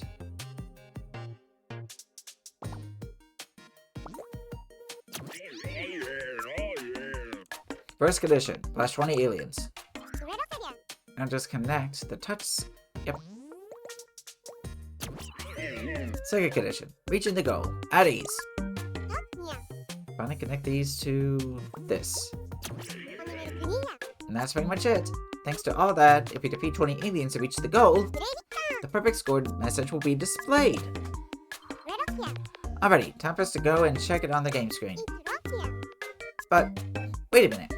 Don't you think destroying 20 aliens is going to be a bit difficult just for the sake of a test flight?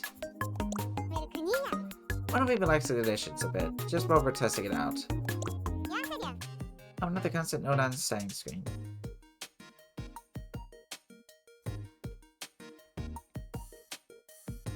Oh, this one?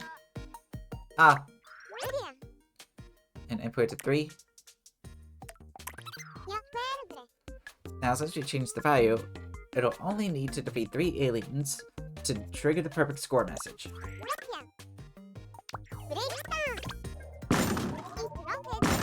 Defeat exactly 3 aliens and get to the goal. That'll be enough to display the message.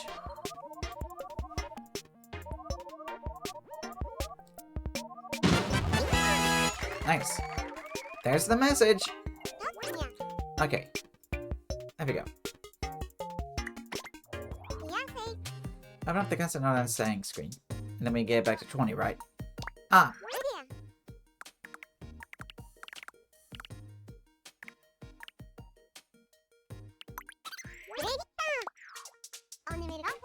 Alright, let's return the game screen and UFO to the level starting position.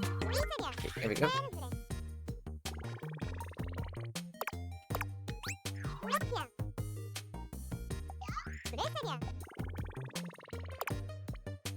There we go. We'll be able to play the game from the very beginning now. There we go. Maybe it's difficult, but try your best to get a perfect score.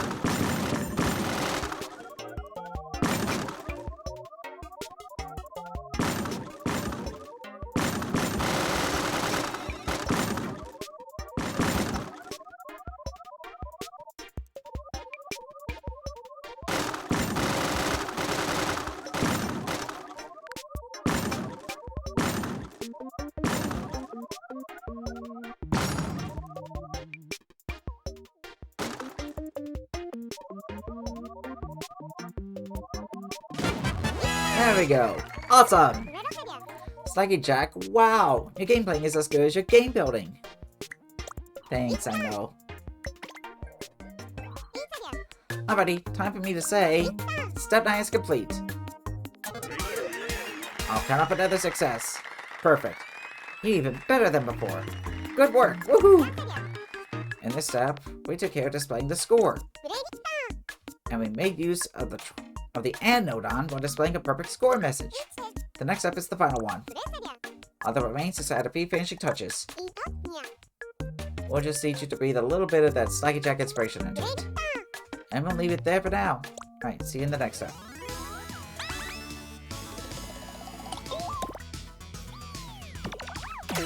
Alright, we got one more. Slacky Jack, welcome back. And here we are, at the final step of Alien Blaster. All that remains now is to add a few finishing touches to our game. In this step, we're going to modify the UFO with a picture drawn by a gifted artist by the name of Slacky Jack. Oh. You're going to be drawing a picture. Call the texture node on with us.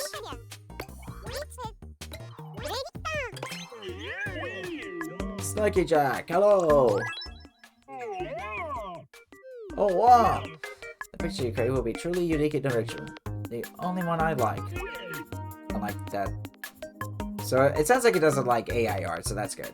Take whatever it is that you're seeing in your mind's eye and make it manifest. We'll be taking the picture that you create and pasting it onto the UFO. Time to put graffiti on it.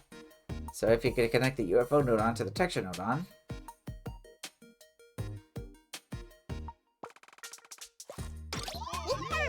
Awesome. Now open up the settings with the texture node on. Texture face. The setting will determine which of the target object spaces will have the image pasted on it. Enable X only. Wait, X center? What is X center? Oh, like that.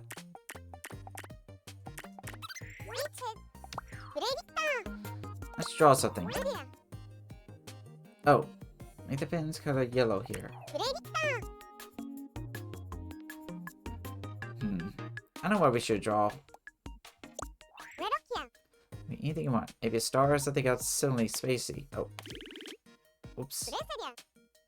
You done? Close the... Okay. Can I redo? Can I undo?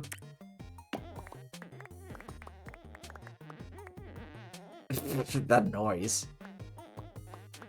This is a little hard to, you know, do, but...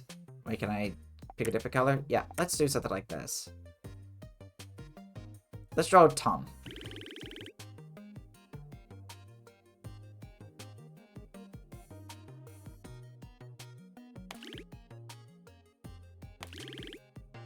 There we go.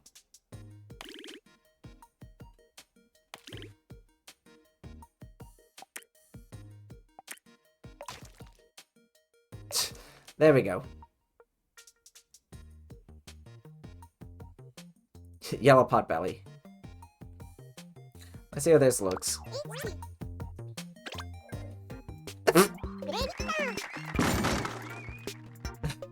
I'm just... Okay. So transform into the picture that you just drew. I know how to use texture node on to get images that you draw yourself out there on the game screen. Moving on, let me add some background music to our game.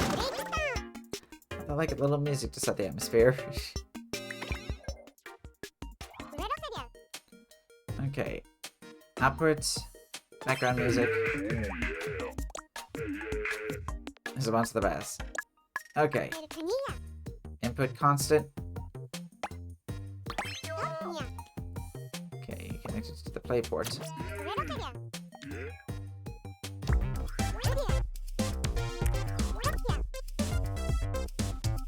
Set theme to Valor? Ah, it's just the music with daredevils. Don't you think?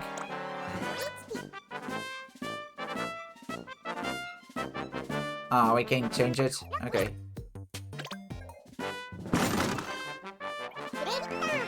Oh, there's the background music. And it's touch be ready to stand against whatever color menace comes your way. I know I am. Okay, my settings are complete. Let's go back to the... yeah. Alrighty, time for something different. Time to change it up Slacky Jack style. Sandbox time. I've had the background music node on and the texture node on already. I'll probably make me other cosmetic changes as well. You could change the color of the cannon or the projectile, maybe. I'm talking about a few little distinctive accents to let everyone know Alien Blaster is a Slacky Jack production. Satisfied? Let me know by pressing done. Okay, pre-programming is about to start, so let's go.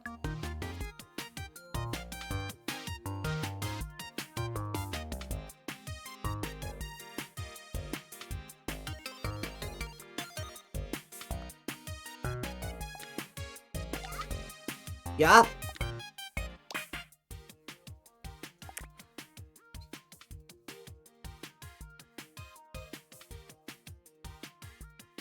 I guess we'll go with black, sure. Just a belly shooting other things.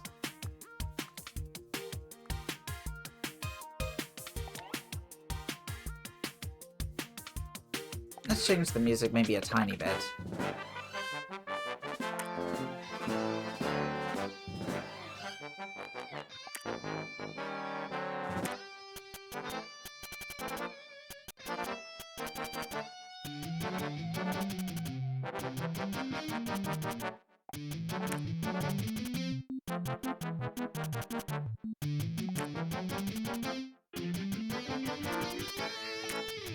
Oh, we'll go with this. Sure.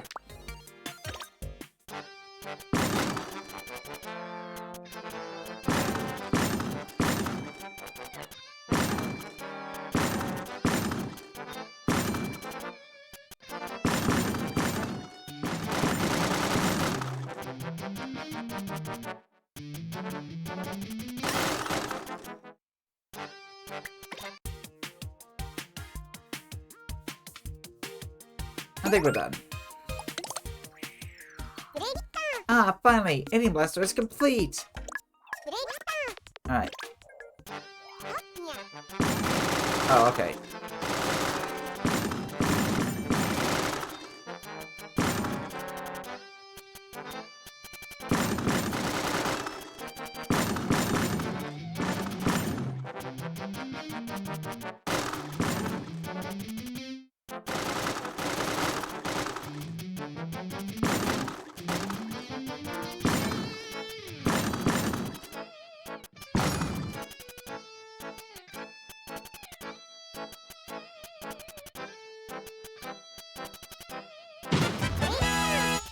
Ah, Alien Blaster, complete for the first time. Finalized with details that just scream out Slacky Jack to me. So at last, I can declare, Alien Blaster is complete. Alrighty, back to the program. Oh dude, you're done.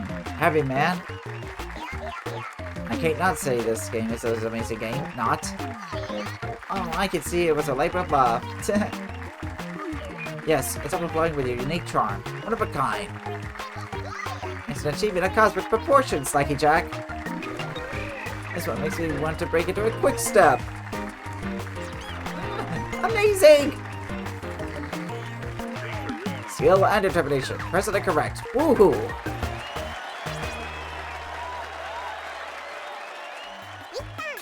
Alien Blaster is complete.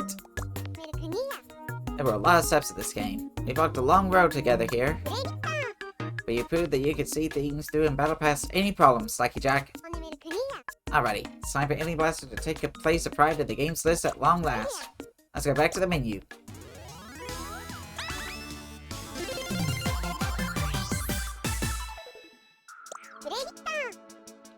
Congratulations! Alien Blaster has safely gone go thanks to you.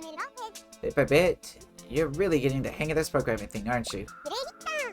You're working on a good variety of games, and that's important! Alright, Slacky Jack, let's add your third game to the My Games list. Alien Blaster's a fun, high-score challenge, right? But best of all, you can see your work really coming to life. Anyhow, just consider sharing a game with friends. I'm thinking they'll have a blast with it too. The next lesson is the halfway point in the interactive lessons. It's going to be fast, isn't it? Okay, see you in lesson 4. Oh, Slacky Jack, hold on a sec. There's something I should let you know about first. The games that you made in the lessons, have you ever thought about making them even better? Well, if you do want to improve them, open up the options with X. If you select copy here, you'll be able to copy the game. If you book it with a copy, you can make whatever games you want, so give it a try. Oh wait, we're limited on the number of node odds we can have? And connections? Well, anyway, it's all up to you. Okay. I think I'll do the little checkpoint lessons here.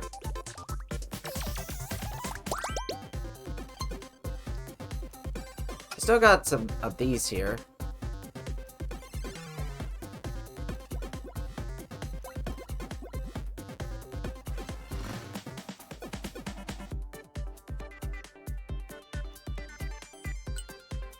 Yeah, so I don't know. I might do all these in the next stream. Maybe I might do some of them and then maybe just look around for some games. We'll see. I've been waiting for you, Slacky Jack. Have you tried up beginning the games yet? Coming up with new ideas and trying them out is a really important part of game building, you know. You might need to apply a bit of that problem-solving spirit to battle through these puzzles too. Okay. Hey, UFO.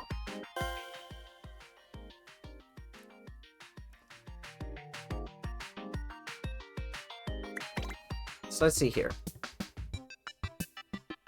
Oh yes, of course.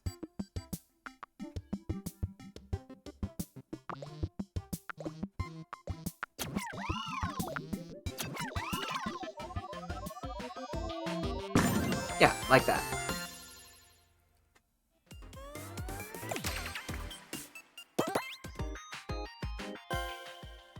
Connect to build shapes.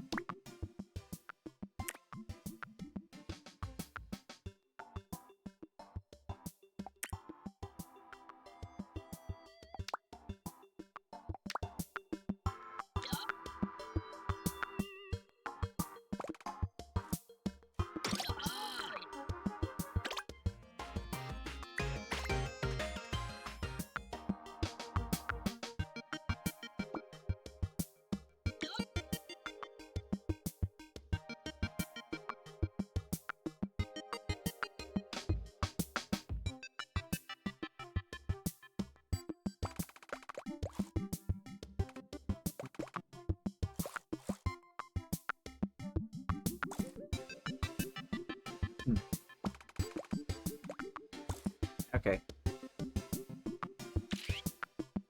Hold on. Yeah, I see what I need to do.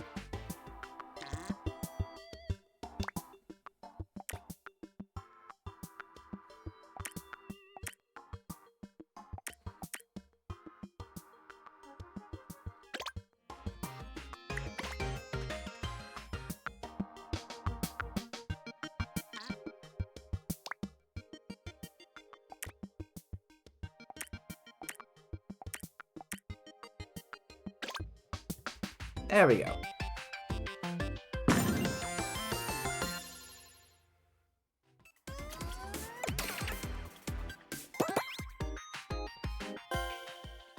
Making the person unbreakable.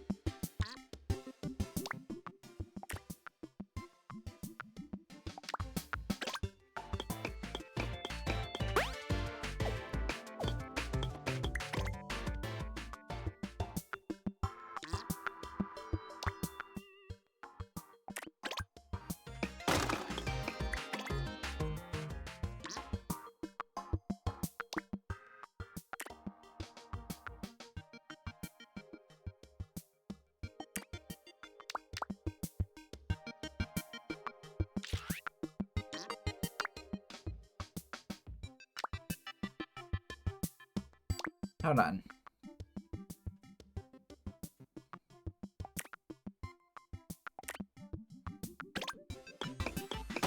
Yeah, like that.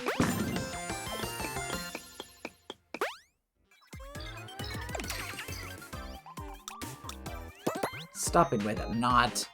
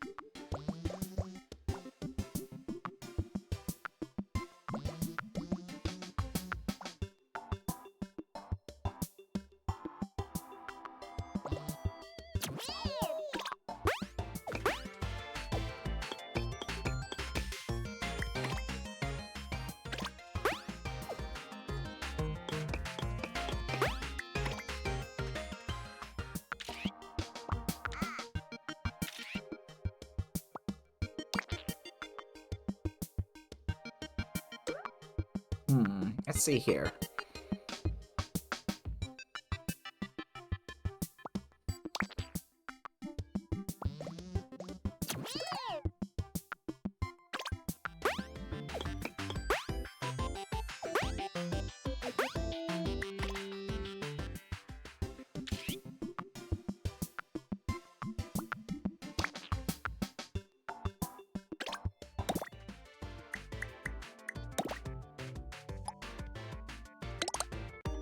Okay, let me see here.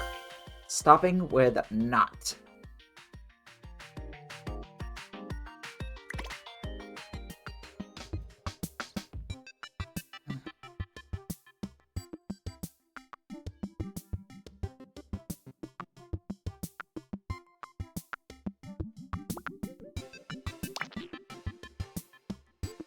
Okay, so I can get rid of this if I wanted to.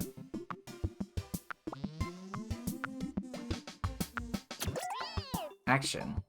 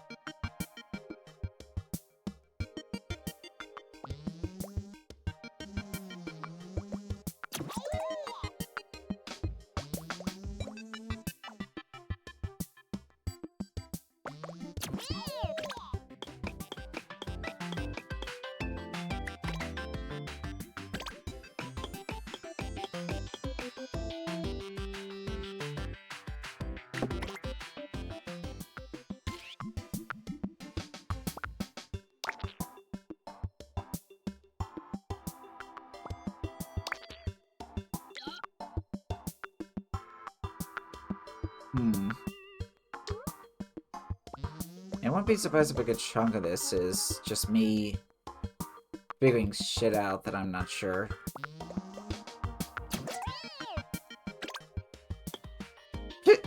Okay, that's not gonna work.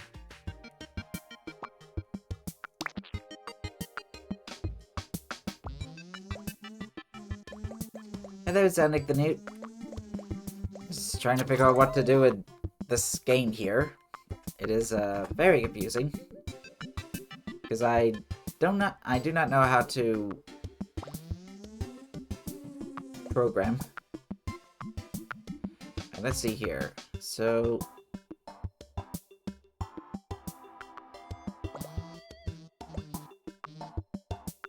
No?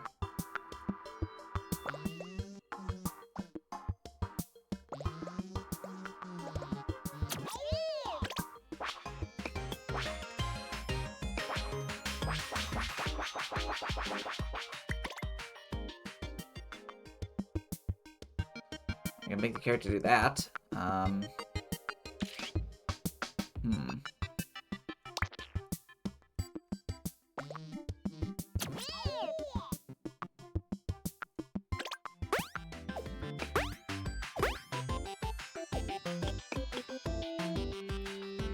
I think I can get that one to just be a little quicker.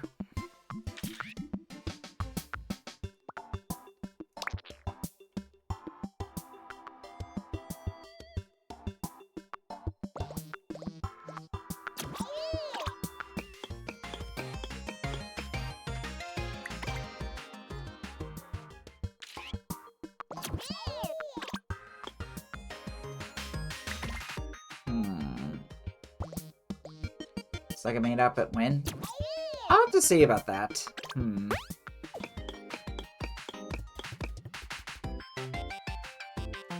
If I could make that as like an incentive.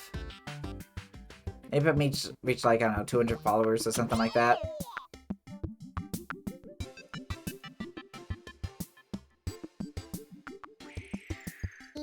Looks like you're having trouble. Yep. Do you want to exit the puzzle for a moment to be my guide? Sure.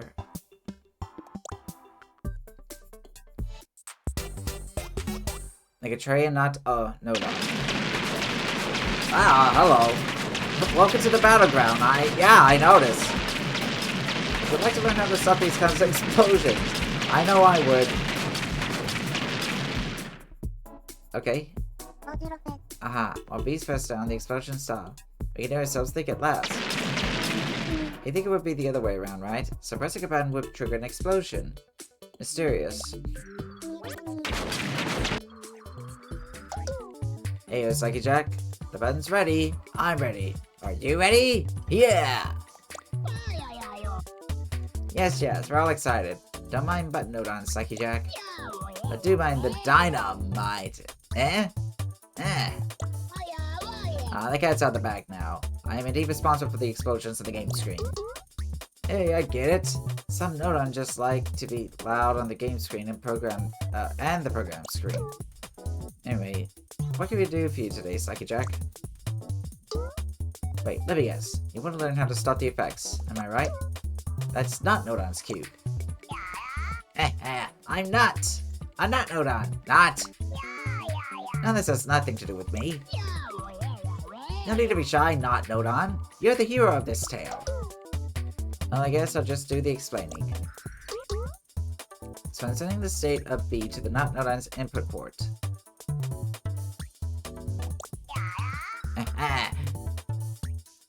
And then I flip it between my input and output ports.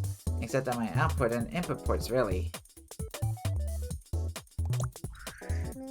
Actually, no. This is going to get complicated if you butt in not Nodon, so shush for now.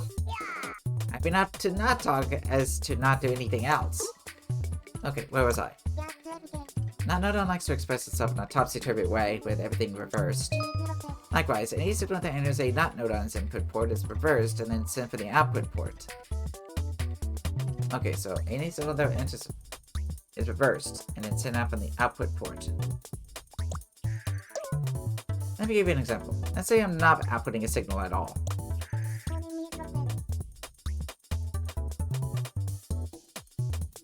As a result, not Nodon isn't receiving any signal, and this causes it to flip the situation output as signal. And when I get that signal, it's my cue for fireworks. And that's why the explosions continue as long as the button isn't pressed. Oh wait, but then what happens if you press the button?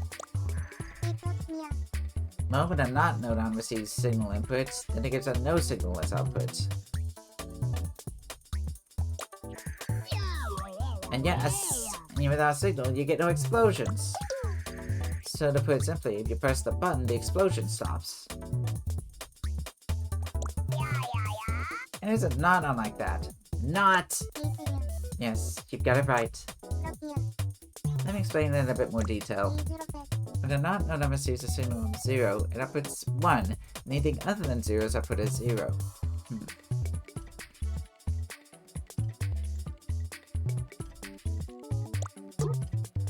Whatever numbers a not node on grid says input will be output as either 0 or 1.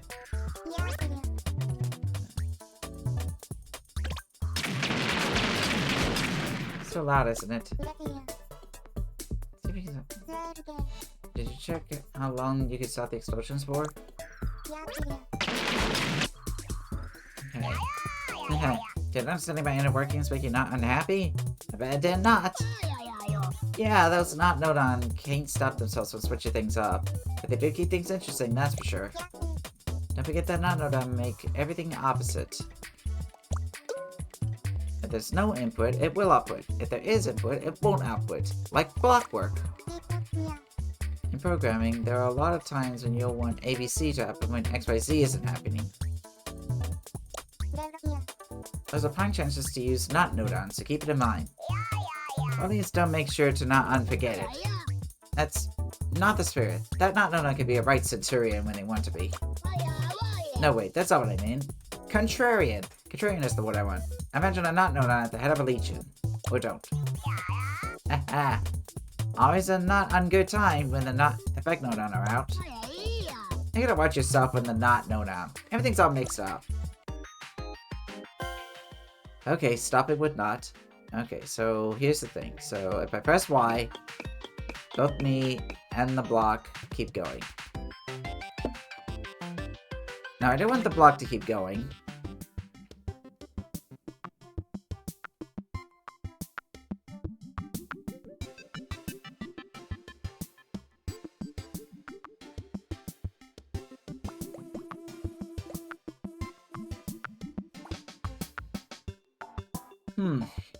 Okay.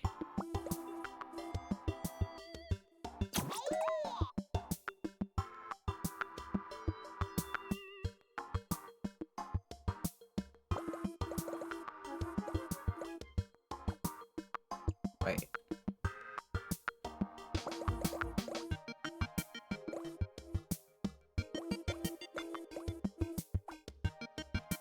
No?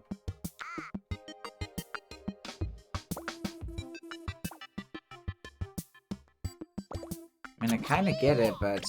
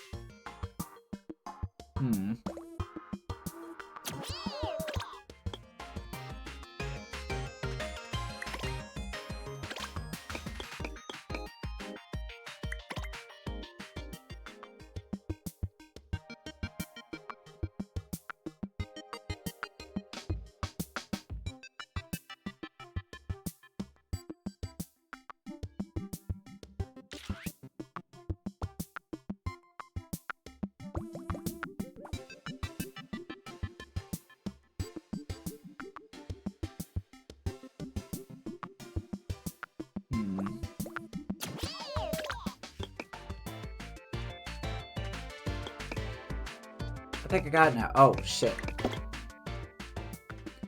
Yeah, I think this might be it.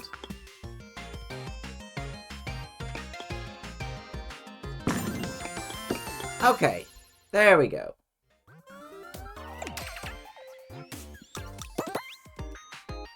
Okay, then we get the meaning of and...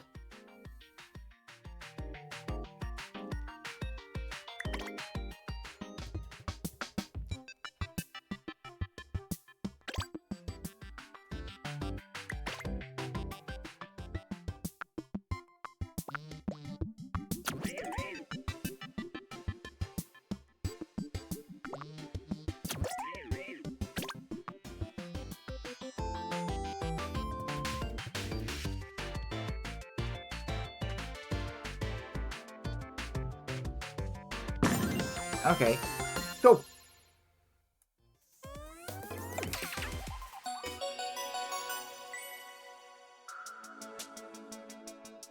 I think I might play maybe a few games, and then I'm gonna head on out, because it is a little past when I should be, yeah.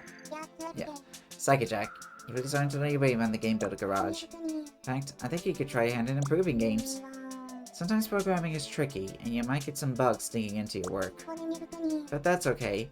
Challenges help you learn, and bugs are just another step to helping you get better. Even complete failure can lead to huge improvements. If there's anything you're not sure of, just take a look in Alice's Guide. Okie dokie. See you at the next checkpoint.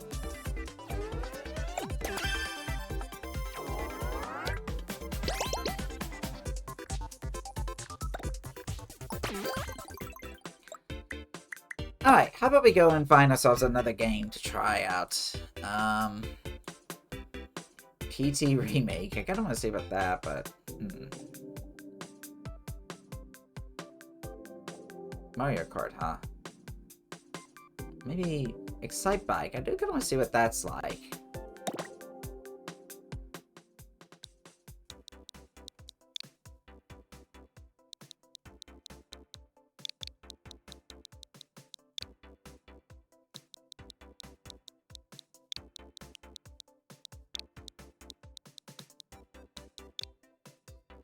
DF7, okay.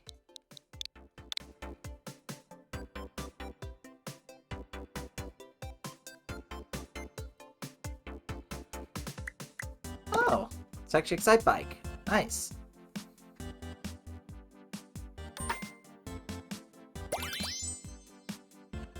Alright, welcome back.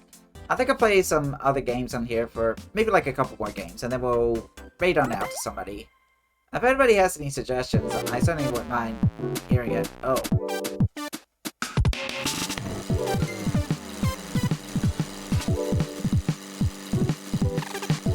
Yeah, this is pretty cute. Very simplistic though, but it works. You just drive into the mud.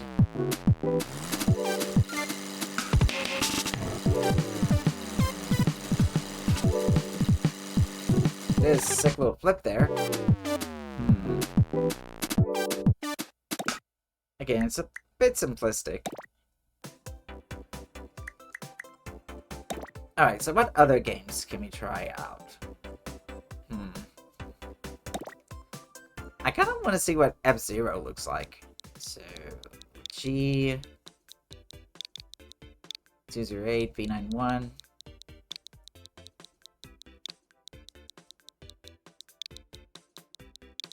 GBN.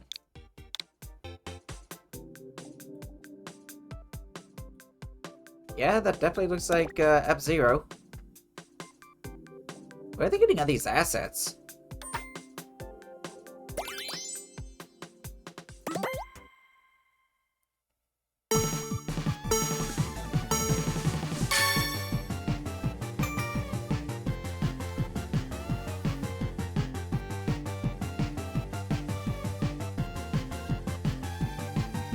Turn, please. There we go. Let's see, can you go in reverse, or...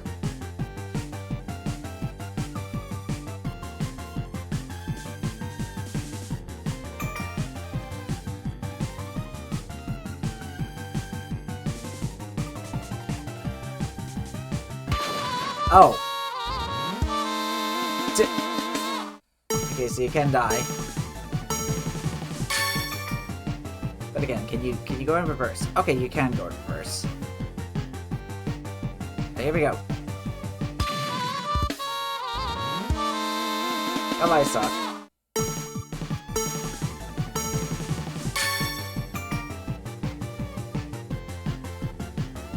Oh.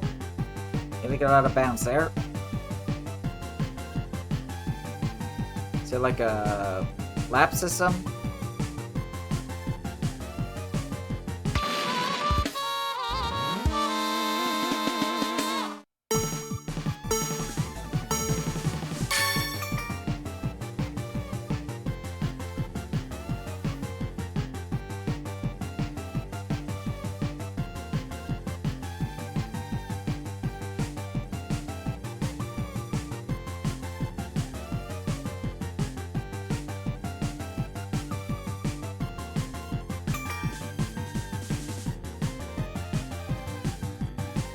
mean, this is pretty impressive.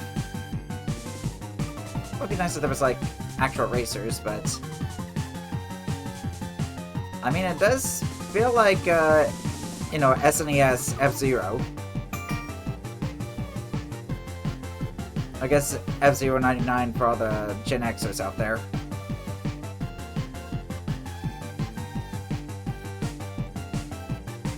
Whee!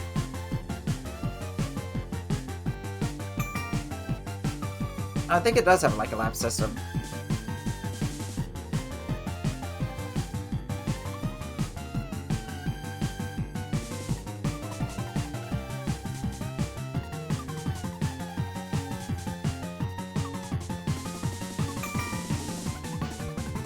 I do see a seconds thing there, so...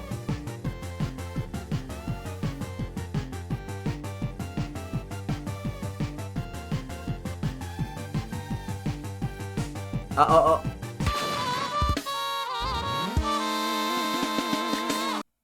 Okay. Whoa.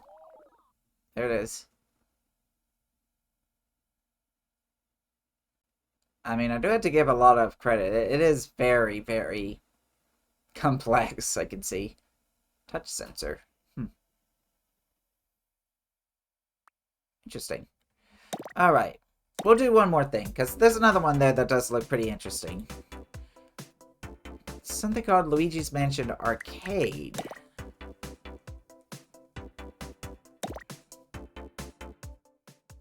So here we go. So we got G003.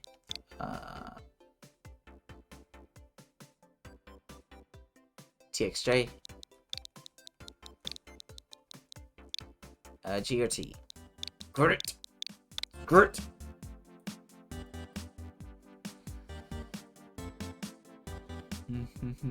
There we go. Okay, Luigi's Mansion Arcade. Let's see what this is like.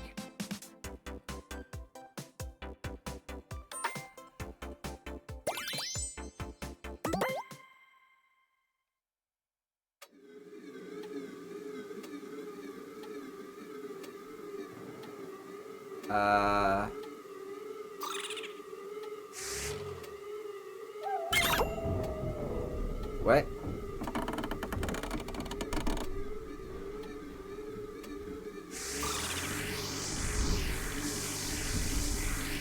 Oh. I see.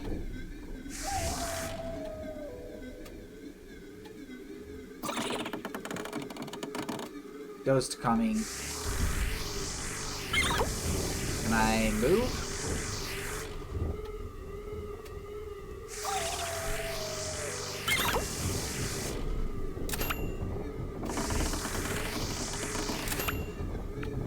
What is... Oh, hello.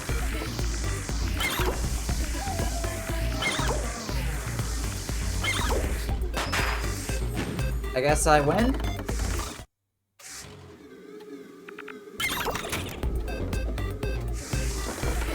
Oh, okay. There we go.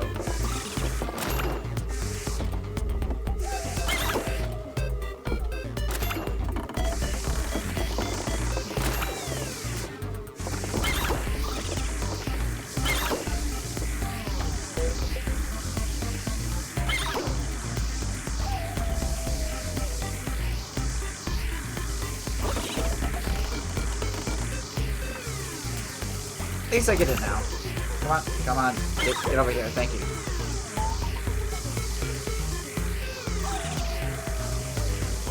The way I'm playing this is a little bit awkward. And then I was going to be using, like, the Joy-Cons.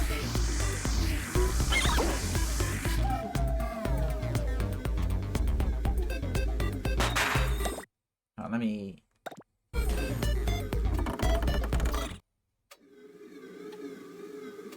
Does it have to be down here? Okay. You know what? One more time. One more time.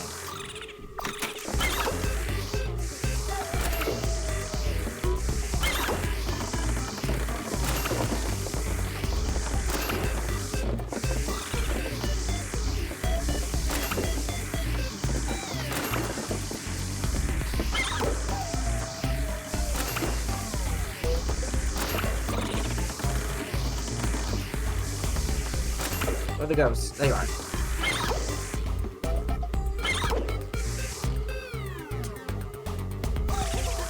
Okay, that's like Kirby ghost.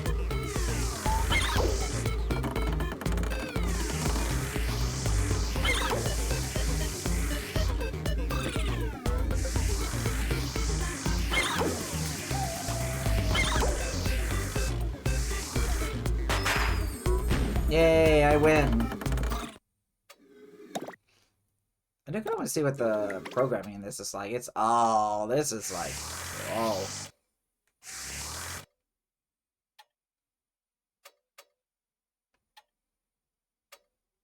Yeah, there is a lot here. Kudos to the person who made this. I certainly wouldn't have the patience for this. Okay, I think we've been streaming long enough. So you know what, let's have this music play us out while we try to find somebody to raid. I'm open to suggestions if anybody has any. But definitely do it pretty quickly before I just try to find somebody. So we've already raided them.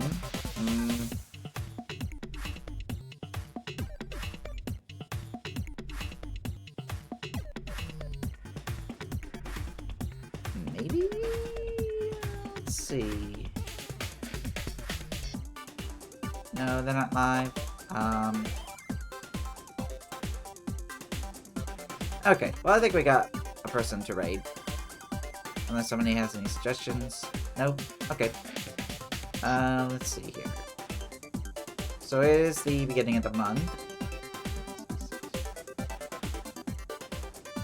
Yeah, so I think we'll raid another one that I've raided quite a bit before.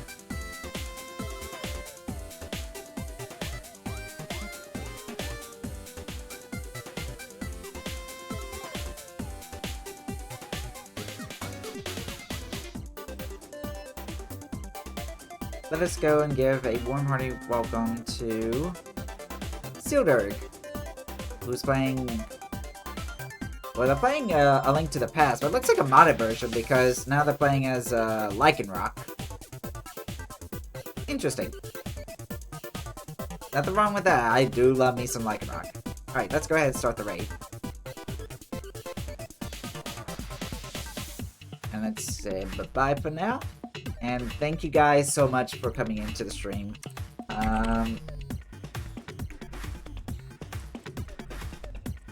Lycanroc's the hero? Sure, we'll go with that. Why not? There we go. Copy. Paste. Yeah, copy paste, do it on. Not your father, mother, or non-binary parental figure.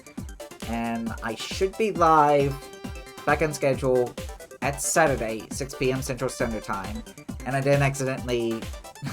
this time I won't accidentally say Saturday, because I meant to say Sunday last week, but, yeah, Saturday, I will be live. I plan to be live, at least. But yeah, I don't have any other plans. So yeah, Saturday, 6 p.m. Central Standard Time.